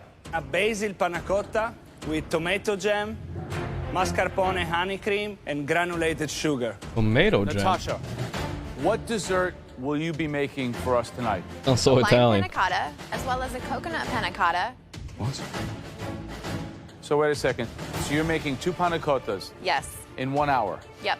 Why now? Yeah. Adding more pressure on. Go big or go home, basically. 2 panna cotta versus 1 panna Desserts in cotta? the world, we have come down to a panna cotta showdown. Your final 60 minutes inside the MasterChef kitchen starts now.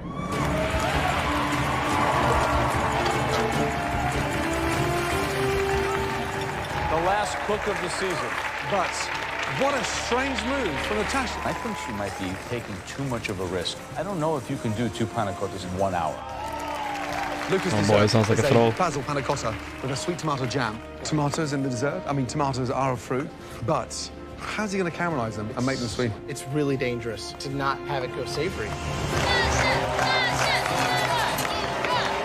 I'm making a dessert that was never seen anywhere in the world. I'm putting ingredients that usually are for a salad into a dessert. Ballsy. But if I make the tomato sweet, it can work in a dessert. Let's go, guys. Go, guys, come on.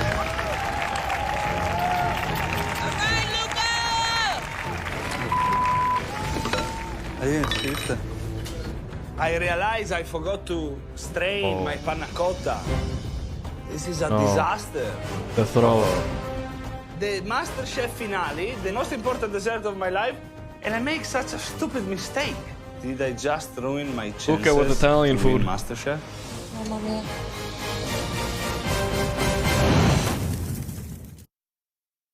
I thought Natasha was the one throwing.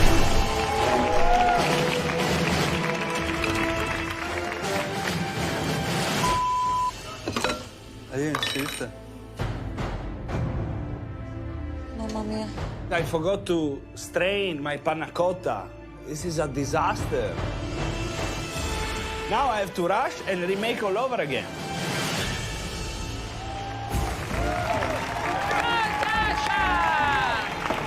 Wow. Natasha has got her panna cottas already in the fridge. Yeah. Luca. Yes, chef. So you start again? Yes, chef. Are you changing the dessert? No, I'm doing the same. I have time to, it's gonna set, enough time to set. Good luck. Thank you. Come on, Luca. Natasha, you've certainly created a lot of pressure for yourself. How are you feeling about the dessert as a whole? Do you think it's competitive? Now, thinking again about it, maybe I would have tried to do something a little bit different. I really like the flavors of the coconut and the lime together. Oh, she's doubting. That's not a good. long journey. Your family's here, your son is here. You're right. Good luck, Natasha. Thank you so much. That looks very Thank you, Donald. There's a real chance that we may be eating cream basil soup. Basil bisque. PSS, Merry Christmas. I just need to cross my finger and pray that my panna cotta sets in time for me to plate it.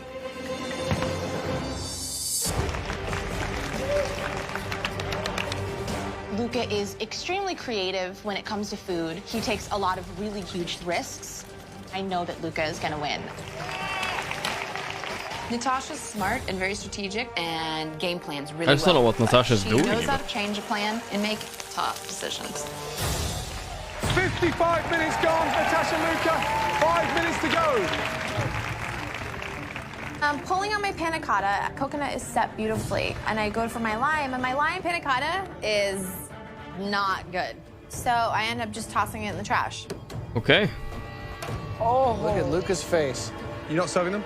No. I mean, that's fine. Come on, Natasha, let's go. Bring it home, bring it home. Here we go.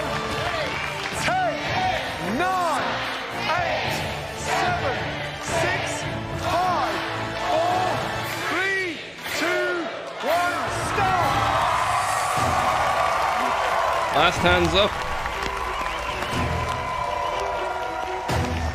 Luca's looking pretty good. Natasha, are you happy with your panna cottas? Yes, chef. Both a coconut because the lime panna cotta molded harder, so I decided not to use it. Luca, anything missing off your plate? Absolutely no, chef. Good. Now, Absolutely it's not. time for the most important tasting of your lives, the final course. Let's go. I think she threw him, man. When you present a menu and then you change it halfway, doesn't make a lot of sense. Maybe she wanted to show off a little bit too much. Natasha, please bring out that stunning dessert. Thank you. Describe your dessert, please. A coconut yogurt panna cotta with a passion fruit coulis and some edible flower arrangements.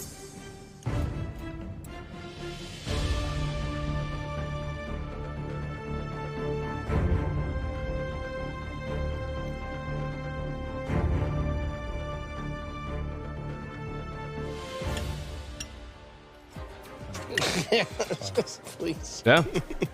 You're bouncing my taste buds around like they're inside a pinball machine. The passion fruit just brought the whole thing alive. flowers. Gives that little bit of spice. If I could change one thing, I would have put more on the plate, because it's that delicious. Thank you, Chef. It's okay. Perfectly balanced. Good. Like Gordon said, it's awesome. It's a great way to finish, and most of all, it's the perfect ending to the menu that you made. You should be super proud.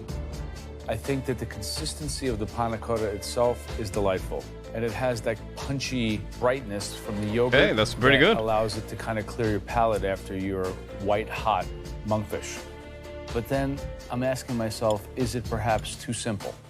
You know, should there have been one more component? But that being said, it was the perfect ending to your incredible story. Thank you. Great job. Well done, I don't know, that's like an 8 out of 10, I think, from Joe. Okay, Luca, let's go. Please describe your dish. This is a basil panna cotta with tomato jam, mascarpone honey cream, and granulated basil. It looks like an appetizer. It doesn't strike me as a dessert. I'm intrigued.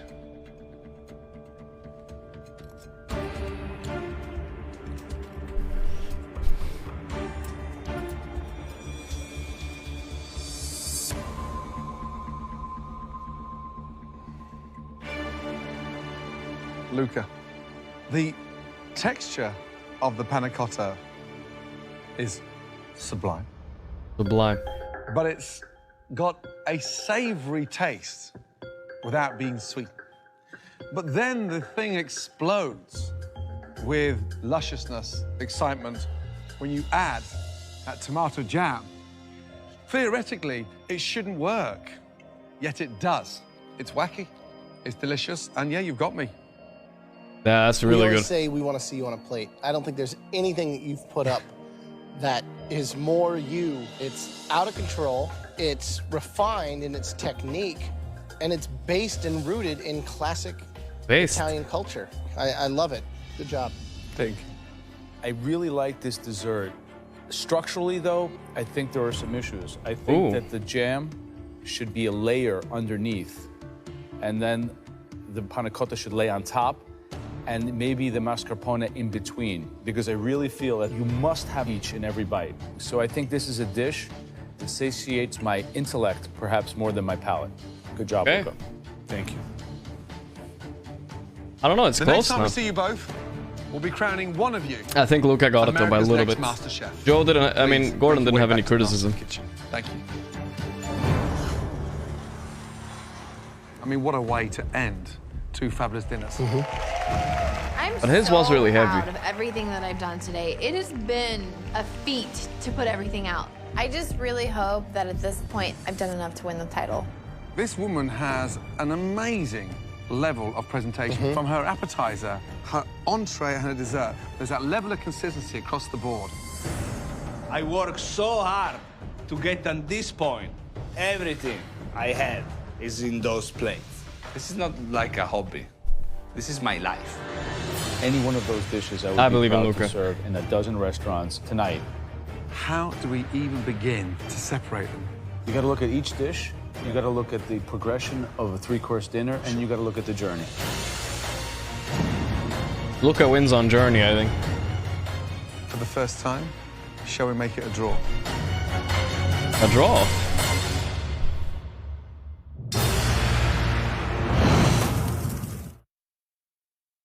That's a hot take.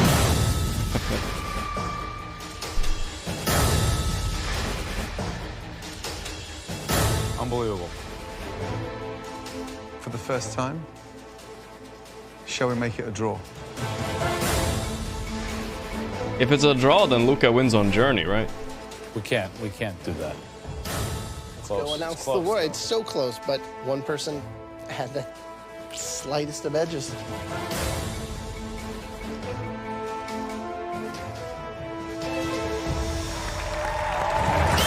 He wins on journey? Nah, doubt.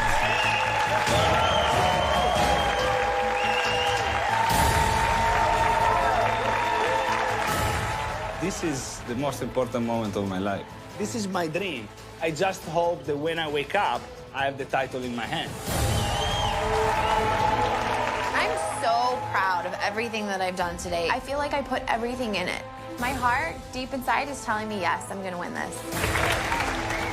Would like both of you to come up here and switch places with us. You've earned your place on this stage.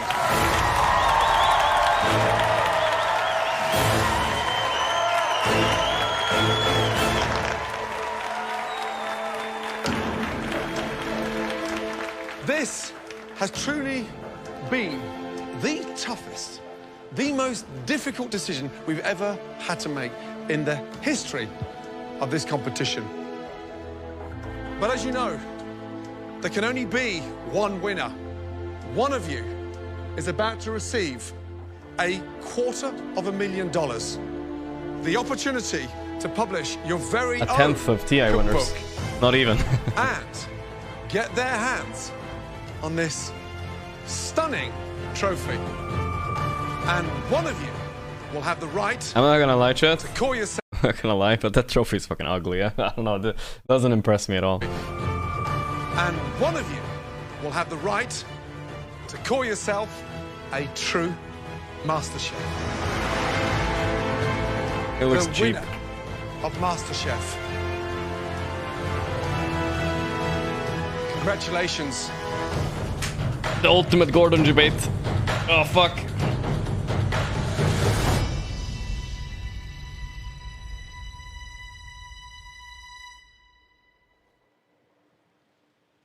Luca! Damn. He fucking did it.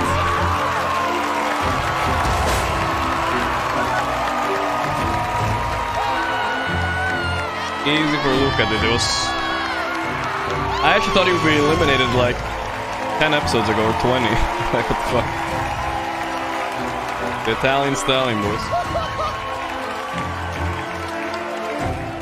Oh, we can Google him. We can see if he opened his restaurant then. For you, sir. Came here from another country because America is the best place in the world. This is Hell where yeah, brother. dreams come true.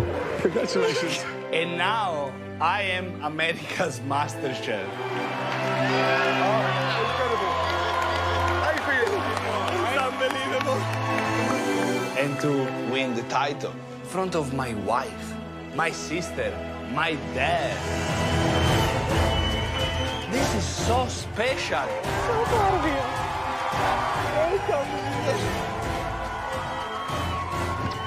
Natasha pulled up a huge fight. She's a great cook. I think He took it well. that Natasha will have a beautiful future. So great. I've learned so much and I've grown, and it's not the end. This is just going to catapult me into the direction I want to be.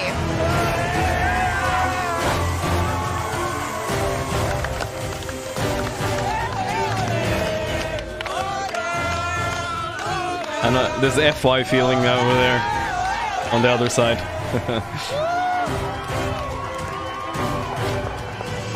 If you think you got what it takes to become America's next MasterChef, I do. Just like Luca, then please visit MasterChefCasting.com for more details. Seriously, good luck. I'm doing it, boys. I am America's MasterChef. One potato, two potato. Damn. And that's over. That was a great season, honestly. That was a great season. I did not expect that, really. I did not really expect that. Holy shit. Luca, what a comeback. Alright, we gotta look up now if Luca opened up the restaurant. Luca MasterChef Season 4 restaurant. See if it's up. What Luca Manfred is doing now? 1st of January. There he is. This is 8 years later, by the way, or something. Was the first male and the first non-American to win the cooking competition. Blah blah blah. Applied for season 3 and he got declined. Okay, what do we have here? Started his catering company, Dinner with Luca, during airing season of MasterChef. During the airing of his season. Oh. A family visiting New York sent a message on social media asking if he could cook for them. The website went live almost immediately. Dinner with Luca. Let's see if it's still up. I'm ready. I'm waiting, it's loading. Pog, it's real. Food. Manfred started a food truck called the Lucky Fig. But says it was a disaster because the food he was serving, high-end Italian, wasn't the right concept for a food truck. Luca, come on, Luca. You gotta know that. After trying to make it work for about a year, Muffet closed the food truck during the pandemic. Muffet's been filling recipes, posts a website, offers out cooking classes, cookbook. Lives in a tiny home in Texas. Tiny home? Peppa hands. Why did they have to say tiny home? They're just flaming him. Yeah, he lives in a tiny home, by the way. Pathetic. He has no plans for a second group. Lives with his wife Kate. He has 2 sons. And the family is now his priority. Oh, that's why. That's why he... Tiny home with 2 sons and a wife. That's kind of a flame, I'm not gonna lie. Didn't open a restaurant in New York. I'm actually surprised. Just opened a food truck and it failed. Let's see. Well, I think he's doing fine, though. I think he's probably doing pretty fine. Tiny house... Wait, I'm reading. Tiny home doesn't mean small home. It's a thing. Spoilers? Oh, wait. Over there? I don't know. We don't look at that. We don't look at that. Okay. Man, I'm ending kind of early. I mean, this is ending kind of early. Should we watch something else too, chat, I guess? I mean, that was kind of a good finale. What do React streamers watch usually? JCS, I guess? I guess we can chill and watch something else. It's kind of early for me to go already. I woke up right before I started streaming, so I don't know, I have all night. We can watch one of these, maybe. And chill a little bit. How long is this? 30 minutes? Okay, we can watch this. That's good. That was a good show. I kind of want to know what happened to, like, Eddie and stuff, too. I wonder if you can Google that. Is that worth it? New season? Nah, I'm not gonna start a new season now, boys. We just chain watched this in 2-3 days. We're not gonna start it right now. We can watch season 5, but I think we'll wait a little bit. You know, if we watch it chain watch, it's not gonna have the same, like, special feeling. We'll wait a few days. We'll wait a few days, I think. Water here somewhere? I haven't seen this one. This is 46-year-old Clifford Burns, who 51 minutes prior to this moment drove up to his estranged wife's house in Warren County. Once he got there, he forced his way inside and attacked both his wife and his stepdaughter with a 17-inch tactical hunting knife. 22-year-old Megan Jenkins suffered serious injuries to her left arm, but managed to survive. 42-year-old Patricia Burns wasn't so lucky. She was stabbed 5 times in the torso and pronounced dead the moment she arrived at the hospital. 7 minutes later, Clifford Burns showed up at the Warren County Police Station to hand himself in. That was a fucking big knife, man. Holy shit. Clifford, you gotta bear with me. I don't have my glasses on, alright? I know my rights and everything. You don't have to even read it. Just give me my charges. I'm pleading not guilty and I'm only putting this out. You have the right to remain silent. Guilty. So I'll sign your name right I there. ain't signing my name to nothing. Okay. When this broad can do this on Christmas, fuck me in the ass like this, it was my last straw. I'd rather live in prison.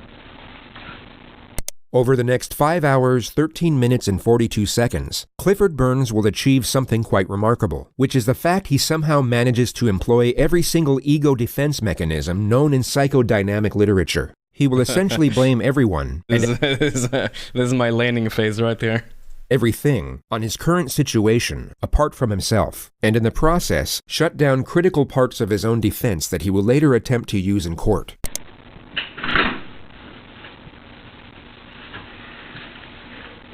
Okay, so I know the techniques. Do you know when a woman snaps you and keeps your kids away from you? What it does to a man? That you work and pay for your kids your whole fucking life?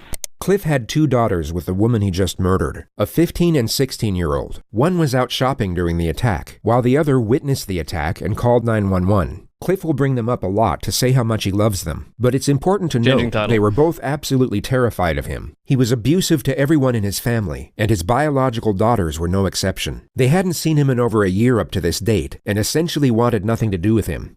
Then the Backus brothers rigged the charges when the fucking guy goes over and shoots my old lady's house up and beats the fuck out of her, and he gets misdemeanors, you cocksuckers. Fuck you, motherfucker.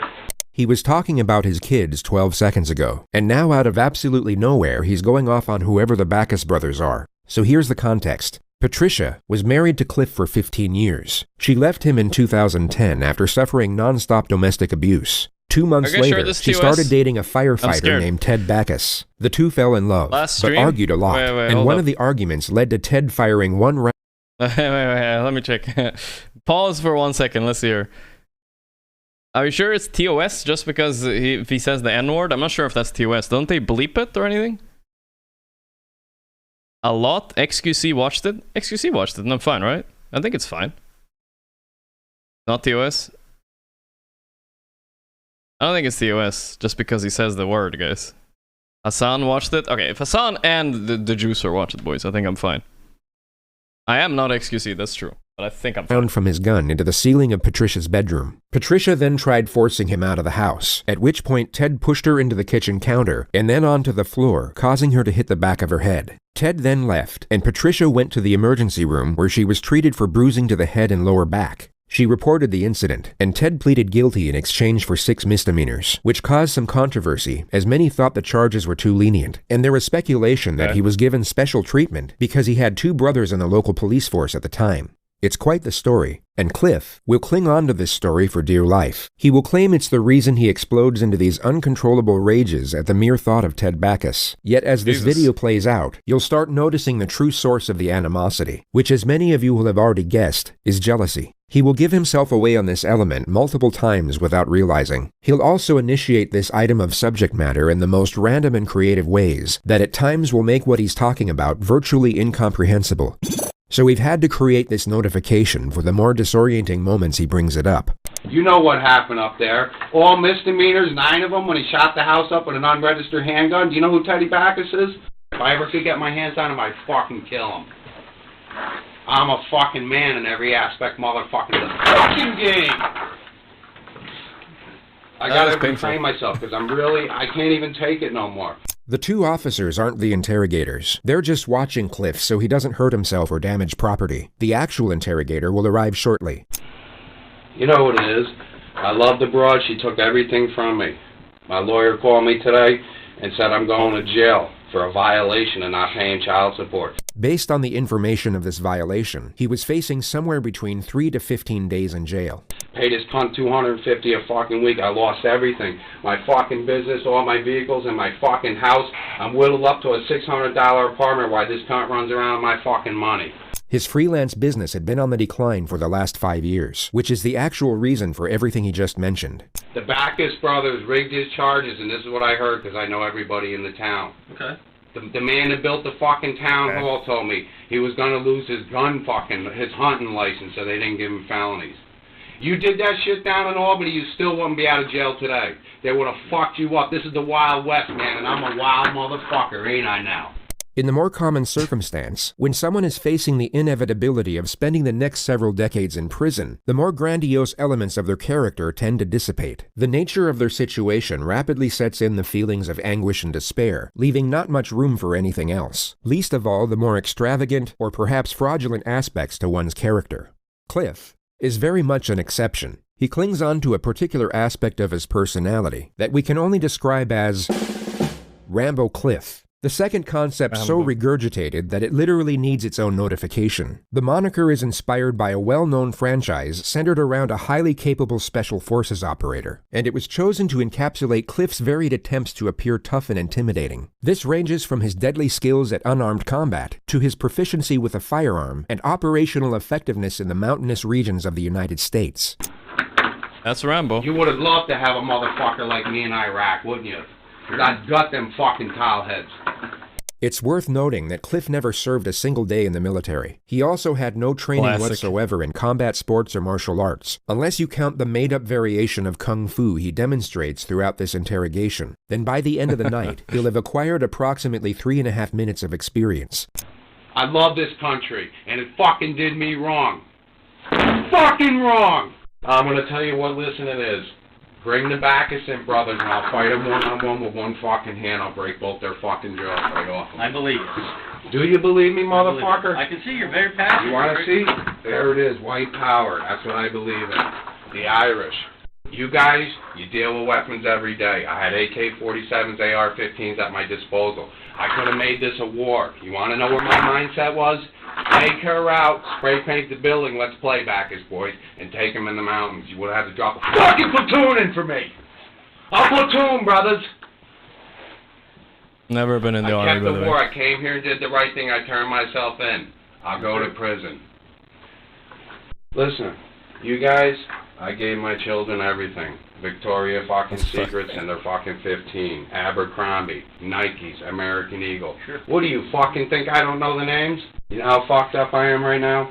Because I love my wife and I love my kids and I did right by that bitch. I met her in a strip club. Next thing I know, this cocksucker, I'm traveling in this unit every day. 2-hour fucking commute and he's fucking my wife. Hell of a choice in men. The fucking scumbags living above an apartment, paying $400 a fucking month to live above a bar room with a fucking beat up pickup truck. I make $100,000 a fucking year. I'm a pro tree climber. Pro tree climber? What the fuck is that? A pro tree climber is apparently another word for a tree surgeon. Coming home, fucking her in my bed. I had $10,000 of brand new furniture I gave the fucking cunt. What more do you want? How much you want to kick the fucking thing? She bought a cigarette on me every day. It's Christmas, my third Christmas alone, third fucking Thanksgiving. Well now, motherfucker, it's time to party. Cliff's future defense will go for a manslaughter charge, relying on the notion that he had a psychotic break, that upon hearing of the arrest warrant, thought he would never see his daughters again because of it, at which moment he lost all control of his own judgment and decision-making, resulting in the terrible actions that followed. But he just spoke about grievances that stem back to over 3 years ago. He's giving away evidence to suggest that the attack was influenced by revenge and retaliation, not just by a singular moment of madness stemming from his undying love as a father. Listen, you lucky I'm in my right mind because I was going to have a shootout with you. But I did it the right way. I handled it like a man, so thank you. Thank you. No, that's right. Because I'm pretty goddamn good. I could drop a 30-round mag and fucking... I don't even want to tell you the time. I'll pop the other one and take them again. You know what time it is. An unregistered fucking handgun in an apartment complex. If that dude was here, I'd try to crack him. Right? You know what time it is. And she said he wanted to marry her. Knew her for fucking 6 months. I had 15 years in her. And 2 beautiful children. And here's the kicker with the stripper. Cliff spends the next 4.5 minutes explaining his unequivocal superiority to Ted Backus. Once the tirade is over, he finally calms down. I was in Hadley, right on the border. Yep. And I bought the house in Luzerne. We're remodeling it. The whole house lights up. The designated criminal investigator will now enter the room to conduct the interrogation. The timing seems almost perfect, as Cliff appears to be compliant for the first time. Doug David, sir. Nice to meet you. I'm sorry, I don't know your name. Burns Clifford R. Oh, Clifford, nice to meet you, sir. You know, you guys, this is... I don't want to be disrespectful. You know what I'm saying? I'm sorry. What's on my mind's the Backus brothers and your fucking corrupt charges that were rigged. Here we go. The interrogator, Detective Doug David, will come to have a rather complicated relationship with Burns Clifford R. From Doug's perspective, it's Christmas Eve. He doesn't want to be sitting in a police station going back and forth with a psycho murderer. He wants to get in, get the suspect's account of what happened, then get out. But unfortunately for him, Cliff has other plans for their Christmas Eve together. He went over and shot my wife's house up at the fucking... That means felonies across the board. Okay. I'm just arriving here, so I'm not quite sure what transpired this evening, and would like to just try to find out a little bit of what transpired is a man's been pushed to the edge. What fucking place calls you up today on Christmas Eve telling him you're putting a warrant out for his arrest because he didn't pay his child support? That fat fucking cunt Barb next door in the fucking support collection unit.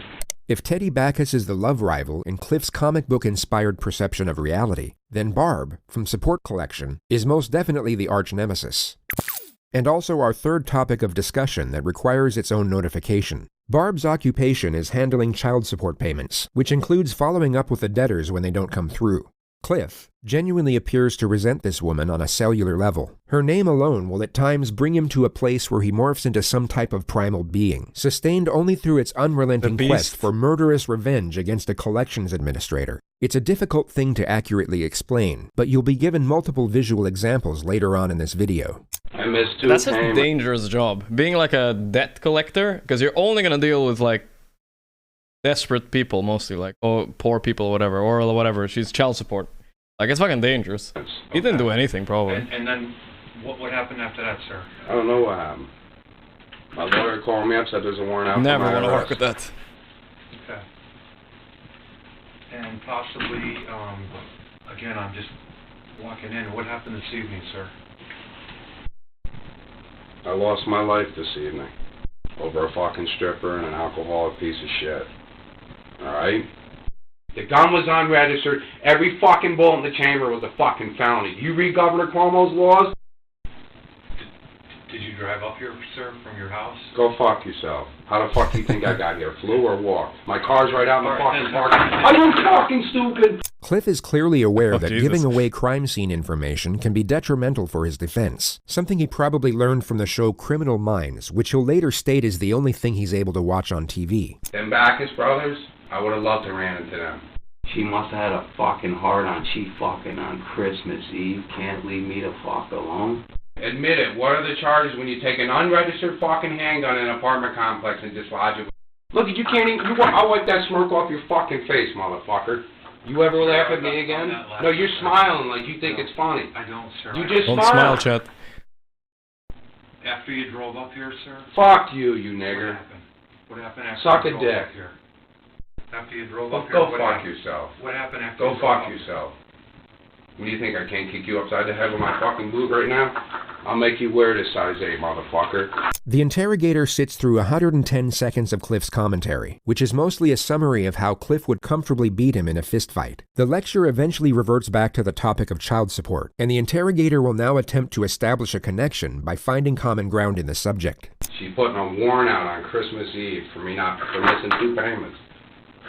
Well, if it's any consolation to you, sir, I've paid child support for years. $250 a week, though? That's $1,000 a month. That's like you make $90,000 a year. That's more than That's I make. more than you make. It's more How's than that? I make. Well, actually, you're right. It's more than I make, too. But it, Exactly. Barb. She fucking started a war, this fucking cunt. I missed 2 child fucking support payments. The fucking cunt. I bet you she wasn't even working today. I can tell you, I've been through some difficult times myself. All right, and I know it's not an easy thing to deal with, especially around the holidays. I lost everything, and I'm hurt. What do you mean you lost everything? The woman's taken everything. I can't even live anymore. I'm done. I lost every fucking thing in my life I worked for. Don't you fucking get it? And when a man loses his little baby girls that he fucking lost and pays every fucking thing for that. And here we get our first glimpse of what appears to be genuine sorrow. It partially consists of the thought of his daughters, but for the most part revolves around financial woes and general self-pity. I went to court, I spent all my money, I hired the biggest lawyer going, and I got fucked. I don't get it. She made a mockery of me, man. She knew the guy 6 months, he beat the fuck out of him, shot the house up. What kind of a fucking woman can have a man like that in her life? Thousands of dollars, I worked for nothing, man. Everything's being taken from me. What the fuck do you want from me? I worked too hard for my shit. Today was it was the breaking point. They can have it all, you motherfuckers. Take it all. Take my dump truck. I work my fucking life off. Work my chipper, my business. Take my car, my fucking $30,000 motorcycle. I work for. Take it all, motherfuckers. I don't care no more. Just put me in a fucking jail cell. Who was at the house tonight when you I don't know, you ask me again, I'm gonna fucking rip your fucking head off. Did you do this to Teddy Backus? No. I'm gonna tell you right now, if he was at my house, I would've cut his fucking head off.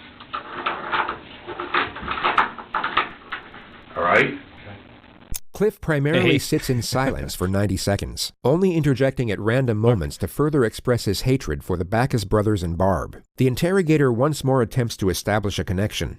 I used to get these, they'd mail me these things. Listen, I got everything, the coupons, all of it. Yeah. But you know my Irish pride? His Irish pride was the reason he didn't make use of his child support coupons, and also the reason he doesn't accept welfare. I don't go to welfare. I'll never collect a fucking thing from this cocksucker, nasty nigger fucking state. You do not appear to be the welfare kind of person. That's You're right. a hard-working man. And I haven't worked in 3 weeks. You see the calluses just coming off my fucking hands? You're a hard-working man. That's what I am, and I had a fucking stripper take everything, and a guy fucking who was an alcoholic too. They're both alcoholics. That's my fucking pride right there. Irish, brother. Ireland. I fucked up tonight. I ruined my whole fucking life over a fucking stripper. Who lives above a fucking barroom at $400 a week and drives a beat-up truck? Well, it was it today. I lost everything, didn't I, buddy? $100,000 in business equipment, $30-some thousand motorcycle, the Z28 out in the fucking parking lot, but I'm a bum. What do I sell, crack or something? Look like a hard-working man. That's right, that's what I am. I got fucked by the system. You know the deal? You gotta fuck some of your Irish once in a while, because the white man's a minority now in this world. How old are you? 53. 50-fucking-3. You look pretty good for your age. But why are your eyes all bagged up? Having a couple shots tonight yourself? No. I'd be a fucking maze. Cliff insults the investigator's appearance some more before crying about his finances again. I haven't eaten in 2 fucking days. I put my last 20 in my tank. If it's any consolation, I can tell you I've been through child support and been through the whole thing. So, and it's not easy. It's not easy not seeing your kids on holidays or seeing them at all.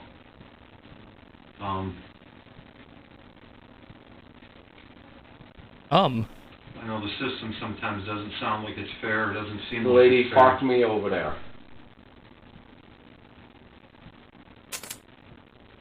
Her name's Barb from the Warren fucking County fucking support collection unit over there. What happened up there? I don't know what the fuck happened. I blacked the fuck out. Do you know what when you got there, or who was there when you got there? I couldn't tell you nothing. When you got up there? You want some shit? You can just set it on the table, please. These are my business cards. You ask me another question about when I got there, I'm gonna spit on you. Please. Alright? Don't ask me again. The investigator takes that as the cue to end the interrogation, so he starts trying to collect Cliff's basic information for his intake process. Cliff, however, isn't done. He's got a lot more emotional baggage left on board, and feels like right about now is a convenient time to offload the entire cargo. So every time he provides a piece of basic information, he follows up with an average of 4.5 minutes of incessant rambling. What number are you in street? I don't even fucking remember. I got a post office box at the post office. You guys don't understand. I couldn't live my fucking life every day to fucking accomplish. Cliff degrades his wife for 43 seconds, clarifies his superiority to Ted Backus for just over a minute, then further declares his unyielding hatred for Barb. He now asks the police officer to loosen his handcuffs. Can you loosen this up? My whole hand's cut off. But no way. Tiny little, one little click. I ain't going nowhere. I ain't done it. I throw the towel in. I'm done, you guys. You think I would have came here? I could have went in the fucking mountains. I fucking lost it. I don't even know how the fuck I got up here. I ain't got no gas in my fucking car. I'm down to no money. I got no fucking food. I don't know what you want me to do when I got a lady violate me on fucking Christmas Eve. What the fuck was happening? Anybody's gonna ask me some fucking questions, motherfucker? You punk ass motherfucker. I got you a fucking break tonight, motherfucker. We appreciate it. I already Do told you that. fucking appreciate? You think you're gonna run with me through the mountains, motherfucker? You would have to drop a platoon in for me. We covered that, man, and we talked earlier about that, and we said thank you. You did the right thing. Fuck you. When an illegal handgun goes in an apartment complex and discharged, it's felonies. I'll twist you like a fucking pretzel. Both Rambo of you guys Cliff. cuts off. I am a marshal. I'll put my fucking boot right up to your fucking side of your fucking head. Come on. And then Lot looks so intimidating.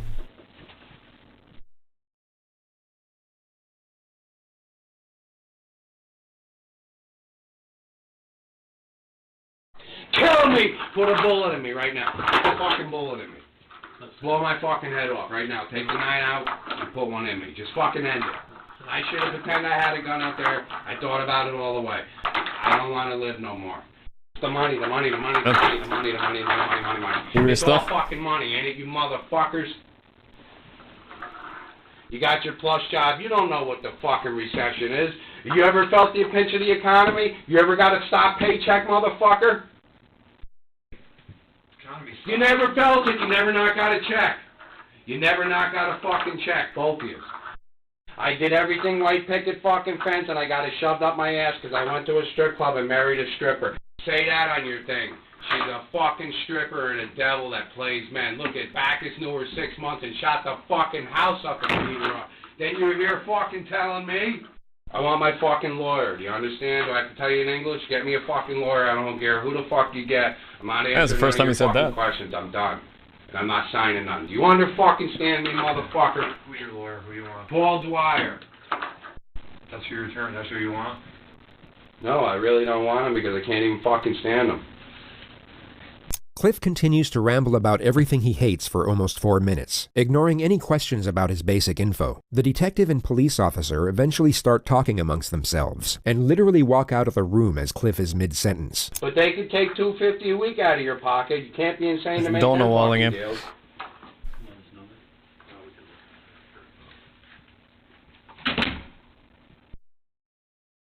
I'm gonna throw up. I'm not feeling with you guys. Here. You need a glass of water or something, Cliff, or? I haven't eaten in 2 fucking days. I'm self-employed. I will never ask anybody. I got Irish pride. I will die in my apartment. I'm man. asking you. You want me to get you a glass of water? Does that help you? If you could. Sure. She's a stripper. Don't you get it? I made the worst decision.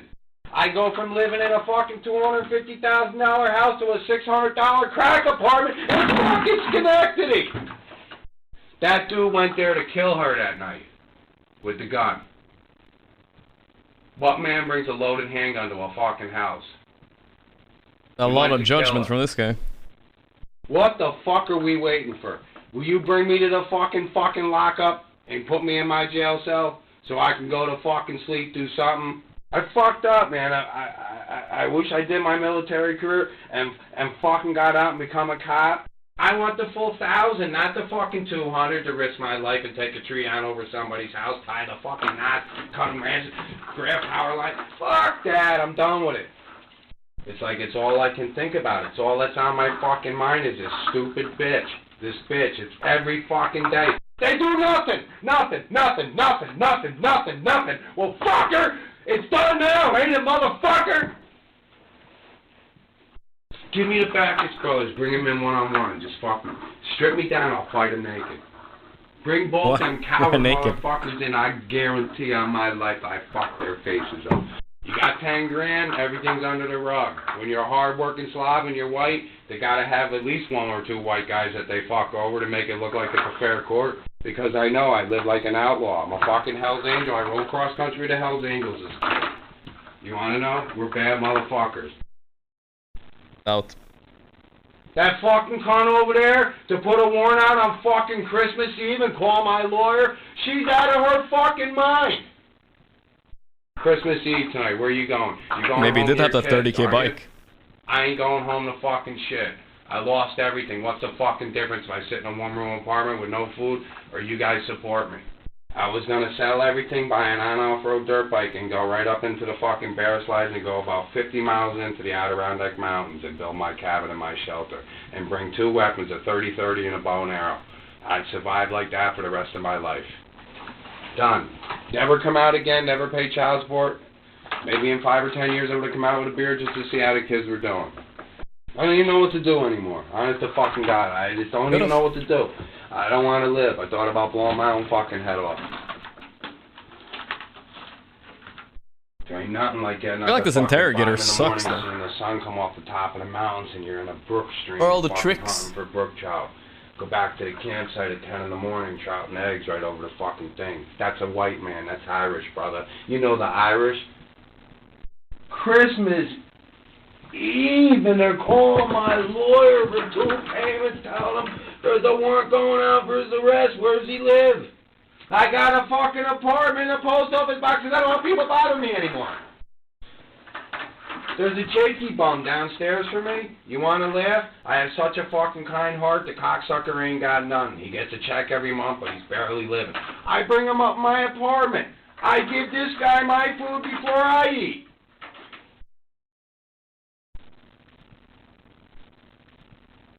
You guys never felt the recession.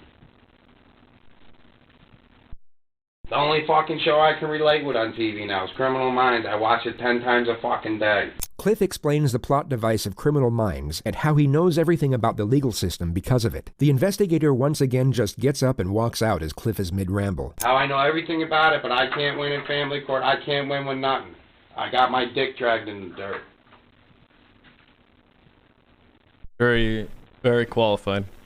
Did he call my lawyer up? Did he offer you the phone to call him, didn't he? Cliff? Call You know what, to tell you the truth? Why do I even need to call him? Like I'm going, is there nothing he can do for me?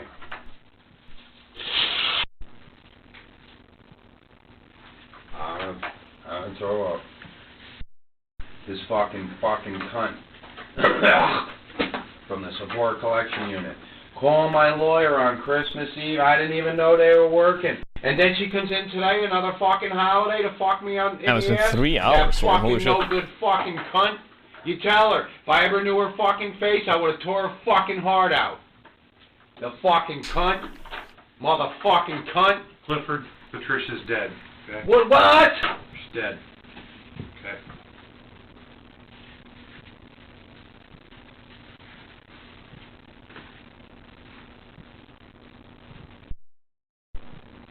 God, why did you fucking do this to me? Why do you take everything you got? What did I do? Your take? Dude. Yes, sir. Pop me. Gun to my head. Shoot me, please. No. We already talked about that. That's not what we do, bud. Chill for a minute, bud. I can't fucking chill out. That fucking cunt over in fucking Warren County, fuck her. If I could take these things and change, I'd kill her. And her whole fucking family, the motherfucking cunt. Money. Fucking never bother anybody. Sit in my apartment all fucking day long. Can't even watch fucking TV. Can't have a conversation with nobody. Haven't eaten in 2 fucking days. I mean, what the fuck? I'm fucking starving. Fucking Christmas Eve, being told I got a warrant out for my arrest. Warren County Sheriff. Well, here I am. I delivered myself. I lost everything. My business, I don't even know how to cope in society, and I'm going out of my fucking house. I don't even know what to fucking do. What do you want me to fucking do? You took every fucking thing from me. Every fucking thing. Where's the Backus brothers? Can you point me in their fucking direction? My whole house gets shot the fuck up with Wrist gunshot. must be so fucked up now. Unregistered fucking handgun. Every bullet in the fucking chamber. You know what that was? 7 years. You ever read Cuomo's gun laws? Everybody destroyed my life. Money. You want my fucking money? Here, you want my money, asshole? I don't need your money. I know you don't, because you never felt the recession. Like this interrogator you cocksucker. suck. You get your check every fucking week. No, I don't give Kids mean anything to you? Everything. Me too. Every fucking thing. You just answered your own question. Every fucking thing. I pay $250 a week in fucking child support. I was one of them fucking statistic Irish guys that have to fuck one. So they fucked me in the ass. Used to be the best guy in the world, could pick a fucking pussy up anywhere. I fucked up. I married a fucking full-blown alcoholic and a stripper. $250 a fucking week. She's living like a fucking king. I can't even fucking live. Fucking guy can go into your fucking kid's house and shoot it up and walk away with misdemeanors. I gotta piss. Goes when another cop tells me to keep fucking paying. And I'm taking your house and taking every fucking thing you own. I work for my motorcycle. She tells me she's fucking owns half of it. When are the interrogators gonna step in and do something? It's been 4 hours. She put the spikes on and go up the fucking trees. It's still going. That fucking cunt at the support collection unit. She's the one who did it all. That dirty fucking cunt. If I could ever get her in my hands, I'd cut her to fuck up her fucking. Why she fucking watched right now. I can't even get over it. Something has to happen. How can women be so rotten and fucking ruthless? You married, bro? Yes. How's it going? How's it going? Excellent. Yeah. I'm glad to hear that.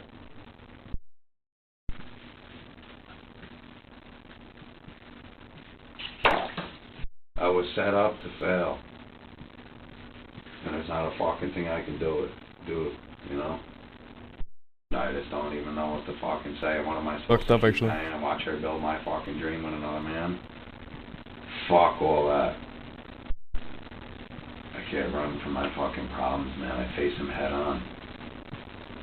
That's why I know I'm a man.